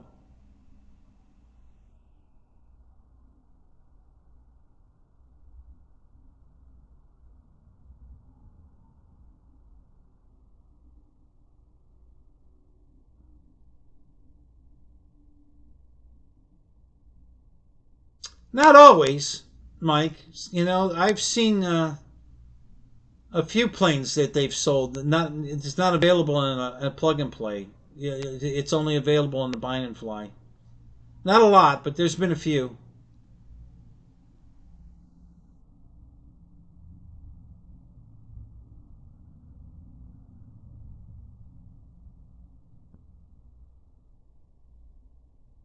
Well, for no other reason, the bind and flies are a better value because you're getting the receiver for $30. I mean, I we can't even buy FR Sky receivers that cheap anymore. We used to, but unless they're on sale. I mean, I bought a bunch last year, I think, from Hobby King. They had the X8Rs on sale for pretty cheap, so I bought 10 of them. But yeah, nowadays, if it comes with a receiver for $30 more, it's worth it. You know, but yeah, I'm not a fan of Spectrum. I generally don't fly it, but if they build an airplane that I like, I'll buy it. And I'll fly it. But I'm not. I don't have a Spectrum. Well, I have a Spectrum transmitter, but I don't use it. My Radio Master flies all my Spectrum stuff. So, um, yeah, the only Spectrum transmitter I have is my DX6i. It's on the shelf behind me right there. That's the only Spectrum transmitter I have.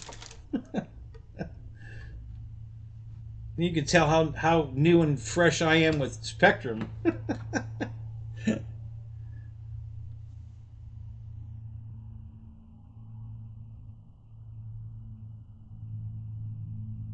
Yeah, that's true. Yeah, a servo will go bad in any plane. Yeah, that's one of the reasons I don't like UMX planes, and that's why I won't buy. If they're not on sale for $100 or less, I ain't buying it because those linear servos they put in those things go bad all the time, and if they're on a board, by the time you pay for the board, you can buy the whole plane. The board alone is $89. It's because it's the receiver and the battery voltage regulator and the ESC and one or two linear servos all on one freaking board. And it's like, screw that.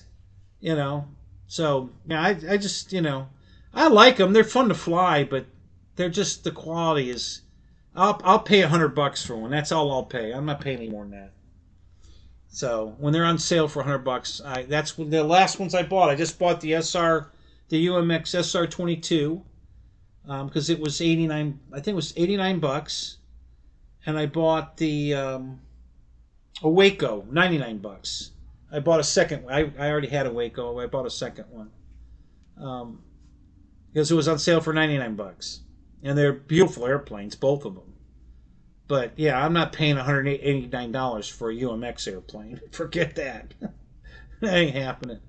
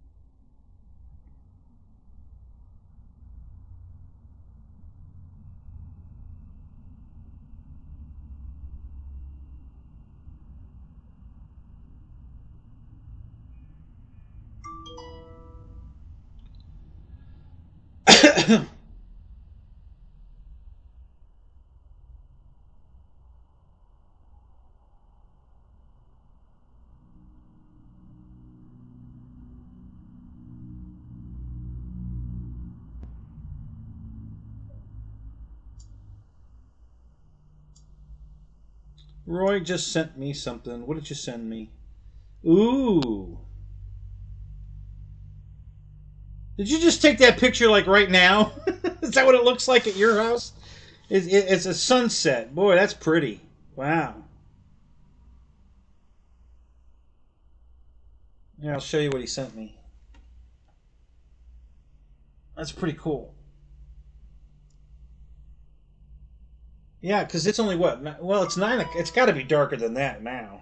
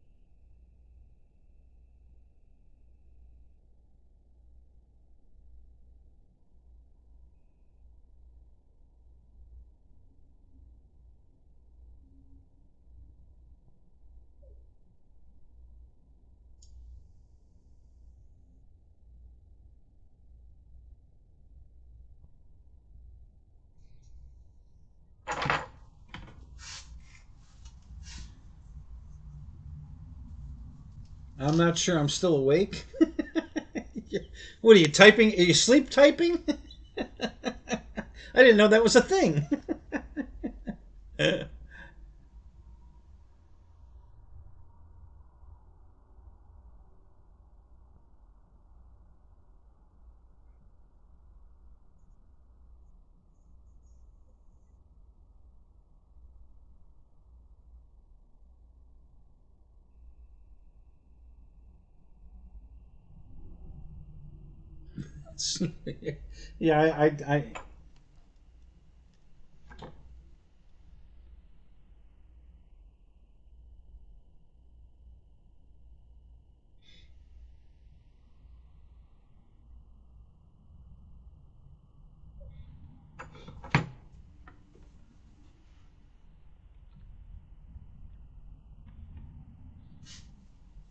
So, right, so what do you think? Should we talk about our favorite radio?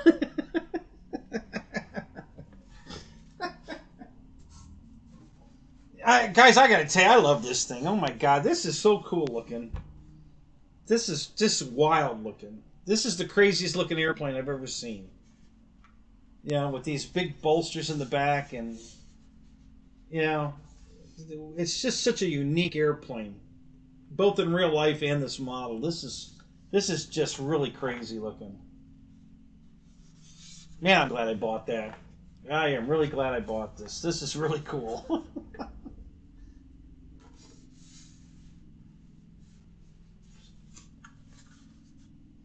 I think that's hilarious, though. They forgot to paint the wheel on this side.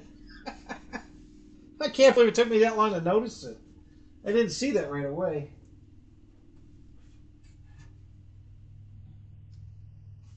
Yeah, pretty cool.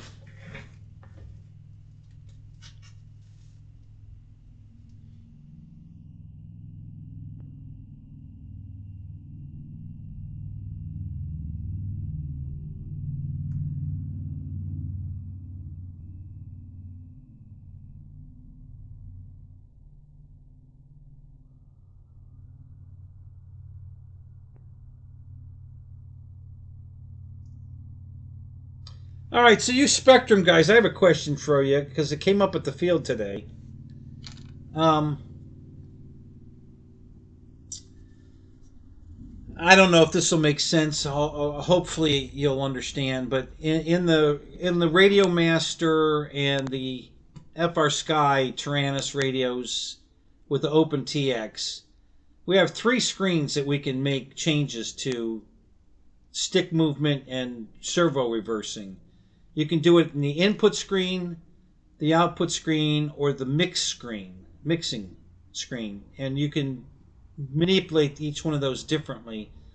Does Spectrum have something similar to that? Because I don't know what Mike did to his radio. Like I said, I know he got the receiver into program mode, but now the throttle's backwards, you know, and it's not the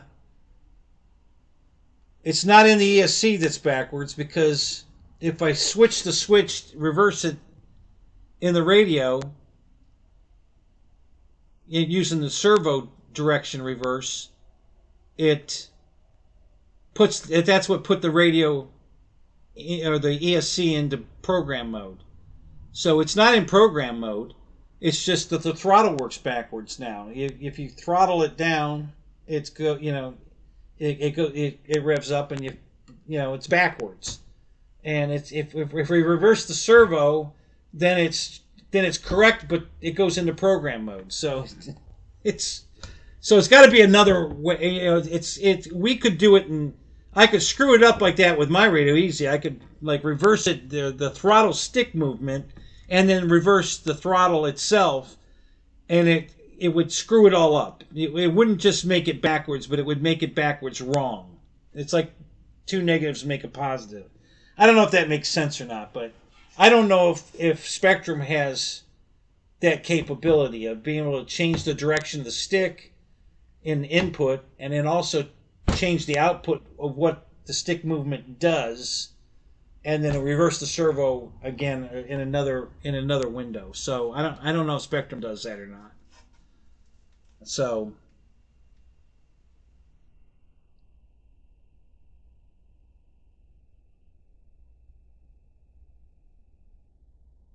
no, we are going to talk about our favorite radio. How much is how much is an NX8? Isn't that like $400?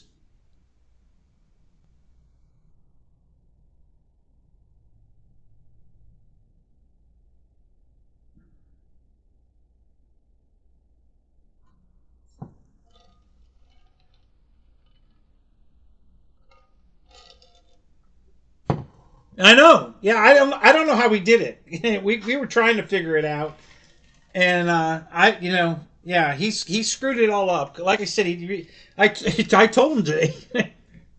I razz this guy all the time. I say, Mike, this just might not be the hobby for you, because he's always screwing up his radio. Always. I mean, he's constantly. He's calling me, hey, my plane's doing this now. It wasn't doing it before, or whatever. And I have no idea what the hell this guy is doing to screw it up. I really don't.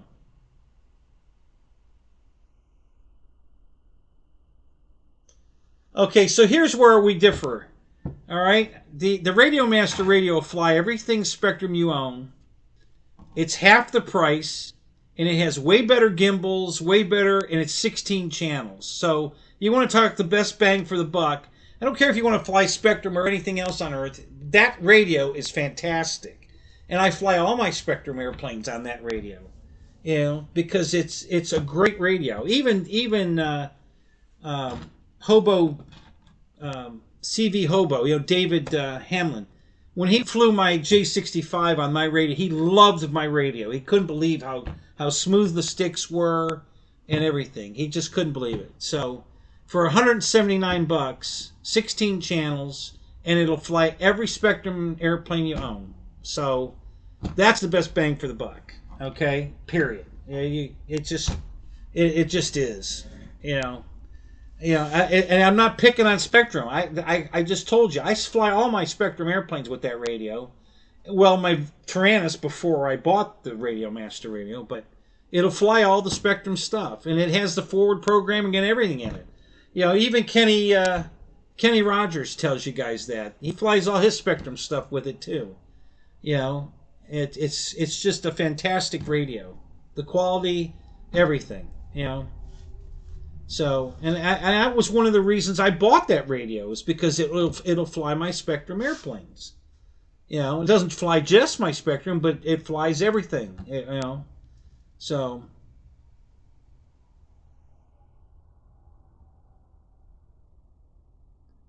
try going into the ESC programming menu and turn throttle reverse off.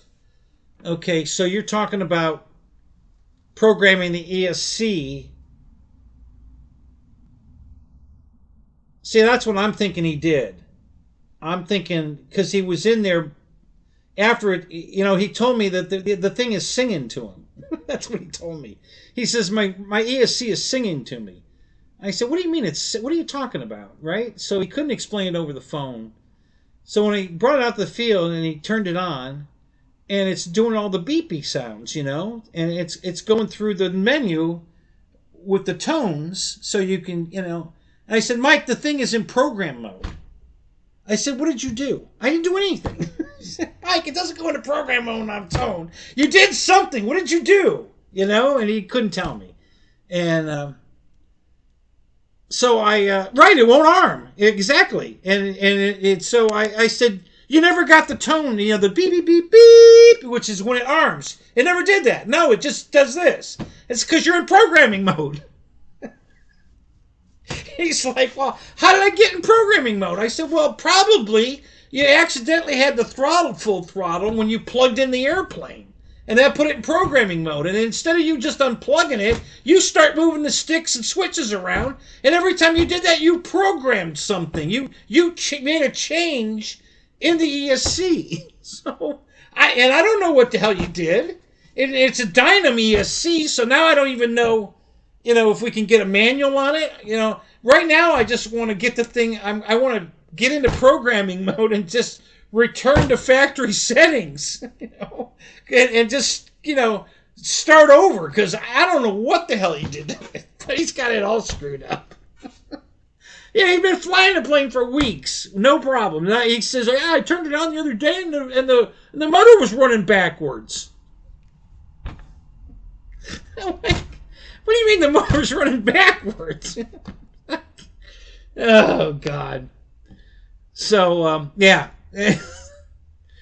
Yeah, that's when I tell I don't think this is the hobby for you. You know, I said, you know, you sold me your Radio Master radio today because you don't like it, because you can't figure it out. And here you screwed up your Spectrum radio. What do you... it ain't the radio, buddy. Trust me, it's not the radio.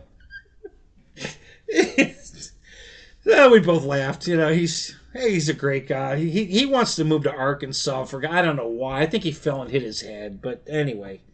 I'm going to miss him. Boy, I'm really going to miss him. Oh. But anyway, I'm trying to figure out how to fix his damn radio and plane, and I don't know if I can. I'm pretty good with Spectrum, but not that good. He needs to call you, right? So you probably could fix it for him. I don't know how to get... Well, I really think... I think the problem is in the ESC. I think you guys are right. I think... We need to return the ESC to factory settings, and that'll probably fix all the problems. But he didn't know what he was doing. I mean, he's just flipping switches and moving the hand sticks around to get it to stop to stop singing to him, is what it's describing. And you know, he didn't know he was in programming mode. You know, you don't know anything about that. I said, you need to go watch a few YouTube videos on how to program. You know, an ESC through the sticks, you know, the singing. You know, you need to go watch some. You need to know what the hell you're doing. You know.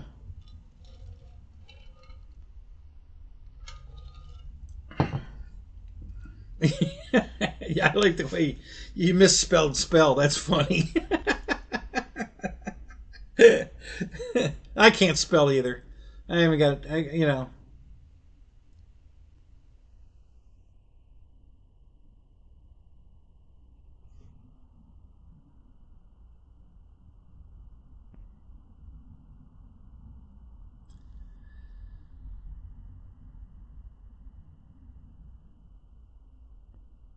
Well, I can't read either because I still don't know what that word is. Decipher? Oh, decipher. Okay, I figured it out. How do you decipher that? Well, since I don't know what he did, I don't think we can. That's why I said if we can just go to the setting. There's a setting in there that return the ESC to factory setting, you know. So if you have screwed it up, you know, but I don't know, you know, what menu, you know, I don't know how many beeps we have to go through on the menu to get to the one that's return to factory setting, yes, and then it fixes it. I don't know. I'm going to have to go online at Dynam to get their ESC configuration, and then maybe we'll figure it out. And if I can reset it to factory settings and start over again, maybe we can fix it. But yeah, he just gets himself in the craziest. You know, I gave him perfect. I put in his radio for him.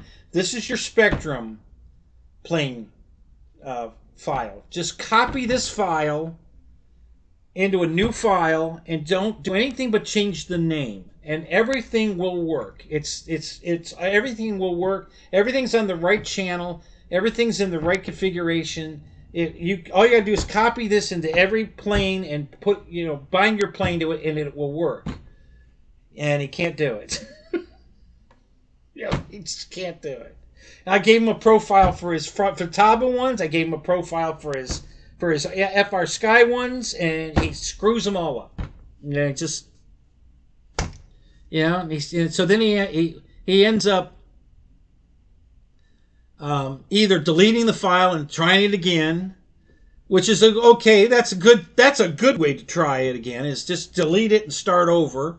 But then he goes into the wrong menus, trying to do like he's trying to change the servo reversing in the input menu, and that's not where you do it. That's absolutely the wrong. That's how you get the stick to go the wrong direction. You do it in the input, not the output. And so anyway, it's just, you know, like I said, I was teasing him. I said, I don't think this is a hobby for you. So anyway, he says, I'm just going to be your nemesis for the next 10 years. I said, okay, deal.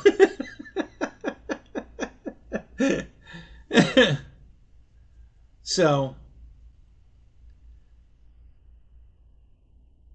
yeah, he's smoking the good stuff. Yeah, I don't think he smokes at all, honestly.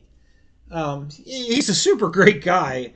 But this radio stuff is just over his head. You know, he's not a bad pilot. He flies pretty good. We have a great time flying in formation together. He's one of the best formation flyers I've flown with. You know, he can really stay with me. He gets on my wing and he stays there. He's just, you know, he's pretty good. But yeah, the radio part of it's just way over his head. He just can't figure it out. So, anyway. So I'm just, you know, so I'm going to have to do some research on my own to figure out how to fix his. And then almost all of us, especially you Spectrum guys, because if you started with a DX, what is it, a DX6i? Is it a DX6i? A DM6i? I could go over there and get it, I guess, but you know, everything was pre-labeled. You know, this switch is for, you know, retracts. This is your throttle cut switch. This is your flap switch, and we've all set our radios up to match that because that's where we started. Right? Am I right? Most of you guys have your stuff set up exactly the way it was on your DX6i. And so it's amazing how many people will pick up my radio and they're like, well, you know, where do you have your flaps? And, you know, and I'm like, well, the flaps are here. And, oh, that's just where I have them. Oh, where's your gear? Over here. That's where I have mine, you know, because we've all set our radios up to be a DX6i. Now, you have to have been back in the day when you had a DX6i. If you come into the hobby, you know, after that, I don't know where your radio setup is, but back then, you know, I don't fly a lot of Spectrum anymore, you know. Anyway, but if you bought a DX6i, everything was pre-labeled. This switch is for this. This switch was for this, and that's just the way it was. And so, you know, I just adopted that configuration on all my radios so that I'm consistent. And probably 90% of the people at my field, yeah, I still have my. It's right there on the shelf, and my screen lights up in my DX6i, guys. Just so you know, not only does it light up, but there's also a amber, you know, in the speaker grill. I put an amber light in the speaker grill, so mine has an on-off light that tells you that the radio's on, and the screen lights up. So that's why I won't get rid of that radio, because you know I modified it and I like what I did to it, so I'm keeping it. I don't use it, but I'm keeping it. So, but yeah, so that's just the way I configured all my radios, and and he's got the cutoff switch over here, and I'm like, dude, this is all wrong. I mean, 90% of the guys out here are going to have their radio set like the DX6i, and nobody's going to be able to pick if your plane took off the table wildly and they wanted to hit the throttle cut switch, they're never going to find it on your radio because it ain't where it belongs. So, you know, I just, oh, wow.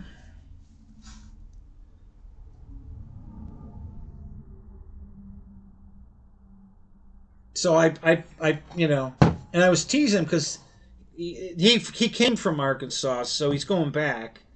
And the guys he flew with up there are all old timers, and they all fly Futaba. That's all they fly is Futaba. And so he's trying to use his Futaba mentality in his Spectrum radio, and they're not interchangeable. And you know, so he's struggling a lot with how he wants to do things. Like, you know, pick one, you know, but, you know. So, like I said, I don't even know how in the world, because he called me up and said, oh, my motor's running backwards. So, well, what did you do? You know, I don't know, it just started running backwards. No, it didn't. It didn't just start running backwards. You did something. So,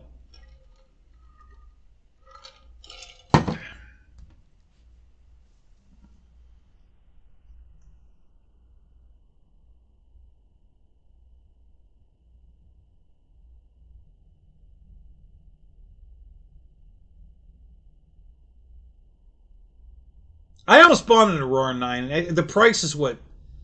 Well, I didn't. I was going to get the Aurora 9, but it was too expensive. I didn't. So the reason I bought the Tyrannus back in the day, we're talking 11, 12 years ago, I think. I was looking for a radio. Here was what I was looking for. First of all, price. I wanted something affordable. I wanted something that the receivers were affordable. So that cut Futaba out of the picture immediately, because all their receivers are $100. I wanted to have, I wanted at least 12 channels, and I wanted to have the either the levers on the back of the radio or on the top edge. You know, I wanted a potentiometer type, not a switch, but a potentiometer. It had to have that kind of control, and all these, you know, that the Aurora 9 fit that criteria. So did the Tyrannus, and the what was the other one I was looking at? Of course, I looked at Spectrum, too expensive. The receivers are too expensive. There was another radio I was looking at. I don't remember what it was now.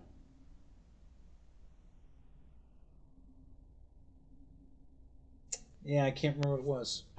Anyway, and the biggest thing was that it sold me on. There was a close race until I realized that the only radio that had telemetry 12 years ago was the FR Sky, the Tyrannus, and that's why I picked it. You know, I wanted the telemetry. You know, so I get long flights because I know the entire flight where my battery is. The radio's talking to me, and it's telling me what my battery voltage is every time I want to hear it. And so I always know where my batteries are. I never have a dead stick landing because I know where my batteries are. And and I did that 12 years ago. And now it's in every Spectrum radio now. today, but 12 years ago they didn't even know, they'd never heard of it. So, um,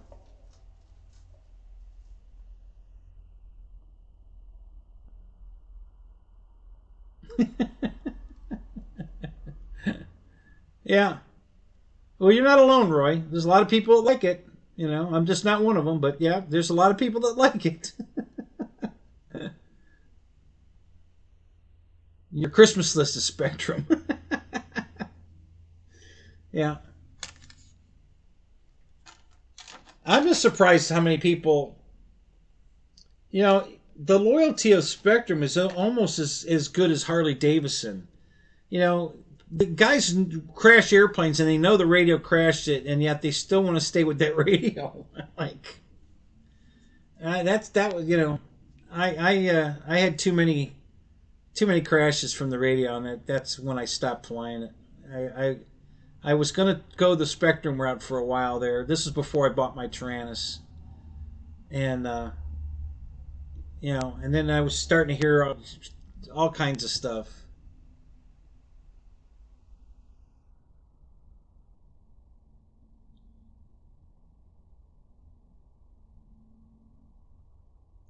The And then I heard that there were brownouts if you're running the AA batteries. I'm gonna go get the radio. I gotta show you all the mods I made to this radio. Oh. That was another thing. They said if you use the AA batteries in it, the battery meter is only up to half charge because the AA's don't have enough voltage, and then they're causing brownouts. And I'm like, well, you know, and I'm thinking, why would they do that? That doesn't make any sense. So,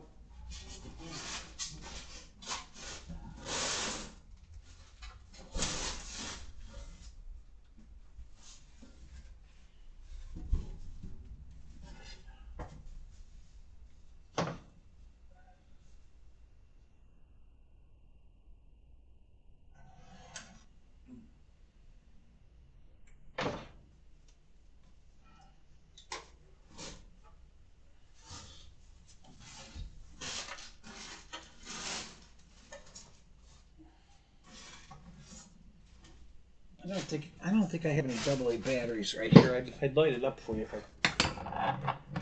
Well, I could go get a. Let me look here real quick. I got AAA's, but I don't think I have any AA's.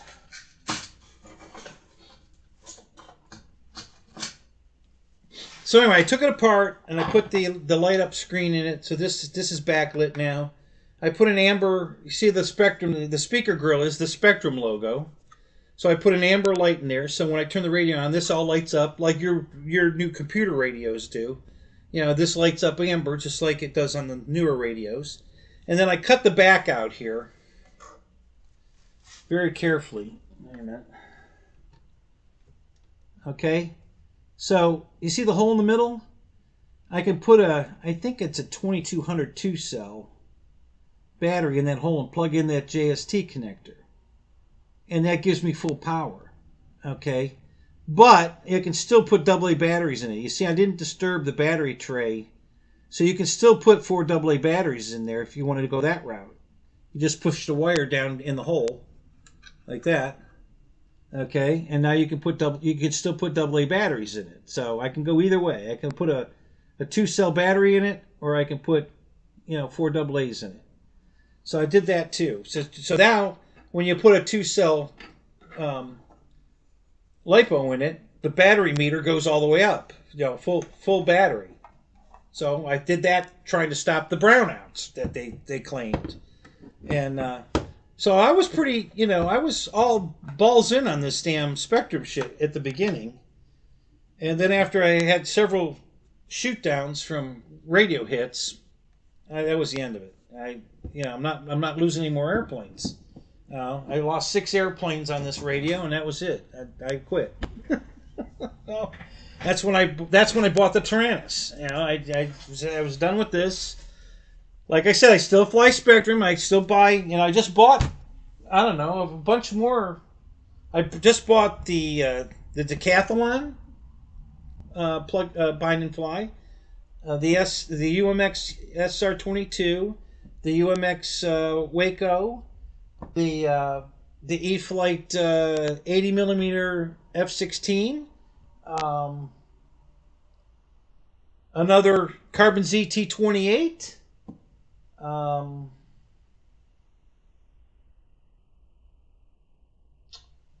What else did I buy recently? This is the last couple months. Just bought all these airplanes. They're all Spectrum, so I still fly it, but I don't fly it with a Spectrum transmitter. I use my Radio Master, and but I don't like it. I don't like Spectrum, but I like the airplanes, so I have to make a compromise. So that's and if, like I said, the only plane I haven't done it yet because I haven't had a problem with it, but I was gonna pull the receiver out of the Viper 90 and put an FR Sky receiver in it because I don't trust the Spectrum, But I haven't had a problem at this field. I had all my problems with Spectrum at the old field I flew at. I got shot down all the time over there. Everybody did. They warned me at that field when I showed. It's funny. You guys love Spectrum, but every time you go to a new field, the first thing somebody does is come over with, you fly Spectrum? Yeah, well, you got to be careful. You get shot down over there, and you'll get shot down over there. So I went to this field, and that's the first thing they told me. Yeah, don't fly over there if you're flying Spectrum. Okay, all right. And then, and then when the new field I'm at, the owner of the field come over to me. He says, do you fly Spectrum? I said, yeah. He says, okay, well, we got a bad spot over there, Spectrum, so don't fly over there. I'm like, why do you guys fly that shit? If you got everywhere you go, there's problems, I don't know. Anyway, so that's why I got off the Spectrum thing, But again, I still buy bind and fly planes, but obviously that's not all I buy because like this Hobby King plane's not a Spectrum plane. The Blackhorse plane is not a Spectrum plane. The Super Tucano is not a Spectrum plane. So I'm open to everything. I buy everything, But Spectrum's not my favorite. That's just So, but anyway, it's but when they come out with a cool airplane, I want it. So I'll live with the Spectrum. But I haven't had any. Now I have had problems flying somebody else's Spectrum airplane. Got shot down. I recovered it at the last second.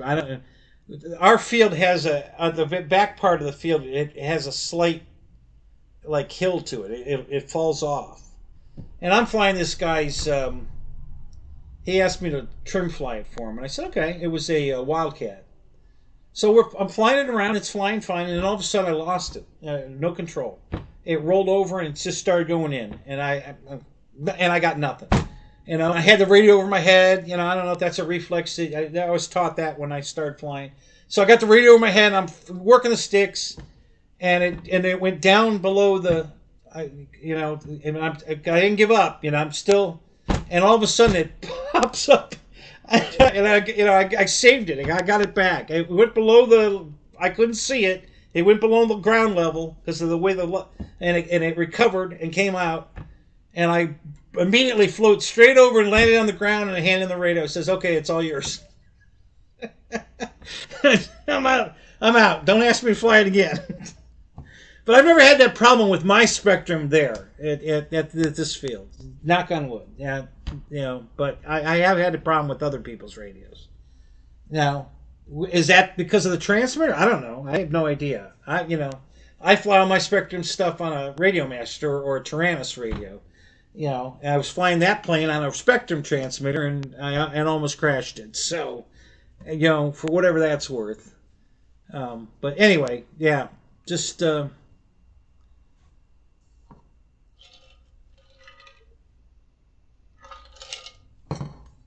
Yeah, I've seen the Boxer. I'm not crazy about that radio. I don't know. I'm sure it works fine. This looks kind of funny. I'm perfectly happy with the TS16. The TS. I always get this wrong. Is it the TX16S or is it the TS16X? I think it's the TX16S. Anyway, I always get that backwards. But yeah, I've got 3 of them now because I just bought that plane came with one. So I got one that lights up. You know, yeah. I won that radio. I was at a contest. I won it. It's the same DX16S. Thank you. But it's clear and it's full of lights. You know, it's got colored lights in it, so it does this roundabout. You know, it can do a runner and all the different colors. You can make it solid green, red, blue, purple. You know, yellow. It's got all these colors, and you can make the whole thing light up. The one color, you can have it fade in and out. You can have it do a runner. There's several patterns. It's the craziest thing I've ever seen. And I won that radio at a contest, and it just cracked me up that they put the. It's the exact same radio, same body, everything, all the buttons and switches, all the same thing, you know. But they put lights in it, and there's a red button on the back of the radio, and that's how you control the lights. You can turn them off. You just toggle through the button until you get what you want. You hold it down to get it to stay on one color, and then you can change the speed of it fading in and out, or you can just index to the next thing and then hold it down again. And yeah, it's kind of like programming the ESC with the sticks, but yeah, it's just the wildest thing I've ever seen. Yeah, it's weird. I didn't understand why they. Yeah, it's a disco radio. It's exactly what it is. It's crazy, you know. But it works. It flies the airplane. That's all I care about. I've been purposely trying to put all my night fly airplanes on that radio, just so that I could, you know, because you don't see it in the daytime. If the lights are blinking and shit, you can't see it. But at nighttime, it lights up pretty good. It's almost distracting. It lights up so good. So, but yeah, it's so I figured I'd put all my night fly airplanes on it. So while I'm flying an airplane around, the radio could be doing its little disco dance, and it'd just be something that, you know, people would laugh at, you know. But yeah.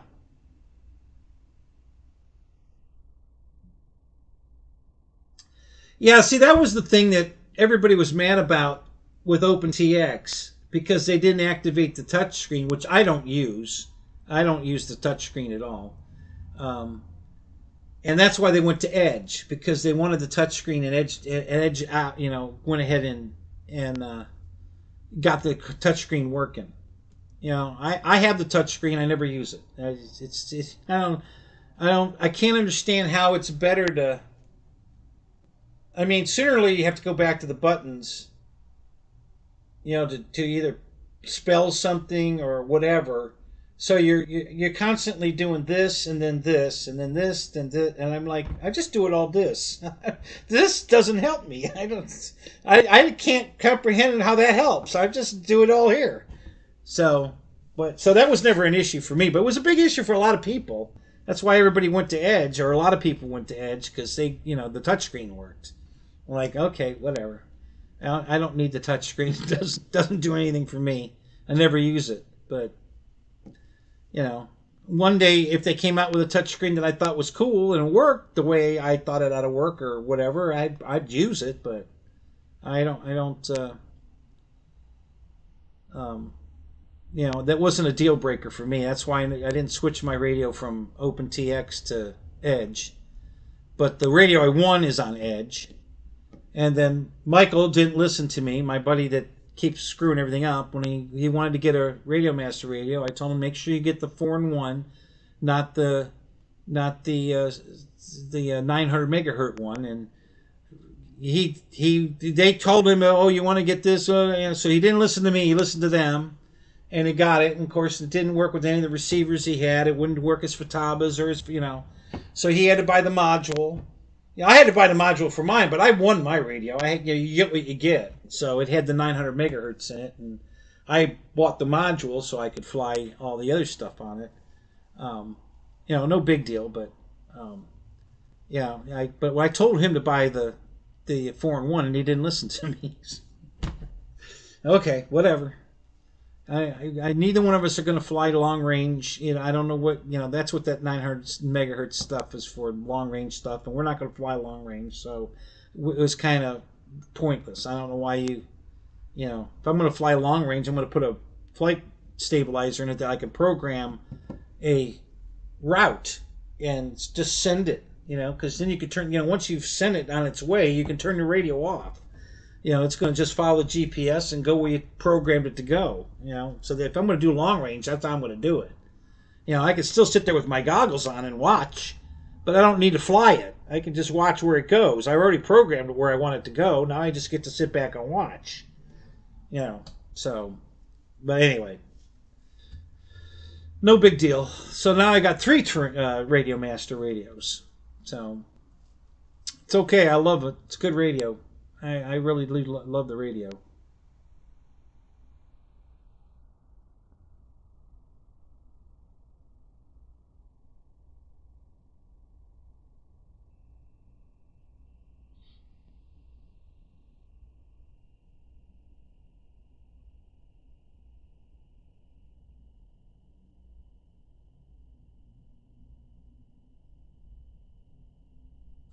Fishing lights, the long ones.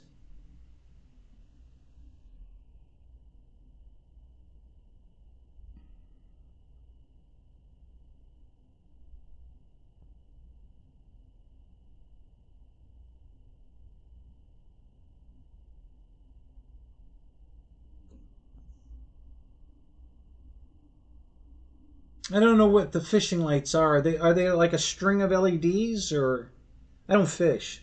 I don't know what fishing lights are. I don't fish.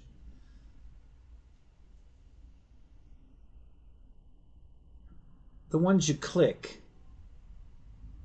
Not ringing a bell. Yeah, I'm not sure what fishing lights are either. I don't fish.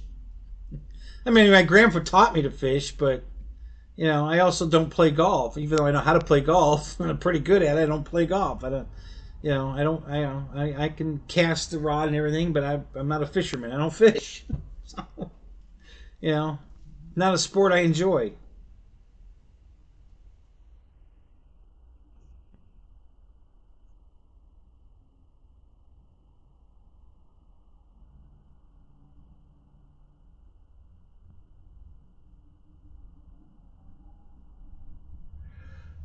Uh,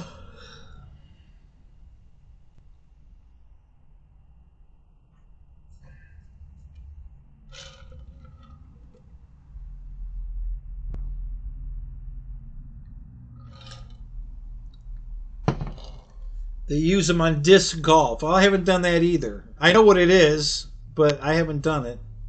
So I still don't know what you're giving me. You're giving me references that if you don't. It reminds me of an episode. I don't know if you watch Star Trek or not, but Data had he was angry, and what does it mean to be angry? Because Data doesn't have emotions, and everybody's explaining what angry feels like, and they're explaining it with another emotion. Okay, can you explain angry without using other emotions? And then everybody looked at him and goes, "No, we can't." Because he doesn't have any emotions, so he can't. No form of reference. He doesn't have anything to compare it to. So this is what the fishing lights. I don't know what they are. So, oh, you're not being stupid. Don't worry about it. You're good. Listen, if that's the plane you love, then go for it. At least it keeps you flying. That's the important thing. If that's the plane you love, then fly it. There's nothing against that.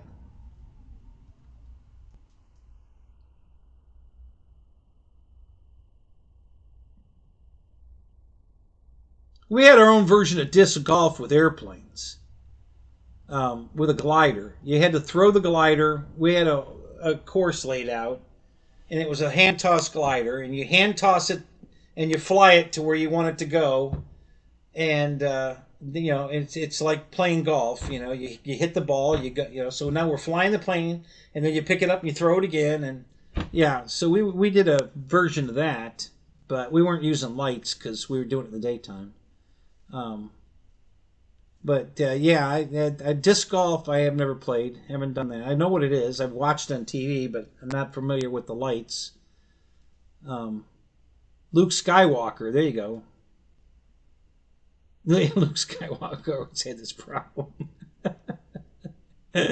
Yeah.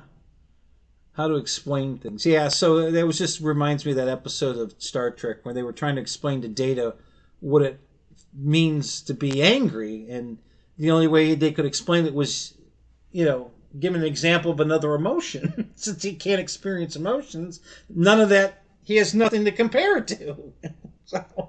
So he said, well, how did you know you were angry? He says, I don't know. I was just angry. Okay. Yeah.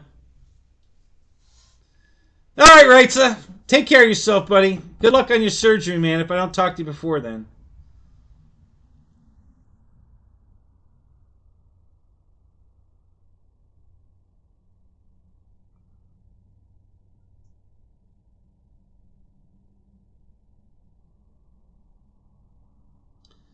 It's a small cylinder with an LED light on it.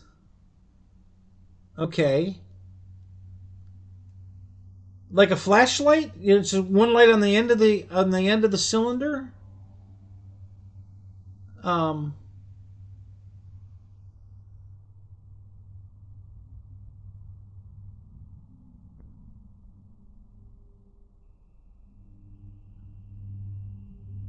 It's a one-click LED. I'm not following what does that mean? What is a one-click LED?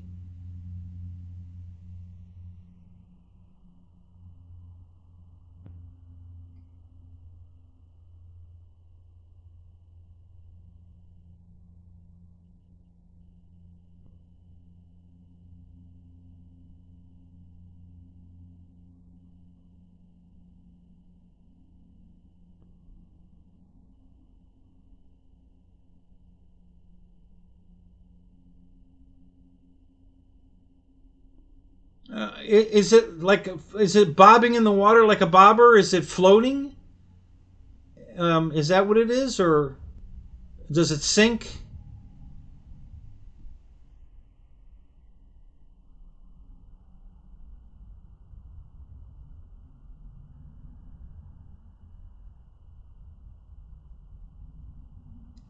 It's a one-stop shop. Okay, now you totally lost me. I don't know what the hell you're talking about now.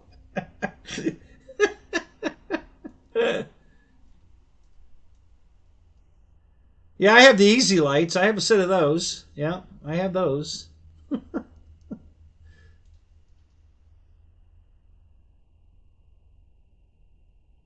Okay, but where on the line do you attach it? At the end of the line, down under the water, at the water level? Does it float? Does it bob in the water?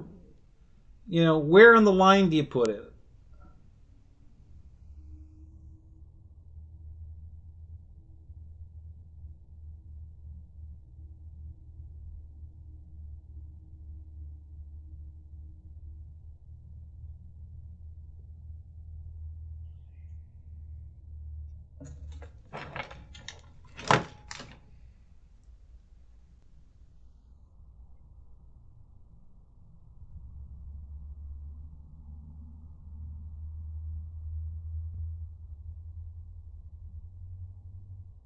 Yeah, exactly.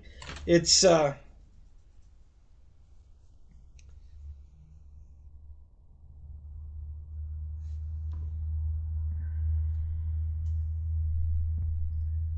See, it's I don't know.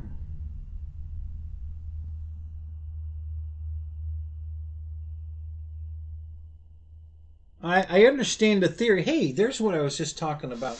Anyway, I understand the theory of what you're saying. I just don't understand um, where the placement of this cylinder with a light on the end is. Is it up by the reel? Is it at the sinker? Are we fly fishing with it? Are we bobber fishing? I mean, I know what you're trying to say as far as the movement of the line, and you've got something on the line before you feel it. But I'm just trying to prospectively, where is it on the line? Where do you put it in the line? So this is the board I was talking about earlier when we were talking about charging multiple batteries off the balance lead.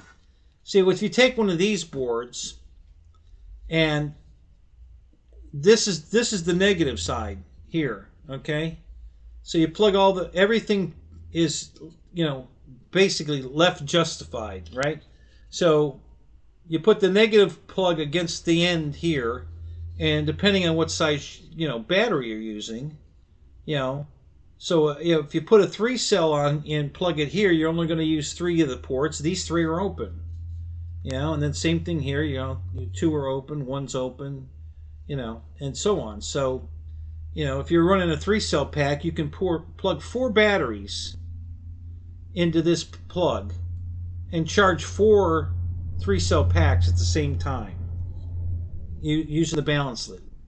You just need to plug one of them into the actual charger, and it will charge and charge all of these at the same time.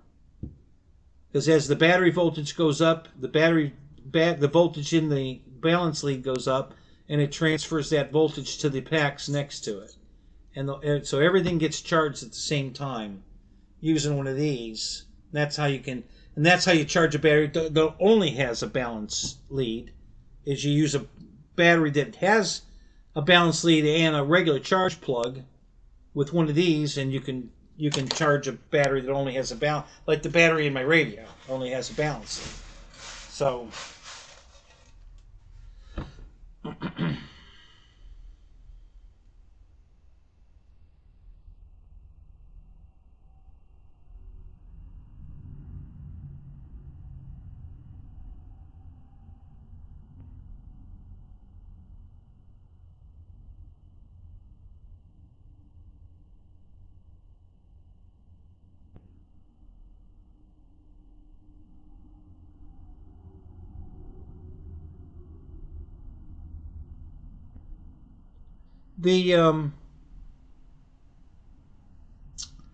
I don't think, well, at least not in Florida, it's not illegal to fish at night, because, man, they're on the pier all night long fishing, and there's boats out fishing too at night. So yeah, it's definitely not. I'm sure you have to have a fishing license. I mean, that's just, but yeah, no, I'm sure it's not illegal to fish here in Florida at night. They do it all the time. So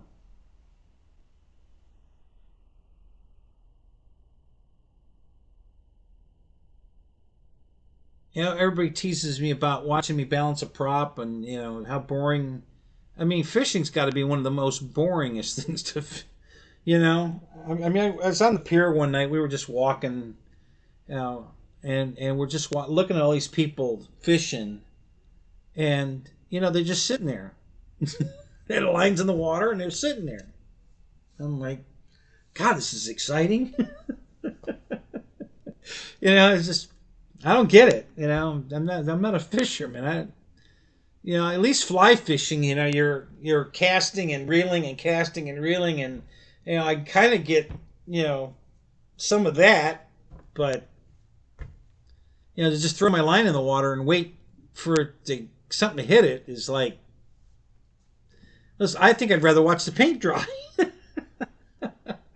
At least you see a color change as it dries. It changes from light to dark or dark to light sometimes. But fishing is just, until something hits it, is nothing. And yeah,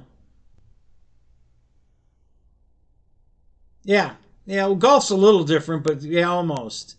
Yeah, yeah, I grew up on a golf course, and my friends in school's family owned the golf course, so we were allowed to go play for free as much as we wanted, as long as we stayed out of the paying customer's way.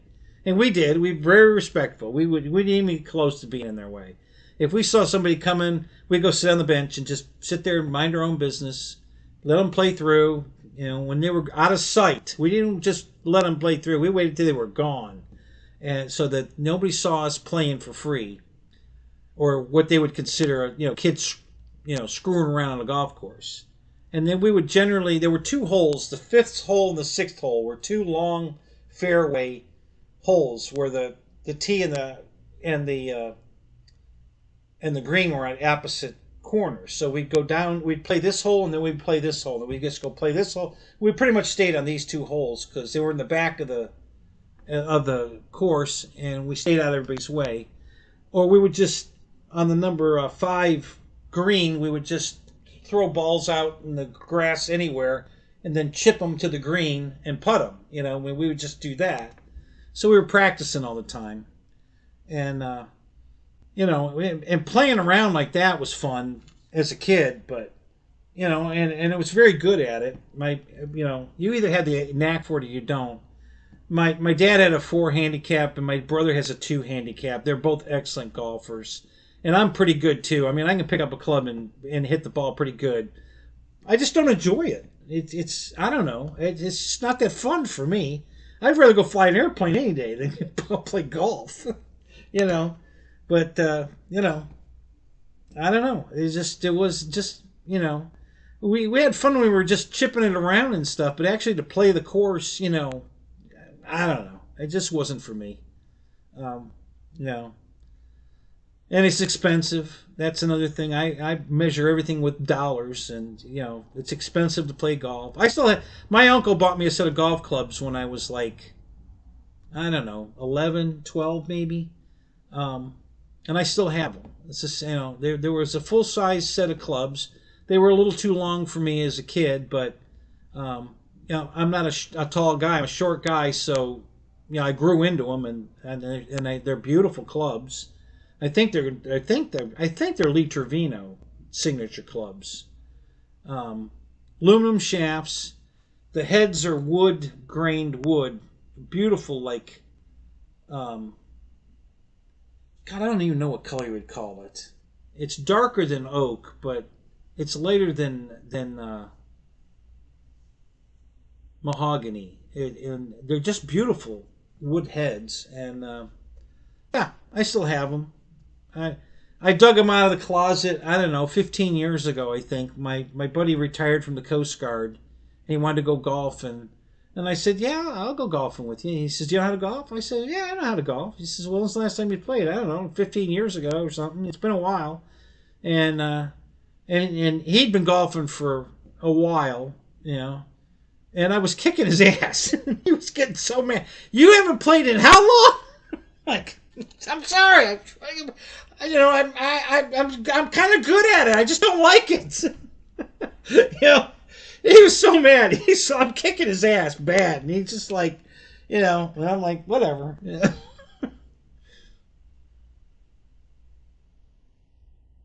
You're gonna go the other way now? What does that mean? Are you batting for the other team now? What's up?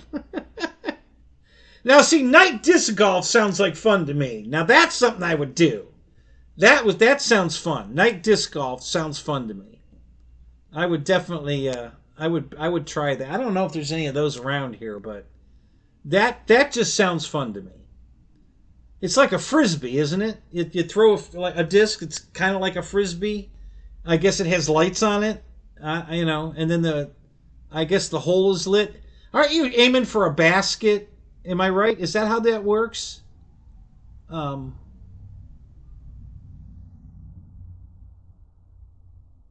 that part I get. I'm just trying to understand the light you're talking about and where you put it on the line. I understand. You know.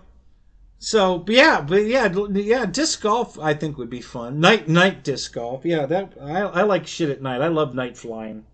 I have a shitload of night fly airplanes. I love flying in the dark. I did tonight.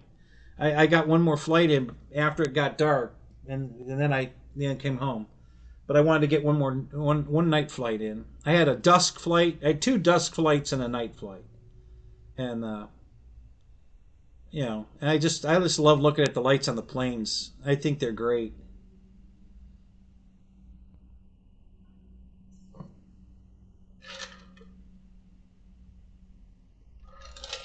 Okay, but see, this is where we differ. You know, in the disc golf, the disc is lit up with a light, and you throw it.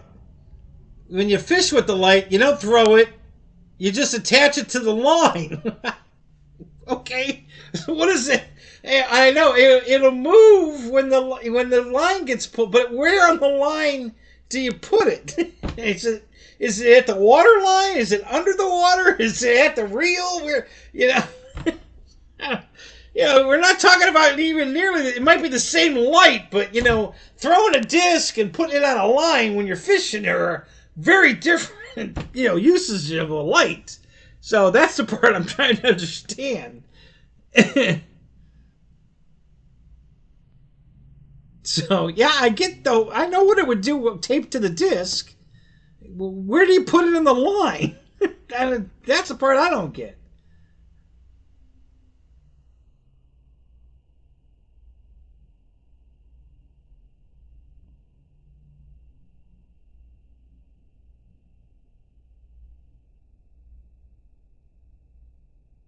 Yeah, I'm just going to be forced to agree with you that it's hard to explain. Let's leave it at that.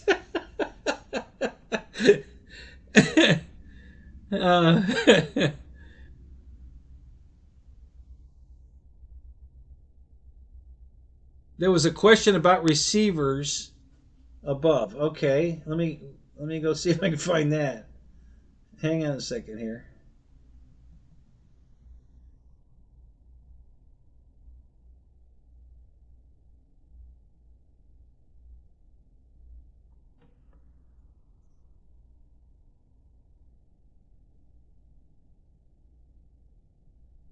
Sky Q. How long can a receiver last in a plane? Do I need to change it once in a while to be safe? No, it'll last forever. I mean, the only time you have to worry about changing a receiver is if you crash the plane. You might jar something loose inside the receiver that might make it unreliable, but no, it doesn't wear out. I mean, technically, I mean, I guess a component could wear out, but I've never seen it. I don't have any receivers that stopped working because they just wore out. I've crashed a plane and then I lost the receiver because it broke something inside it. But yeah, no, it's not. It doesn't get stale like bread. It's going to work forever. Until you stop using it. I mean, unless you crash the plane, and then it might survive the crash. I mean, a lot of them do, but that's the only danger is jarring something loose or breaking a crystal or something inside the receiver from an impact. But as far as just wear, no, they don't wear out. They I mean, I guess anything can have a life expectancy, but the transistor stuff that we have today, I don't think wear out. I don't think when you think about the number of hours you actually are in the air flying an airplane, you don't turn it on and it's on for like your television. You turn that thing on for 8-10 hours sometimes, depending on what you're doing, right? You're only flying a plane for 6 to 8 minutes generally at a time. So if you added up the total number of flight hours to total number of TV hours, you were talking about a vast distance in difference. And the TV, does your TV ever just stop working? I mean, yeah, they do, I guess. I had the TV I have right now, the screen, something in the screen burned out, and the guy came out and replaced the board, and that fixed the TV. But, like I said, we're not talking about watching TV for 8 minutes and then put it away for an hour and then another 8 minutes or whatever, So, yeah, I don't think they wear out. I don't think you'll fly it enough in a lifetime to wear it out. So, I don't think anyway. That's my opinion. I seriously doubt that, it's going to wear out. You might break it on a crash, but I don't think you're going to wear it out.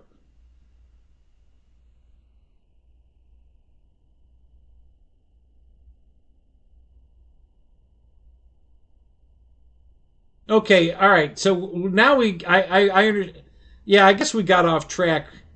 You were more explaining that they use it for fishing instead of it's just a light you taped to your airplane so you could fly it in the dark. You could have just set a flashlight or, but now we're on the same page now. That's you know, yeah, you use a fishing light, which is a light on the end of a cylinder, which is basically a flashlight, and you tape them to your airplane so you could fly your airplane in the dark. Got it. That's you know, and when I've done that. I mean, we started night flying airplanes, you know, back in the 70s before we had LED lights and things like that to light something up.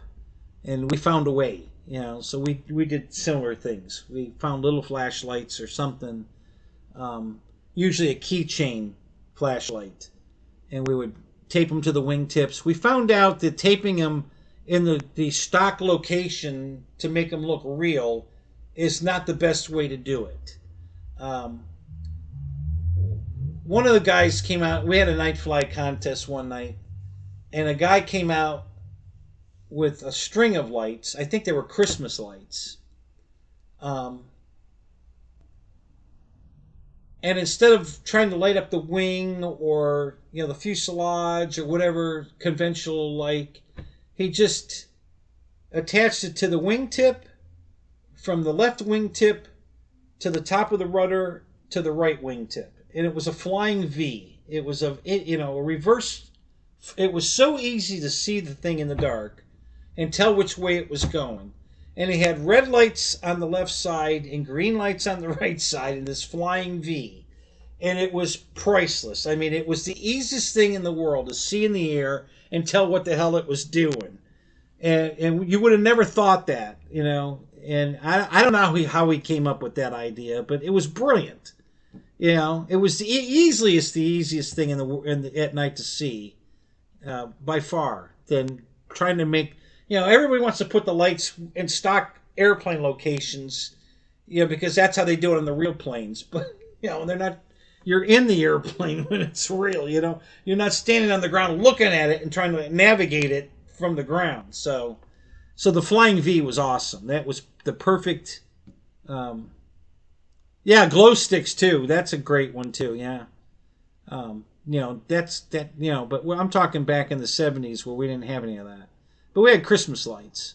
So, and that's what he did. He just made a flying V out of Christmas lights, and I was like, oh. At first, I thought this is the stupidest thing I've ever seen. Why would he do it like that? You know, I mean, I thought it was stupid at first. As soon as he put that thing in the air, I'm like, okay, I get it. That's genius. You know, you could really tell what the hell's going on with that. That's awesome. Yeah, but at my first look at it, I thought it was the stupidest thing. This guy's an idiot. You know, but yeah, that was interesting. You know.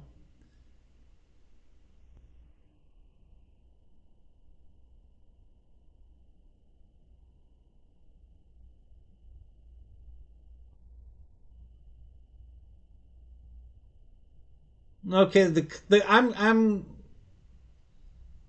still confused about the click it part. You mean it's got a button, you turn it on and off? Is that what you're referring to as the click it? I mean, a glow stick, you break it. You have to break it, you know, to crunch up the inside to activate it.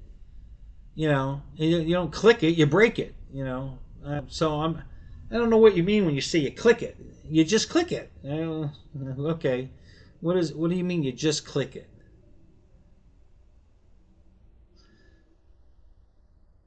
I mean, this is a click, you know. That's a click. I'm clicking it. It's a button on my flashlight, and I'm clicking it.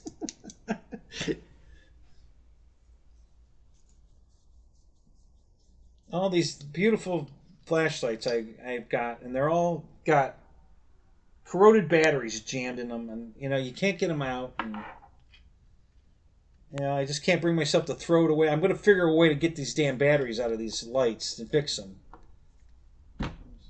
But I just buy rechargeable batteries, rechargeable flashlights. I don't buy batteries, flashlights that take batteries anymore. I'm sick of it. You know, I'm just tired of battery acid leaking in them and ruining them. You don't have that problem with a rechargeable battery. You know, it just doesn't. It's not an issue.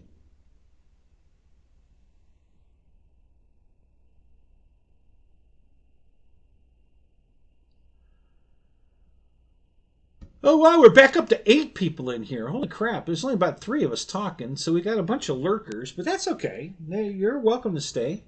That's cool. I'm just surprised. What is it? 1 o'clock? What time is it? Oh my god! It's almost 3 o'clock. Holy shit! Wow! Man, time flies when you're having. We're up to 9 now. Yeah, time flies when you're having fun. Holy crap! It's almost 3 o'clock in the morning. Wow, that's awesome.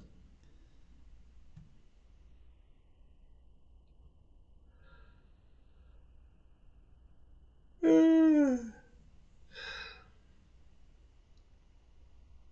right. Well, what else we got? What are we going to talk about next? We got anything else?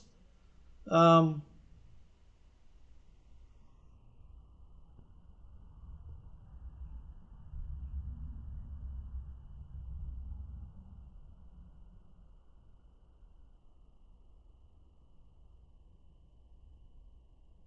yeah, Duracell used to not leak at all ever. They were the greatest, and then the company changed hands, and now they're crap. They're garbage now. You know, I used to only use Duracell because they didn't leak. They said that in their ad. You know, guaranteed not to leak, and they didn't. But oh my God, now they do. Oh my God, they're garbage now. Jesus. No, I haven't watched Ramey's latest, Mike. I saw the thumbnail for it. I saw it. I was going to watch it, but I haven't watched it yet.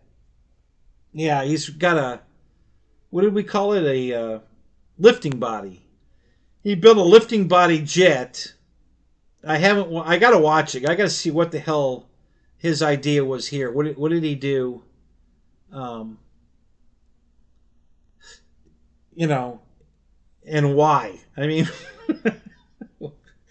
he's making all these beautiful jets for Tyler Perry, and I'm like, you know, okay, what was the thought behind this?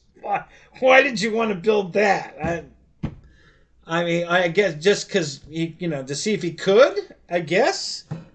I mean, the guy is an artist. He is such a good builder. Um, maybe he just wanted to challenge himself. I don't know, but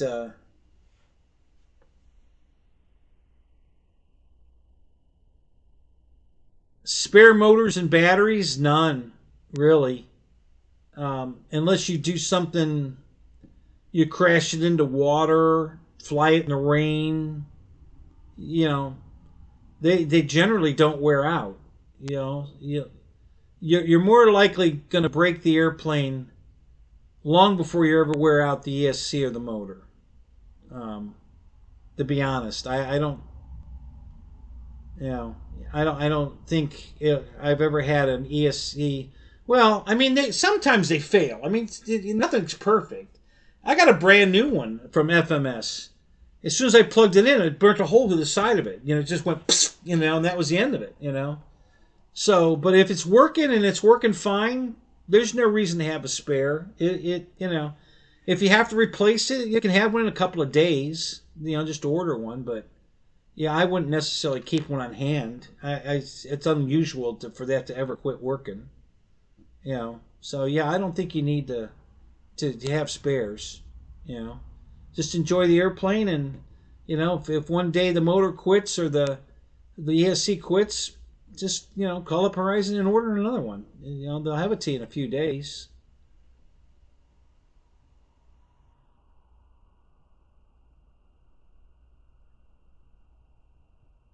Oh, I got you, Mike. So was it to test it out, or did they just want a replica for a flying replica for the lobby of the building? I'm not sure what you know.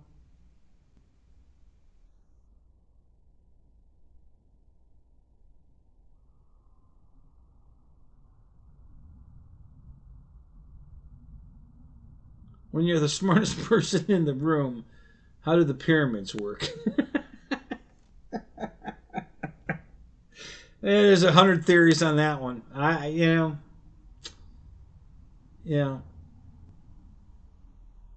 yeah. They commissioned him. I gotta watch the video. I really am interested to watch that. I want to see.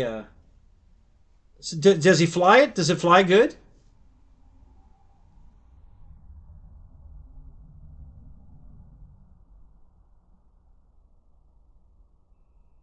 Is that the real answer? You use quantum physics?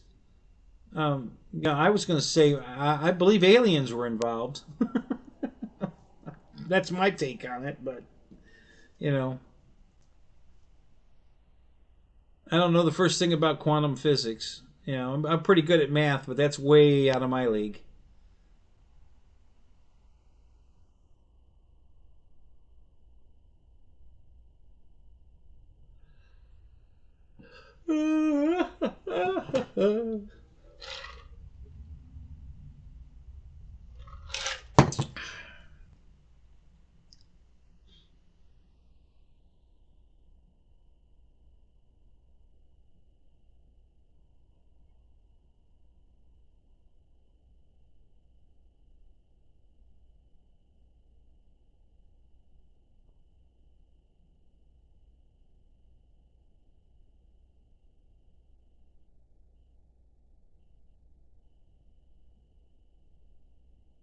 Oh, good. Okay, Mike. So he hadn't finished building it yet, but I guess he's explaining, the purpose, what the objective is, all that. So that it'll be I'm sure it'll be an interesting. I love watching his videos.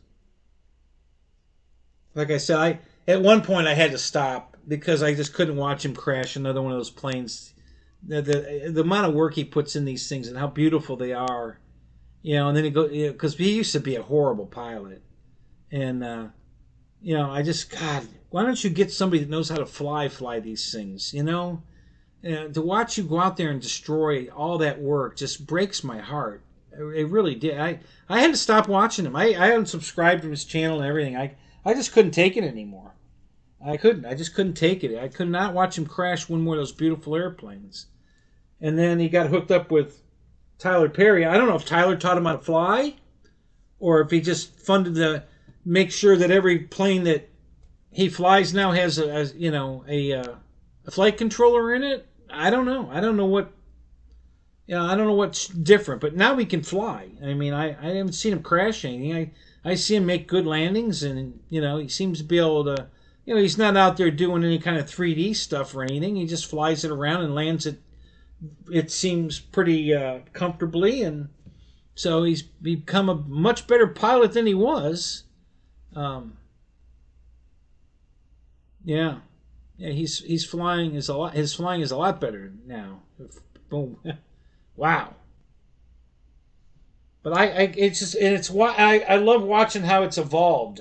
He started off making planes out of paper. The foam board like Flight Test does, but not building airplanes like Flight Test did. You know what I'm saying? He built you know um, bulkheads out of paper, foam board, and measured them out, and then put them on a stick, and then he would roll, cover, a fuselage around the bulkheads, and I mean he's building a real airplane, like the real airplane's built out of foam board, and you know yeah, and then it evolved into he started using fiberglass, and then he started using carbon fiber, and and then now he's making molds to lay carbon fiber. Instead of building it from the inside out, now he's building it from the outside in, and yeah, it's an amazing transformation to watch from where he started and where he is now. Is amazing, and like I said, the guy's an artist. He just makes gorgeous airplanes.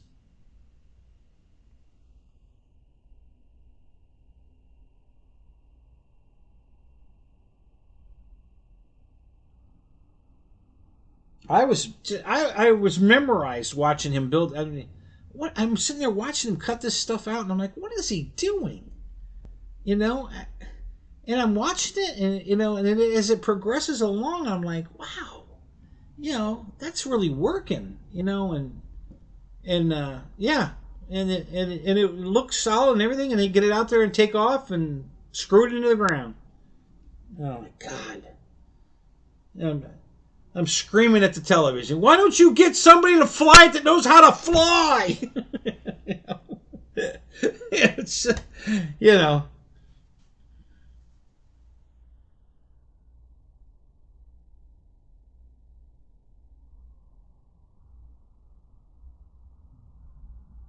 No, he flies the planes a lot now. Not Tyler's planes, but the planes he builds for himself.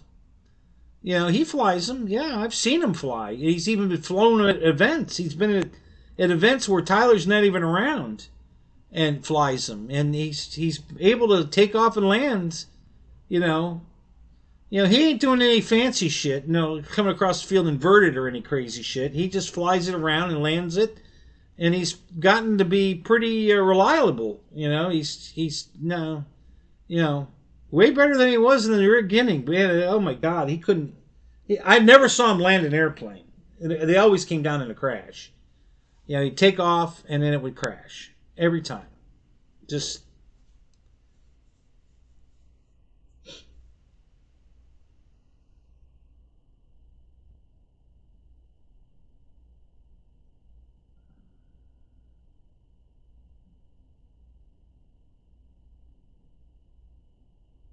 I don't know how they got hooked up, but I think it had something to do with Tyler wanting to get rid of.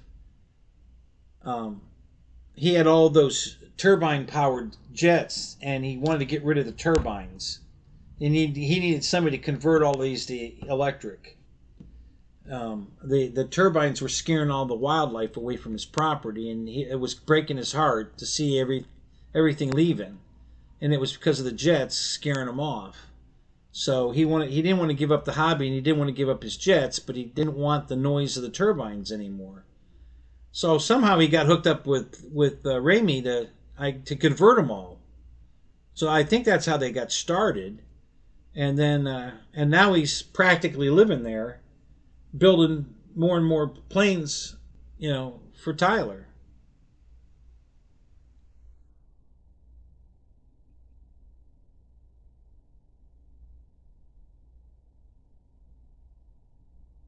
So, but I don't have any hard facts on that, but I think that's what happened because I'd heard that he was talking on some show that I fly model airplanes, but they're turbine powered, and the turbine's scaring all my animals away, all the wildlife. So he wanted to get them converted, and then next thing I know, Ramey's there flying, and now they didn't show. I don't think they showed. Correct me if I'm wrong. If you saw an episode where they showed him taking the turbine out and putting an electric fan in, I never saw that. I just saw the finished product. They're rolling out like the C-17, and it's got all electric, EDFs in it, and then all the different jets that they bring out and fly. They're already been converted. I never saw them do the conversion. I just heard that that they were turbine and now they're electric. And all I got to see I never saw any of the turbines fly. The only thing I ever saw fly were the electrics.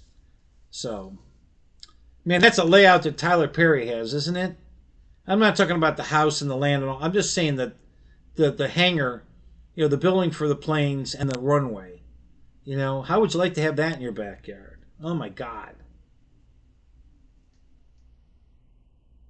So, amazing facility there. And they're going to build a bigger one because the planes that Ramey's building are going to be bigger and they won't fit through the door of the hangar that's there now. So they're going to build another one bigger so they can put bigger airplanes in. Like, how big are you guys going to go? Are you guys going to start flying them for real? I mean, like, get in them and fly them? Because, you're getting pretty close. These things are getting awful big. Oh, God. So, yeah, just, but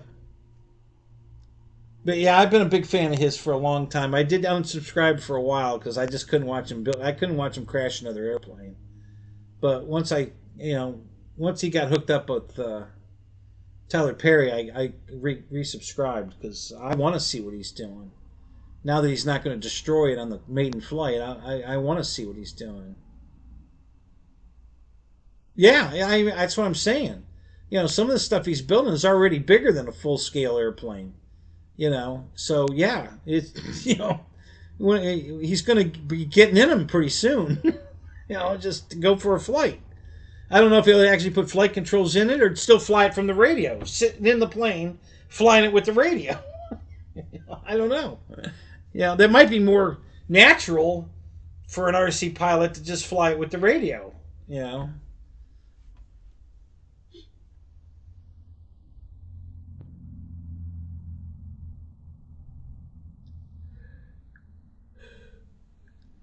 I've seen several people now, which I think is genius, put RC flight stabilizers in a full-scale airplane as an autopilot. So it's more of a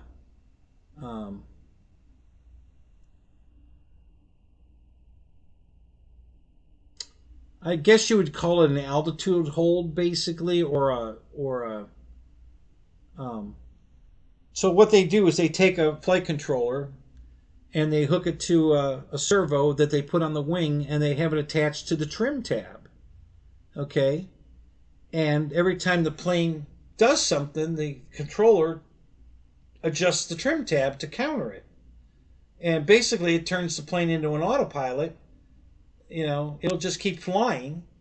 And all the pilot, he may have to maybe make an adjustment to altitude or something when he's off course or whatever. But basically, the thing just, the RC stuff is acting like an autopilot to stabilize the airplane, to keep it in a straight line and keep it in a level flight.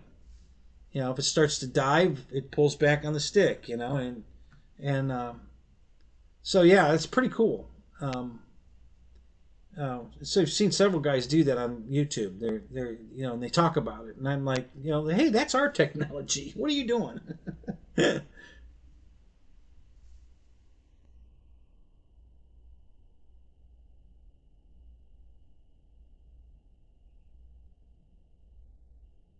Oh no, I 100% agree. It'll fly with him in it if he wanted it to. Now it would, he's going to he'd have to like lay down in it or whatever. But yeah, I think there's plenty of wing area and thrust. He ain't a big guy. He probably only weighs about 120 pounds. So yeah, I think the plane could carry him. Now would he be comfortable? Probably not. Would he be able to look out the window? Probably not. But physically, would it fly him? Yeah, I think he could put. I think he could get in it and fly in it. Yeah, yeah, I do. And his stuff just keeps getting bigger and bigger. So. I think the C4, the C-17 they built, I think he could climb inside that and it would fly him. It's 4-engine and it's huge. So yeah, I think he could fly in that. That's why I say I think eventually he's going to build probably something like a Cessna, 150, something like that, and then get in it and fly it from the sticks on the radio while sitting in it.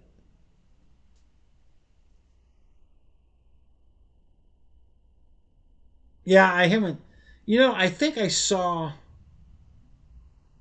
I haven't seen the video. I think I saw a teaser or a short of it fly for like 10 seconds. I haven't watched the video of it. I assume there's a video of it flying. I wanted to go see that. I want to watch that. That.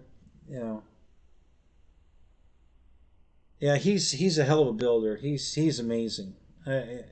He puts so much work into that stuff too. He's super proud of his work, and he should be because it's fantastic work. So yeah, pretty cool. I've really enjoyed over the years watching him, build airplanes. But boy, crashing them was just breaking my heart. It really was. I just couldn't take any more of it. I had to stop watching them. I just couldn't watch them anymore. Or I'd watch him build it, but I wouldn't watch him fly it. If it was time to fly it, I'd turn it off. Oh yeah, I have two of them. No, no problems. Awesome airplane. Awesome flying airplane. Do not get the one with the uh, reflex in it because it doesn't need it. I mean, it'll fly with it if you want it, but it doesn't need it.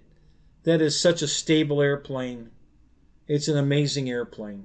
Very, very stable. Easy to fly. Easy to land. You know, it just does it right. It's a great airplane. It's super. It's heavy as shit. I can't believe how good it flies. That thing weighs a ton, but it just flies fantastic. It's amazing how good it flies.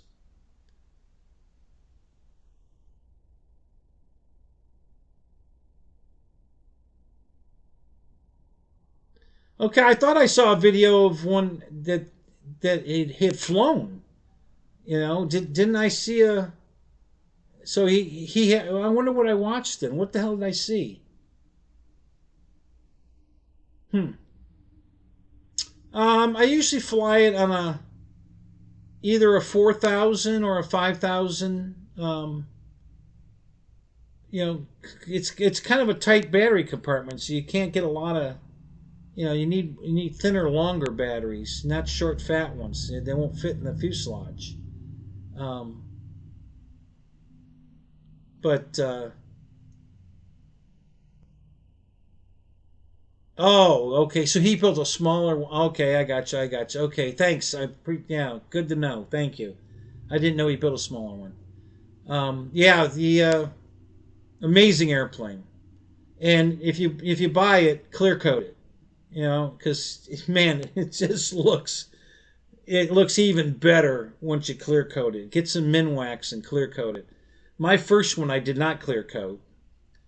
Um, okay, so I'll tell you, I had a prop strike because the flying field we fly off of, that we get gophers and mole crickets and all kinds of varmint out there and wild pigs. And the wild pigs got on one of the runways and dug it all up, and I didn't see it. So I'm taxiing out there, and my right gear fell in a hole from the pig, and I had a bad prop strike. It was a loud screech, you know. So I checked the prop, and I looked at it and everything fine, and I spun it up with the motor fine. Everything seemed fine. It's running fine. It's not making any noises. It's running fine. So I thought, okay, no problem. And if I was a normal 5-minute flight guy, it would have been fine. But at 7.5 minutes, that motor had overheated. I found out later, and I'll tell you that in a second. And it shut off. And I wasn't even 20 feet off the ground. And it just rolled inverted before I could do anything about it and went into the ground upside down. So a lot of cosmetic damage, destroyed the fuselage. I replaced the fuselage, and I've been repairing. As a matter of fact, the one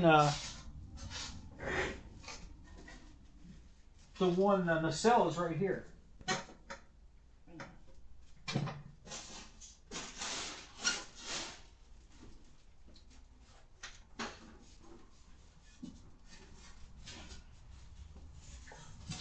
So I'm fixing it.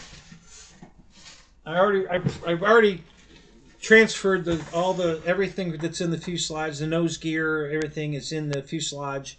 It's ready to go. This was broke. I'll show you here. There's a crack. Wait a minute. Okay, see, there's a crack there. I repaired. Okay, it's nice and smooth. I'm not going to try to make it pretty yet. I'm just going to make it flyable. And there's another crack on this side over here. Okay. The gear was up, so nothing got hurt in here. It went in upside down anyway. And And then the plastic trim cone was broke pretty bad, and you can't buy those separately. You got to buy this to get those. So I'm going to have to repair it. I'm probably going to use some kind of fiberglass cloth or something to repair it. But right now, I'm just going to build it and go test fly it. Make sure if everything came out okay and it flies good. Then I'm going to go back and I'll putty all the repairs and repaint the plane. And I might change the color scheme. I'm thinking about maybe doing that the Cal Fire scheme. I like that scheme. I might do that. I might do the trainer one where the fuselage is blue, the wing is yellow with red stripes on it. I might do that scheme. I think they call that the China Lake scheme. I might do that, or I might paint it silver because they used to have a silver one. I haven't decided what I'm going to do color scheme wise, but that's that's where I'm headed with it. But in the meantime, I bought another one. I just wanted a second one. It's one of those airplanes that I love so much. I wanted a second one, and then I flew that one today. As a matter of fact, it's in the trailer. And that one I clear coated. Roy's the one who talked me into that. Reckham Roy here. I guess he clear coated his, and he sent me a picture of it, and I was like, wow, that really looks good. So I clear coated mine, the second one. And when I get this one finished and repaired and painted, I'll probably clear coat it too. But yeah, just it looks fantastic. But what a great flying airplane! Just graceful, stable. The reflex does nothing to help it fly at all. And the only downside to the reflex is if you want to do an axial roll, it won't, because they've got the aileron and rudder coupled, together, in what do they call that? There's a word for it.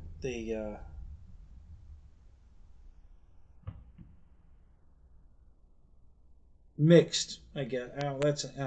But anyway, so it wags the tail when you do an aileron roll, because the rudder's kicked. So it, and I didn't care for that. But other than that, it's fine. It flies. It flies good with or without the reflex. But if I had a choice, I'd fly it without. It doesn't need it. The reflex does nothing for that. Listen, these flight controllers are great in some airplanes. They need it. But there's a lot of airplanes that don't, and that's one of the planes that does not need any kind of flight stabilization in it. That thing is amazing. Just like the Super Tucano from Hobby King, does not need any kind of flight stabilizer in it. It's a super easy, graceful, smooth flying airplane. Just doesn't need it. So yeah, I highly recommend that airplane. It's a wonderful airplane. You'll love it. You'll absolutely love it.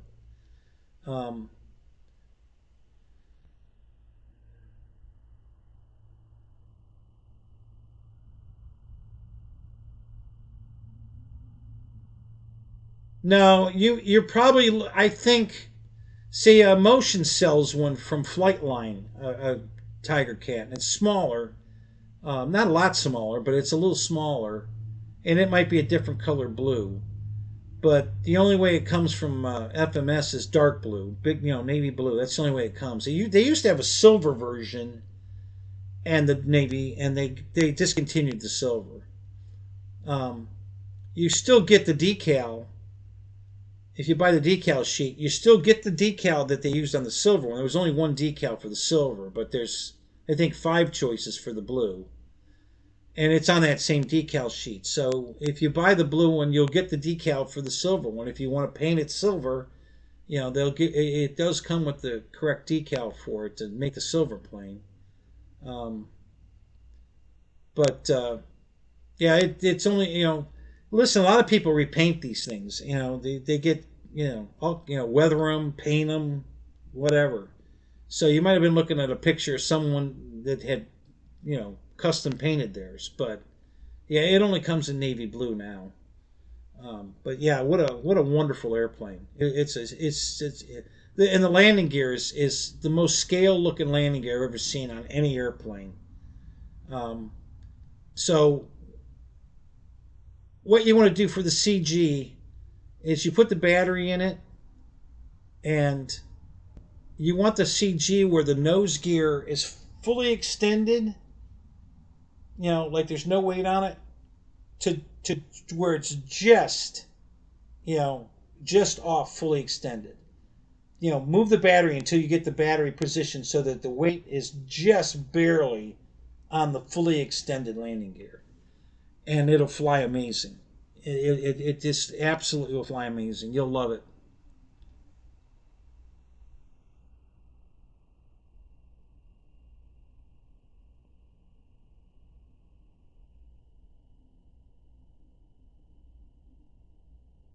Hey, Mike Bird's back.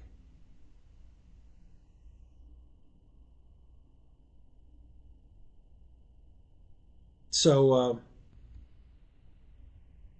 yeah, Mike, you can't go wrong with that one. That's a keeper for sure. Um, and I think that's still their premier airplane. I mean, that's their, you know, I don't know if you want to call it their trademark or whatever, but I think that's their prime airplane of everything they make.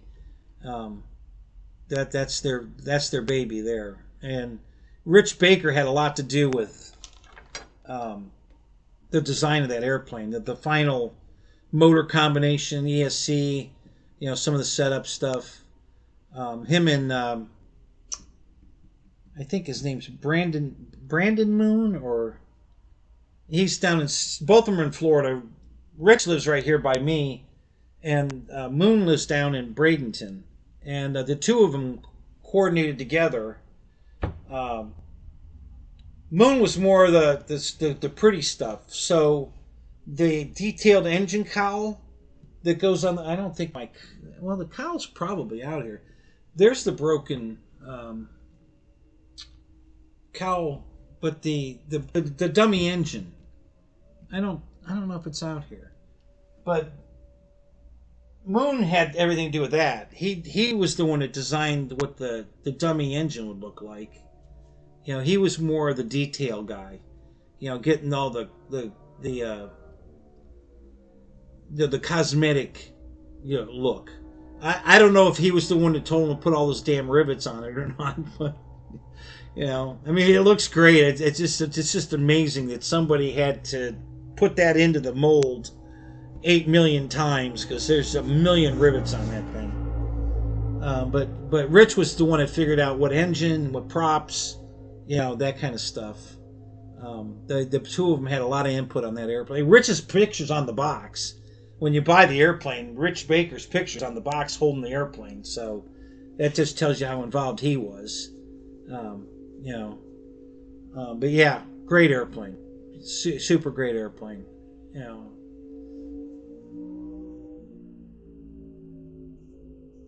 yeah. Well, there's nothing wrong with that. I mean, you know, because if you go out to the field with, if everybody brings a blue one out to the field, it's gonna look, you know, like, you know, I mean, can you imagine going to a F7F Tiger Cat fly off someplace and there's, you know, 800 blue ones there? You know, so yeah, if I would, that's why I'm going to paint this one. I'm not going to put this one back to blue. I'm going to do something different with it. I don't know what. I haven't decided for sure what, but I'm going to do something different with it so that I have a blue one and I'll have one that looks totally different. So I like the China Lake scheme, you know, with the yellow wings and the red stripes on the wings, and I think the tail surface, the rudder or something, is that way too. I think. Um, but I also thought the Cal Fire scheme is mostly a white airplane with red stripes all over it. So I might. That's my OV10 Bronco from Hangar 9 is in the Cal Fire paint scheme, the white and red. So if I painted it to match that, then I'd have like a squadron on the field of a Bronco and a Tiger Cat, you know, that go put out a forest fire somewhere. So I don't know. I'm nowhere near there right now. I got bigger fish to fry right now than finish up this. It's really it's finished, repaired. I just need to put it back together.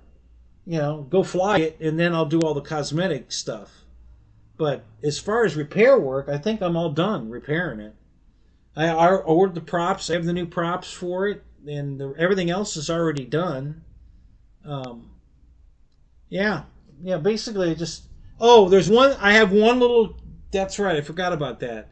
So I bought a new end. The motor. Oh, I didn't get back to that. So the motor burnt up actually from that prop strike, and how I found that out is I brought it in here and I took the props off the plane and I put the throttle about half throttle and just let it sit on the floor here running.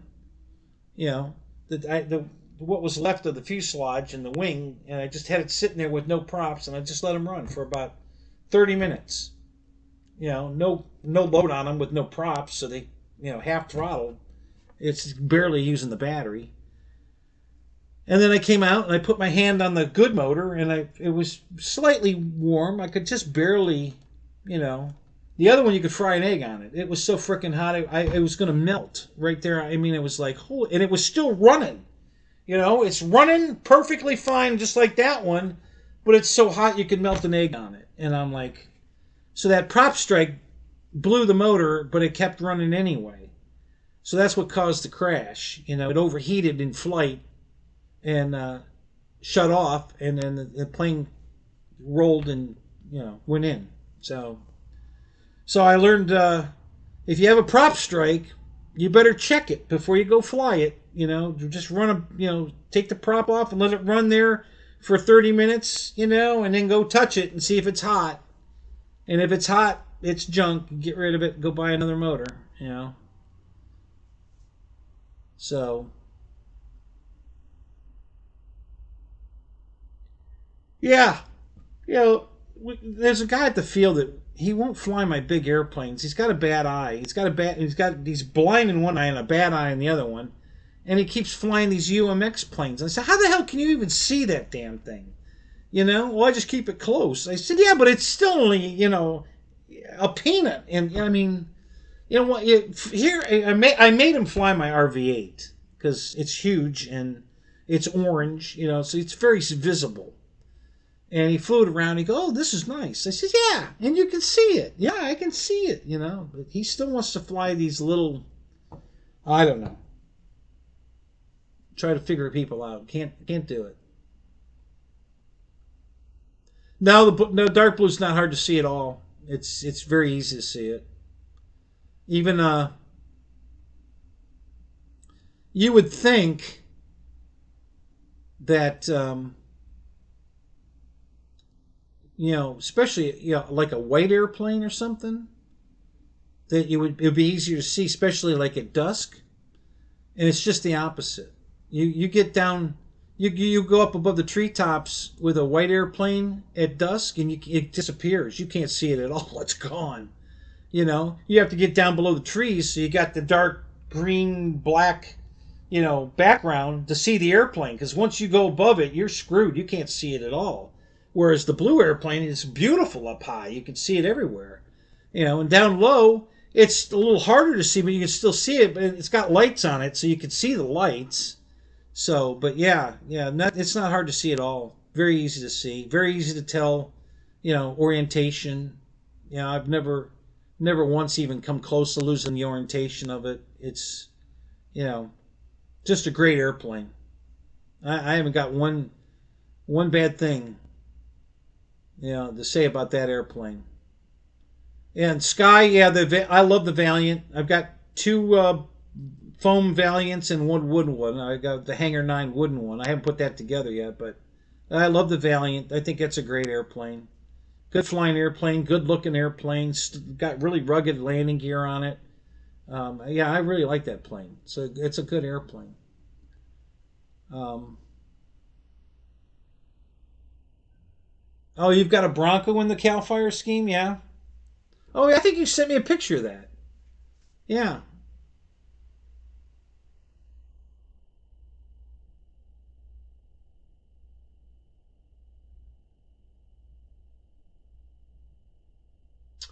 Well, yeah, Mike, but it's the same. The E-Flight Viper 90 is the same airplane, just a different paint scheme. It's the same airplane. FMS makes that plane for E-Flight, and they put an E-Flite paint scheme on it. But it's the exact same airplane. So you can buy the Viper 90 here. You just buy it through Horizon. It's the Viper 90, and it's the same airplane. And that's another good flying airplane. I flew that one today too. I have that one in the trailer and flew that one. Great airplane. They've got a great power system in that plane too. It's very. I had a 10-minute flight tonight, no problem. It's very efficient on the battery, so it's not a battery killer or anything. It's a good airplane. I like that plane a lot. It's not my favorite jet, but it's a good airplane. It's definitely one of my favorites. That's another one of those airplanes just flies good. It's just a good flying airplane. You got some of them that, you gotta work at them to make them fly good, and then sometimes I like my FMS P40. I hate that airplane. I haven't gotten a good flight out of it yet, and I'm not giving up on it. But everybody, oh, you'll love it. It's a great flight, and then when I find out, oh well, I put a flight stabilizer in it. I put a Spectrum receiver in it with AS3X. Oh, well, okay, that would have been good information to know. It's a horrible flying airplane. Good God. What a handful. Yeah, I'm sure it'll be great with a stabilizer in it. So I'm probably going to do that if I fly it anymore. I've tried it with a couple different batteries sizes. I went from a 4000 to a 2200. And I think the 4000 was too heavy, and I think the 2200 was too light. So I'm not sure that I've had the CG dialed in correctly, to get it to fly right. So I haven't given up on it. I'm going to try a few more tricks to it, but I think I'm going to end up putting a flight stabilizer in it because I don't think it flies worth a shit. But yeah, it's and again, oh, you're going to love that plane. It's a great flyer. Compared to what? What are you flying that flies worse than this thing? I mean, come on, really? Holy crap.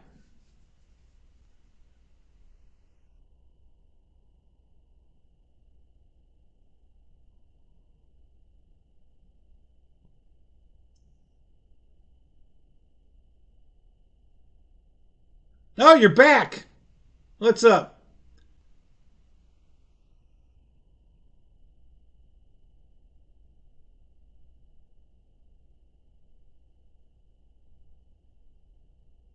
I love this kind of stuff.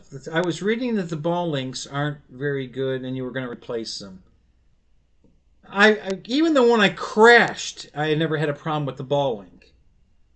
All right, it didn't even pop off. I don't know where people come up with this stuff. I don't know where people, there was a big thread about the Super Tucano. The nose gear collapses. Is there something wrong with the nose gear? I've got 100 flights on my Tucano, and I've never had a problem with the nose gear. So, everybody thinks they've got a butter landing, and they're bouncing it on the nose gear and ripping it out of the airplane. That's not a butter landing, guys. I'm sorry, but your definition of a butter landing is way off. I just don't get it. I mean, I guess Hobby King made some part to put in the airplane to solve that problem. It ain't a problem. That plane lands beautiful. I've never had any problem with the nose gear on that airplane. I got 100 flights on that thing. So, I don't understand it. Where do they come up with this stuff? It's amazing. The LX P40 from LX Models. You're going to love this one. It's got this pretty delicate but well-made aluminum landing gear. It's like aluminum strut, angle iron, like a little aluminum angle irons that looks like kind of a rector set with the way it's constructed.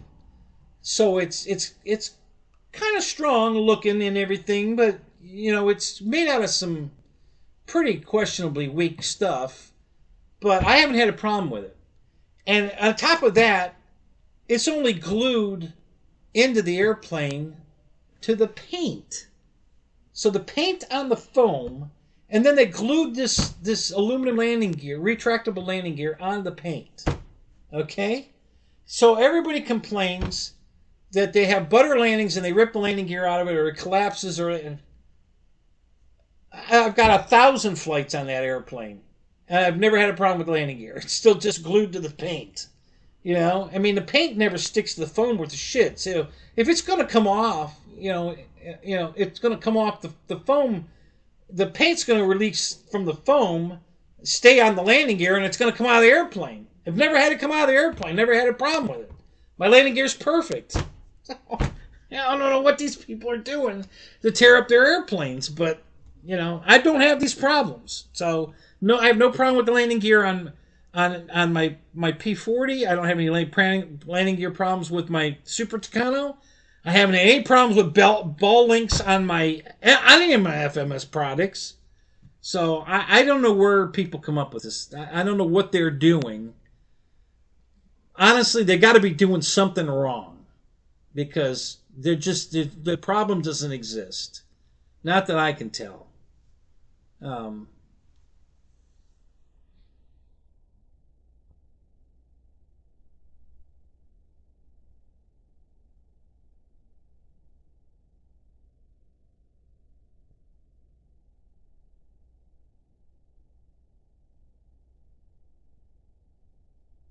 You got another drone coming today? Really? God. uh,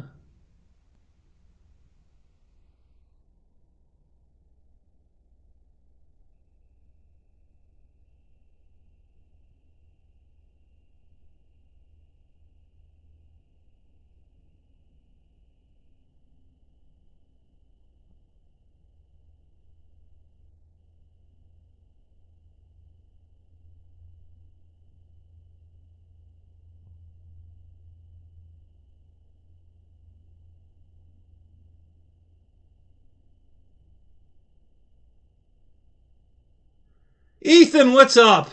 Man, I haven't seen you in forever.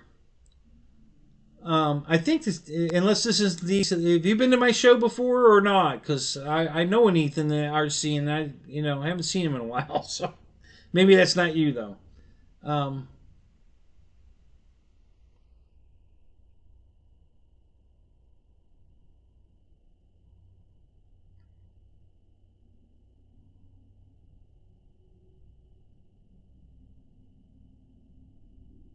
yeah, most people. You're right. Most people have hard landings, and they think that's a good landing. That's a butter landing. Oh, I greased it in there. No, you didn't. That's not a greaser landing. But yeah, again, what people's perspective of reality are very different, and yeah. So I've never, other than my prop strike causing that motor to blow, I've never had any problem with my Tiger Cat, either one of them. Um, I mean, zero. The gear always works. Never had any issues with the landing gear. Um, you know, I don't know. I just the stuff that people come up with. Um, I just the people were talking about. I guess on the pits, the FMS pits, something to do with um, the elevator servo or something was no good or never had a problem. Man, my pits flies great. I love that airplane. Never had a problem. So where are they coming up with this? I don't know. I don't know. It is you. All right. It's good to see you. Where's Check Flaps? I haven't seen him at all.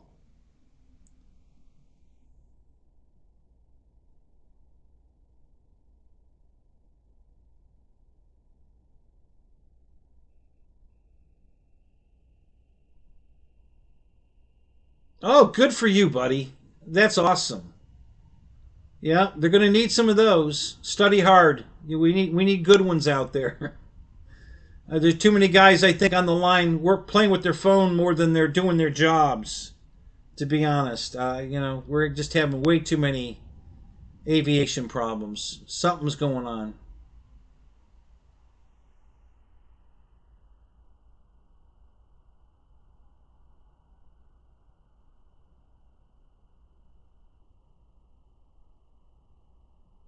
Well, I have had that happen. I mean, um, as a matter of fact, my FMS Avanti right there at Bigfoot. Uh, Beautiful landing on a paved runway. I taxied off the end of the runway into the grass at a very slow speed, and the gear came right out of the wing. Just it literally fell out, and there's no glue on it. I mean, there's no glue on it. And I was like, I mean, it's ridiculous. I think it was held in there by friction, literally, because I mean it wasn't even in there. So yeah, it was no hard landing or any of that. It was a smooth landing on a paved runway, and all I did was my pit area was right off the end of the runway, and I just taxied off onto the grass. And as soon as I hit the grass, the landing gear fell out of right out of the wing. And the problem with that on this particular airplane, which I don't know how FMS it it the wire tore off, and the wire's embedded in the foam. There's no way to change that gear. I mean, without cutting into the foam wing to run the line, the wire back through the wing. You can't do it. There's no passage for it. It's literally coming out of the foam, and I think that's why it broke, because there was no give. There was no. It's like it was molded into the foam. I don't know what the hell happened with that. So yeah, it's sitting right there too. I don't know what I'm going to do with that. I haven't figured out how to. I guess I'm just going to have to cut the wing open to replace that wire. I already bought the replacement landing gear. I thought maybe I'll just splice it. You know, maybe I'll just cut the wires and splice them back together and not put the new gear in it. There's nothing wrong with the landing gear other than the wire tore off. It tore off right at the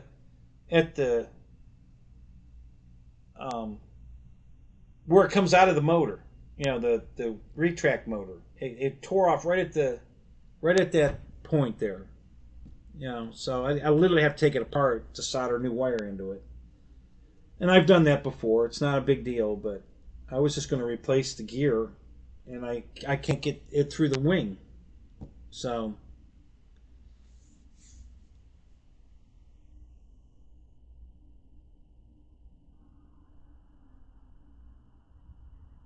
oh, is that right?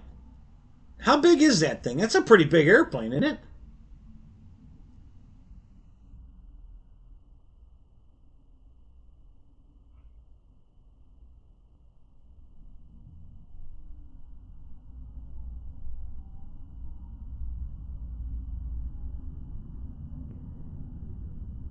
He's managing a Starbucks. Not a what's the word I'm looking for? A path to aviation. I don't think, huh?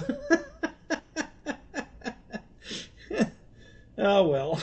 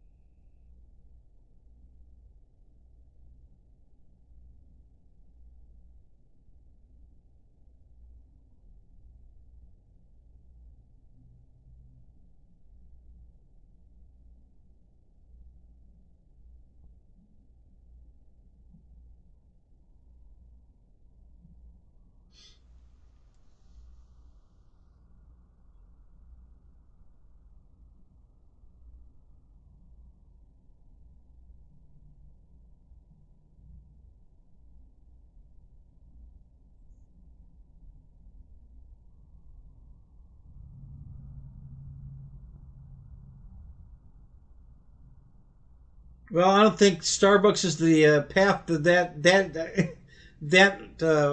profession either. Is he going to any kind of school for the sound engineering job?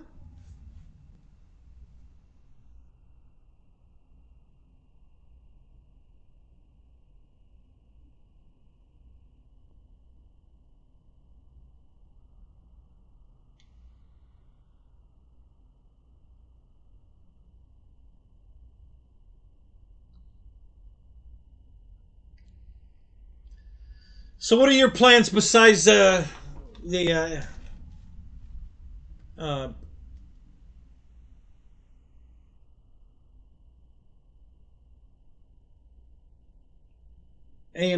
what is it, AMP? Airframe power plant. Are you going to be a pilot? You going to get your pilot's license?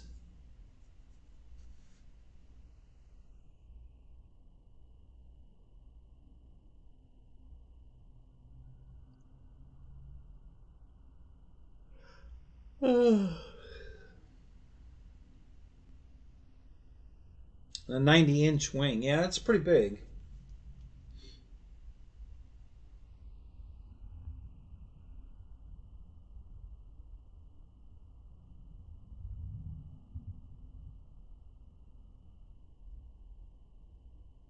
All right. Well, hey, you don't have to fly them, but if you want to work on them, that's fine.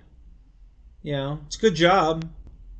A lot of good benefits. Do you have a particular airline you want to work for, or are you thinking big jet work or little airplane work?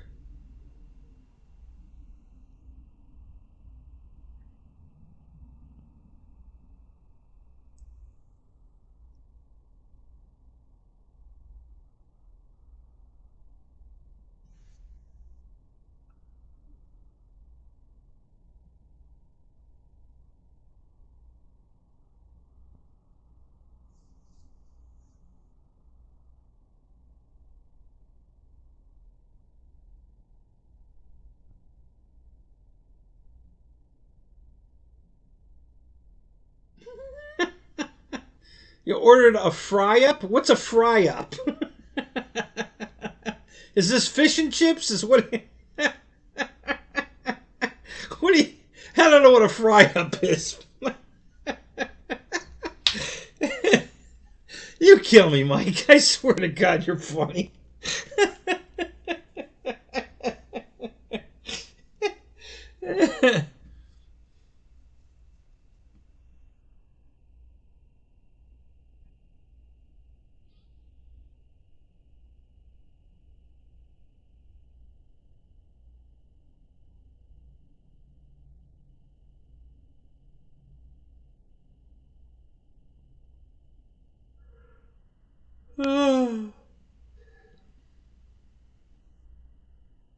Oh wow! Is that on a roll, like um,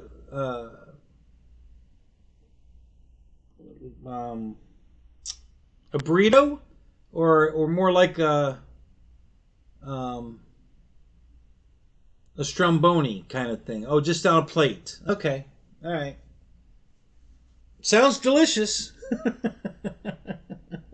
Order me one. I'll be right over to get it.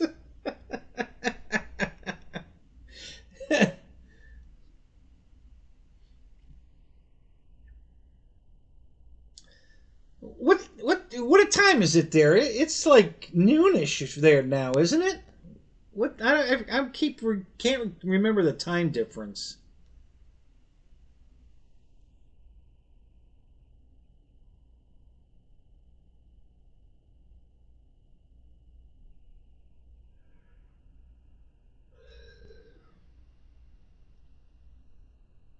8:30 a.m. Okay, so it's 3:38 here. So 5 hour difference. Okay, you're 5 hours ahead.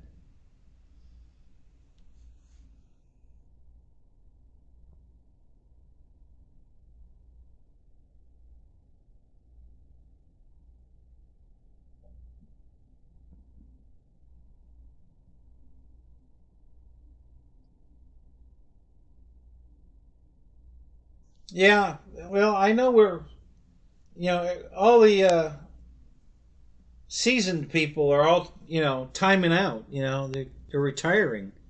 So there's a big shortage coming up. Apparently, aviation hasn't been on anybody's bucket list in the last 20 years. So we got a big shortage coming up.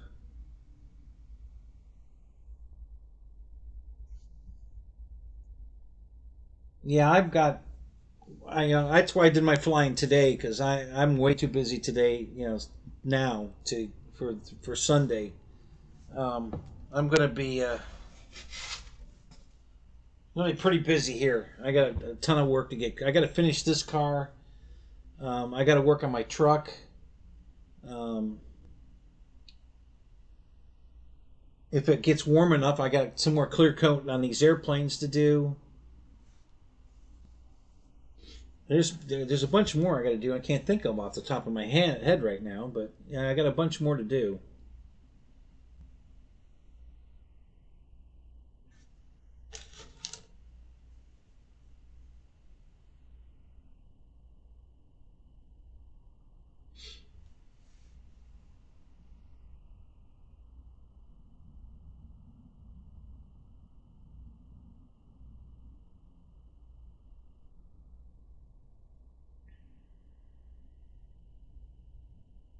So how did you happen to find my show tonight, Ethan? You know, it's good to see you again.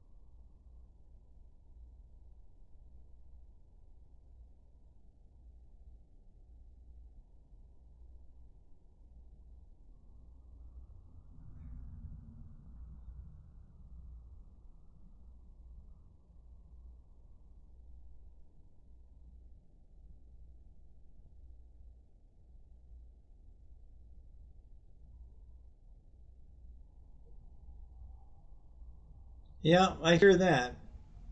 Life gets in the way, all the time. I've I haven't been real active in my airplane flying recently either because I'm just too busy with everything else. But I did get out today, so. Um, but yeah, it's usually I'm really only doing it about once a month right now because I'm just too busy. I just don't have time. I got a spider coming down from the ceiling right now, right here. Where'd he go? He's right here on my bag. He just dropped down from the ceiling. Little tiny spider. Where are you going? Huh? Where are you going? Yeah, now you're over here.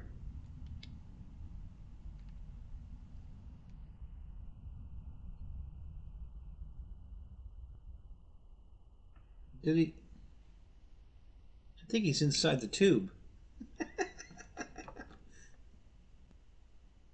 Is he in there?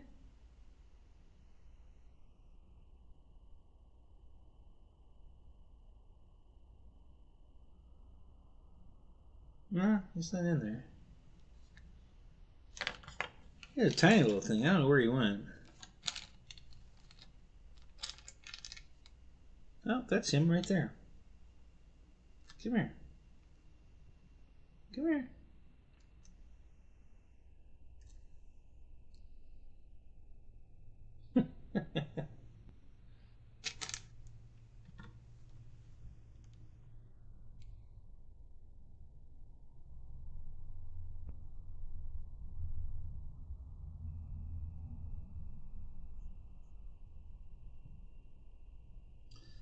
Yeah, yeah. My good friend is moving to Arkansas. Um, I think he fell and hit his head. No offense, but he's leaving Florida to go to Arkansas. Okay. uh,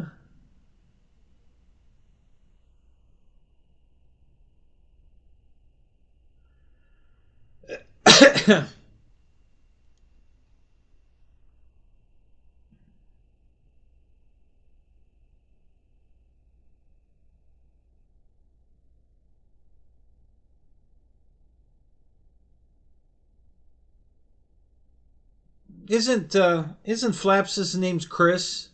Am I remembering that correctly?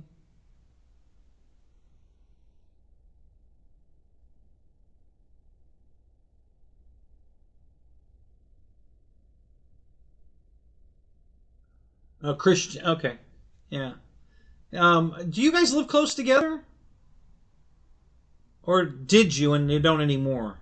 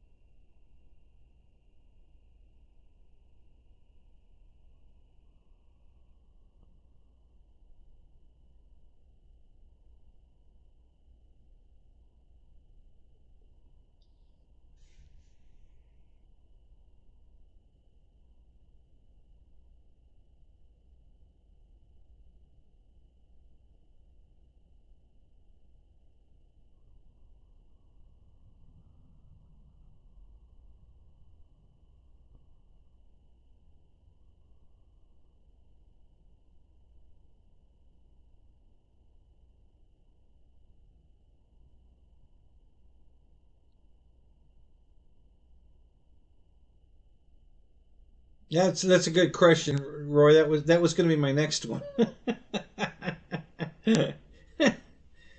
You took the words right out of my mouth. Yeah.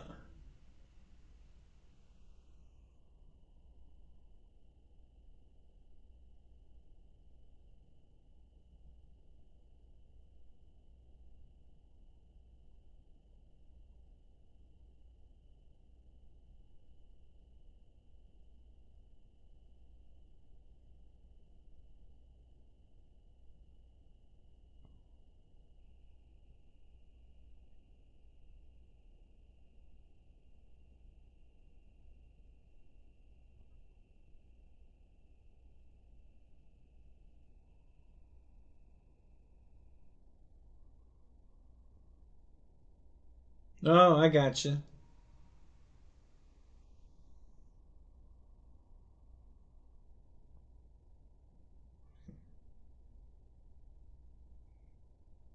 Hey, Roy, are you 3D printing anything? I got a big 3D project to do.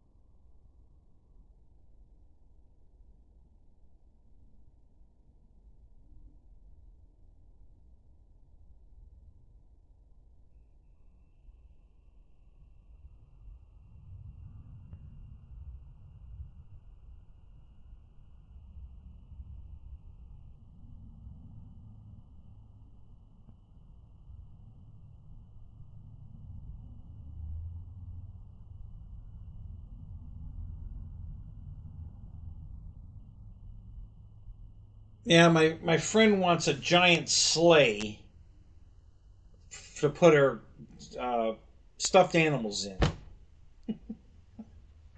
So I said, "Well, how big are we talking about?" And I think she wants it like 24 inches, which is bigger than my printer. So I'm gonna have to print it in pieces. Um, if she said, "What are you going to charge me?" I said, "Well, I'm not going to charge you anything and print you." But it's going to take like 3 rolls of filament to print this thing. So yeah, I'm going to have to charge her for the filament. so so I'm going to print her a little one of what I'm going to print her and show it to her. I says, "Okay, I can print this any size you want." Okay. Now what it comes down to is how much do you want to spend? Because, 1 roll will get it this big, 2 rolls will get it about this big, and then 3 rolls will get it about this big. And they're like $20 a roll. So, you know, If you want it this big, it's going to be $60. Yeah. Let's see what she says. So I'm going to print her a little one and say, this is what I can print you in those colors, just like that. Any size you want. Now, how much money you want to spend? So, anyway. Yeah, I was playing around with it last night to see how big I could make it. Just cutting it in half. And I think the width became a problem after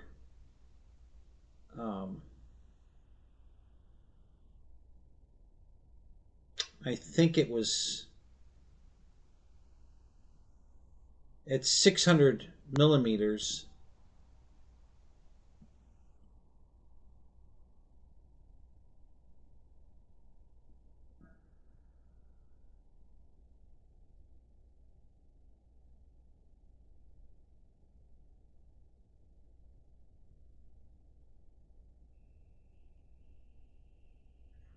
Yeah, now you got to go out anyway. You lazy fuck. Now you now you have to go get your drone.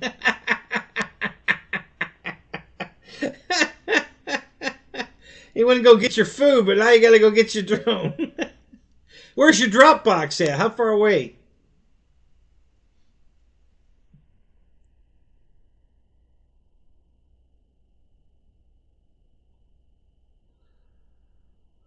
Yeah, I think I picked 600 on the width, so I could use the maximum of my printer, and and make it in two pieces, 3 miles. So that's not too bad. And but that made the width too wide, so now it's going to have to. So then I thought, well, I could just narrow it, but the runners got way bigger. So then I thought, well, all right, I'll shrink the runners down so that, and that'll make the body smaller, and I'll only have to make two pieces. And I thought, no, she's not going to go for that. So, yeah, so she's going to want. It's probably going to be 3 printers wide and 2 printers are long and 2 printers wide. So that's going to be probably 4 or 5 rolls of filament. So, yeah, I don't know. It's going to be interesting.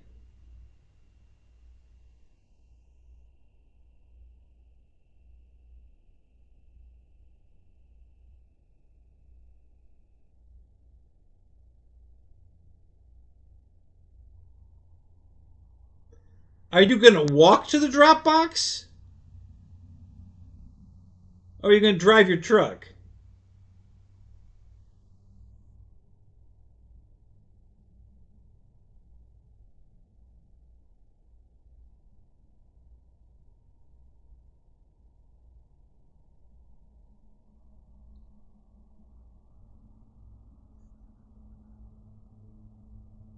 You're going to walk the dog 6 miles, 3 miles there and 3 miles back. What are you trying to do? Kill that thing? Damn. That's a walk, dude. Wow.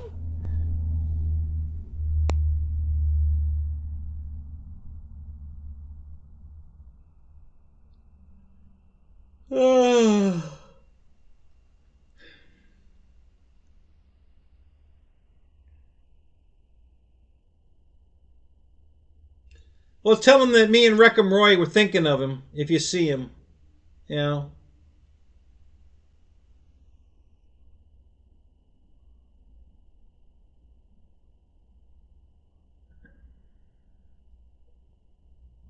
You're gonna run without the dog, right?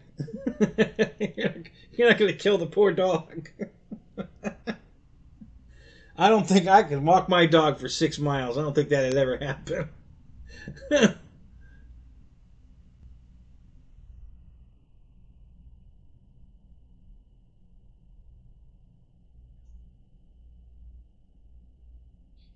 Oh, really? Oh my god. Well, don't they? Wait a minute. I just watched something on YouTube about this in Europe. You guys, I mean, you have to go without it for weeks before you won't blow a positive.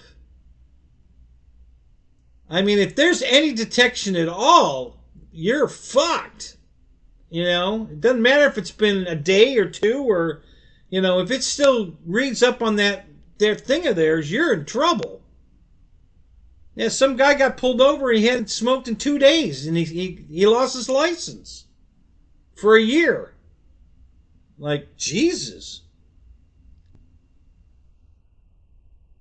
3.4. Yeah, I don't know what that measurement means in marijuana, whatever, but yeah, from what they were saying is that it could be days, even a week.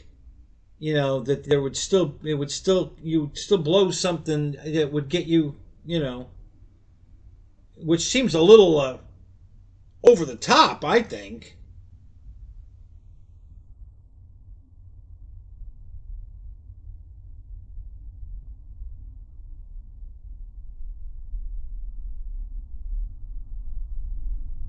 So yeah, I don't know. I don't know anything about it. Never done it. Have no idea.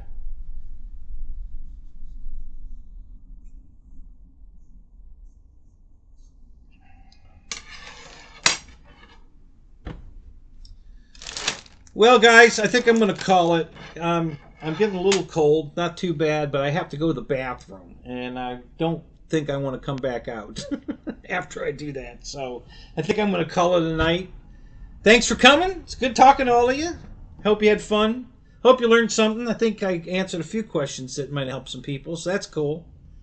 And you know, yeah, give me a message about your drone.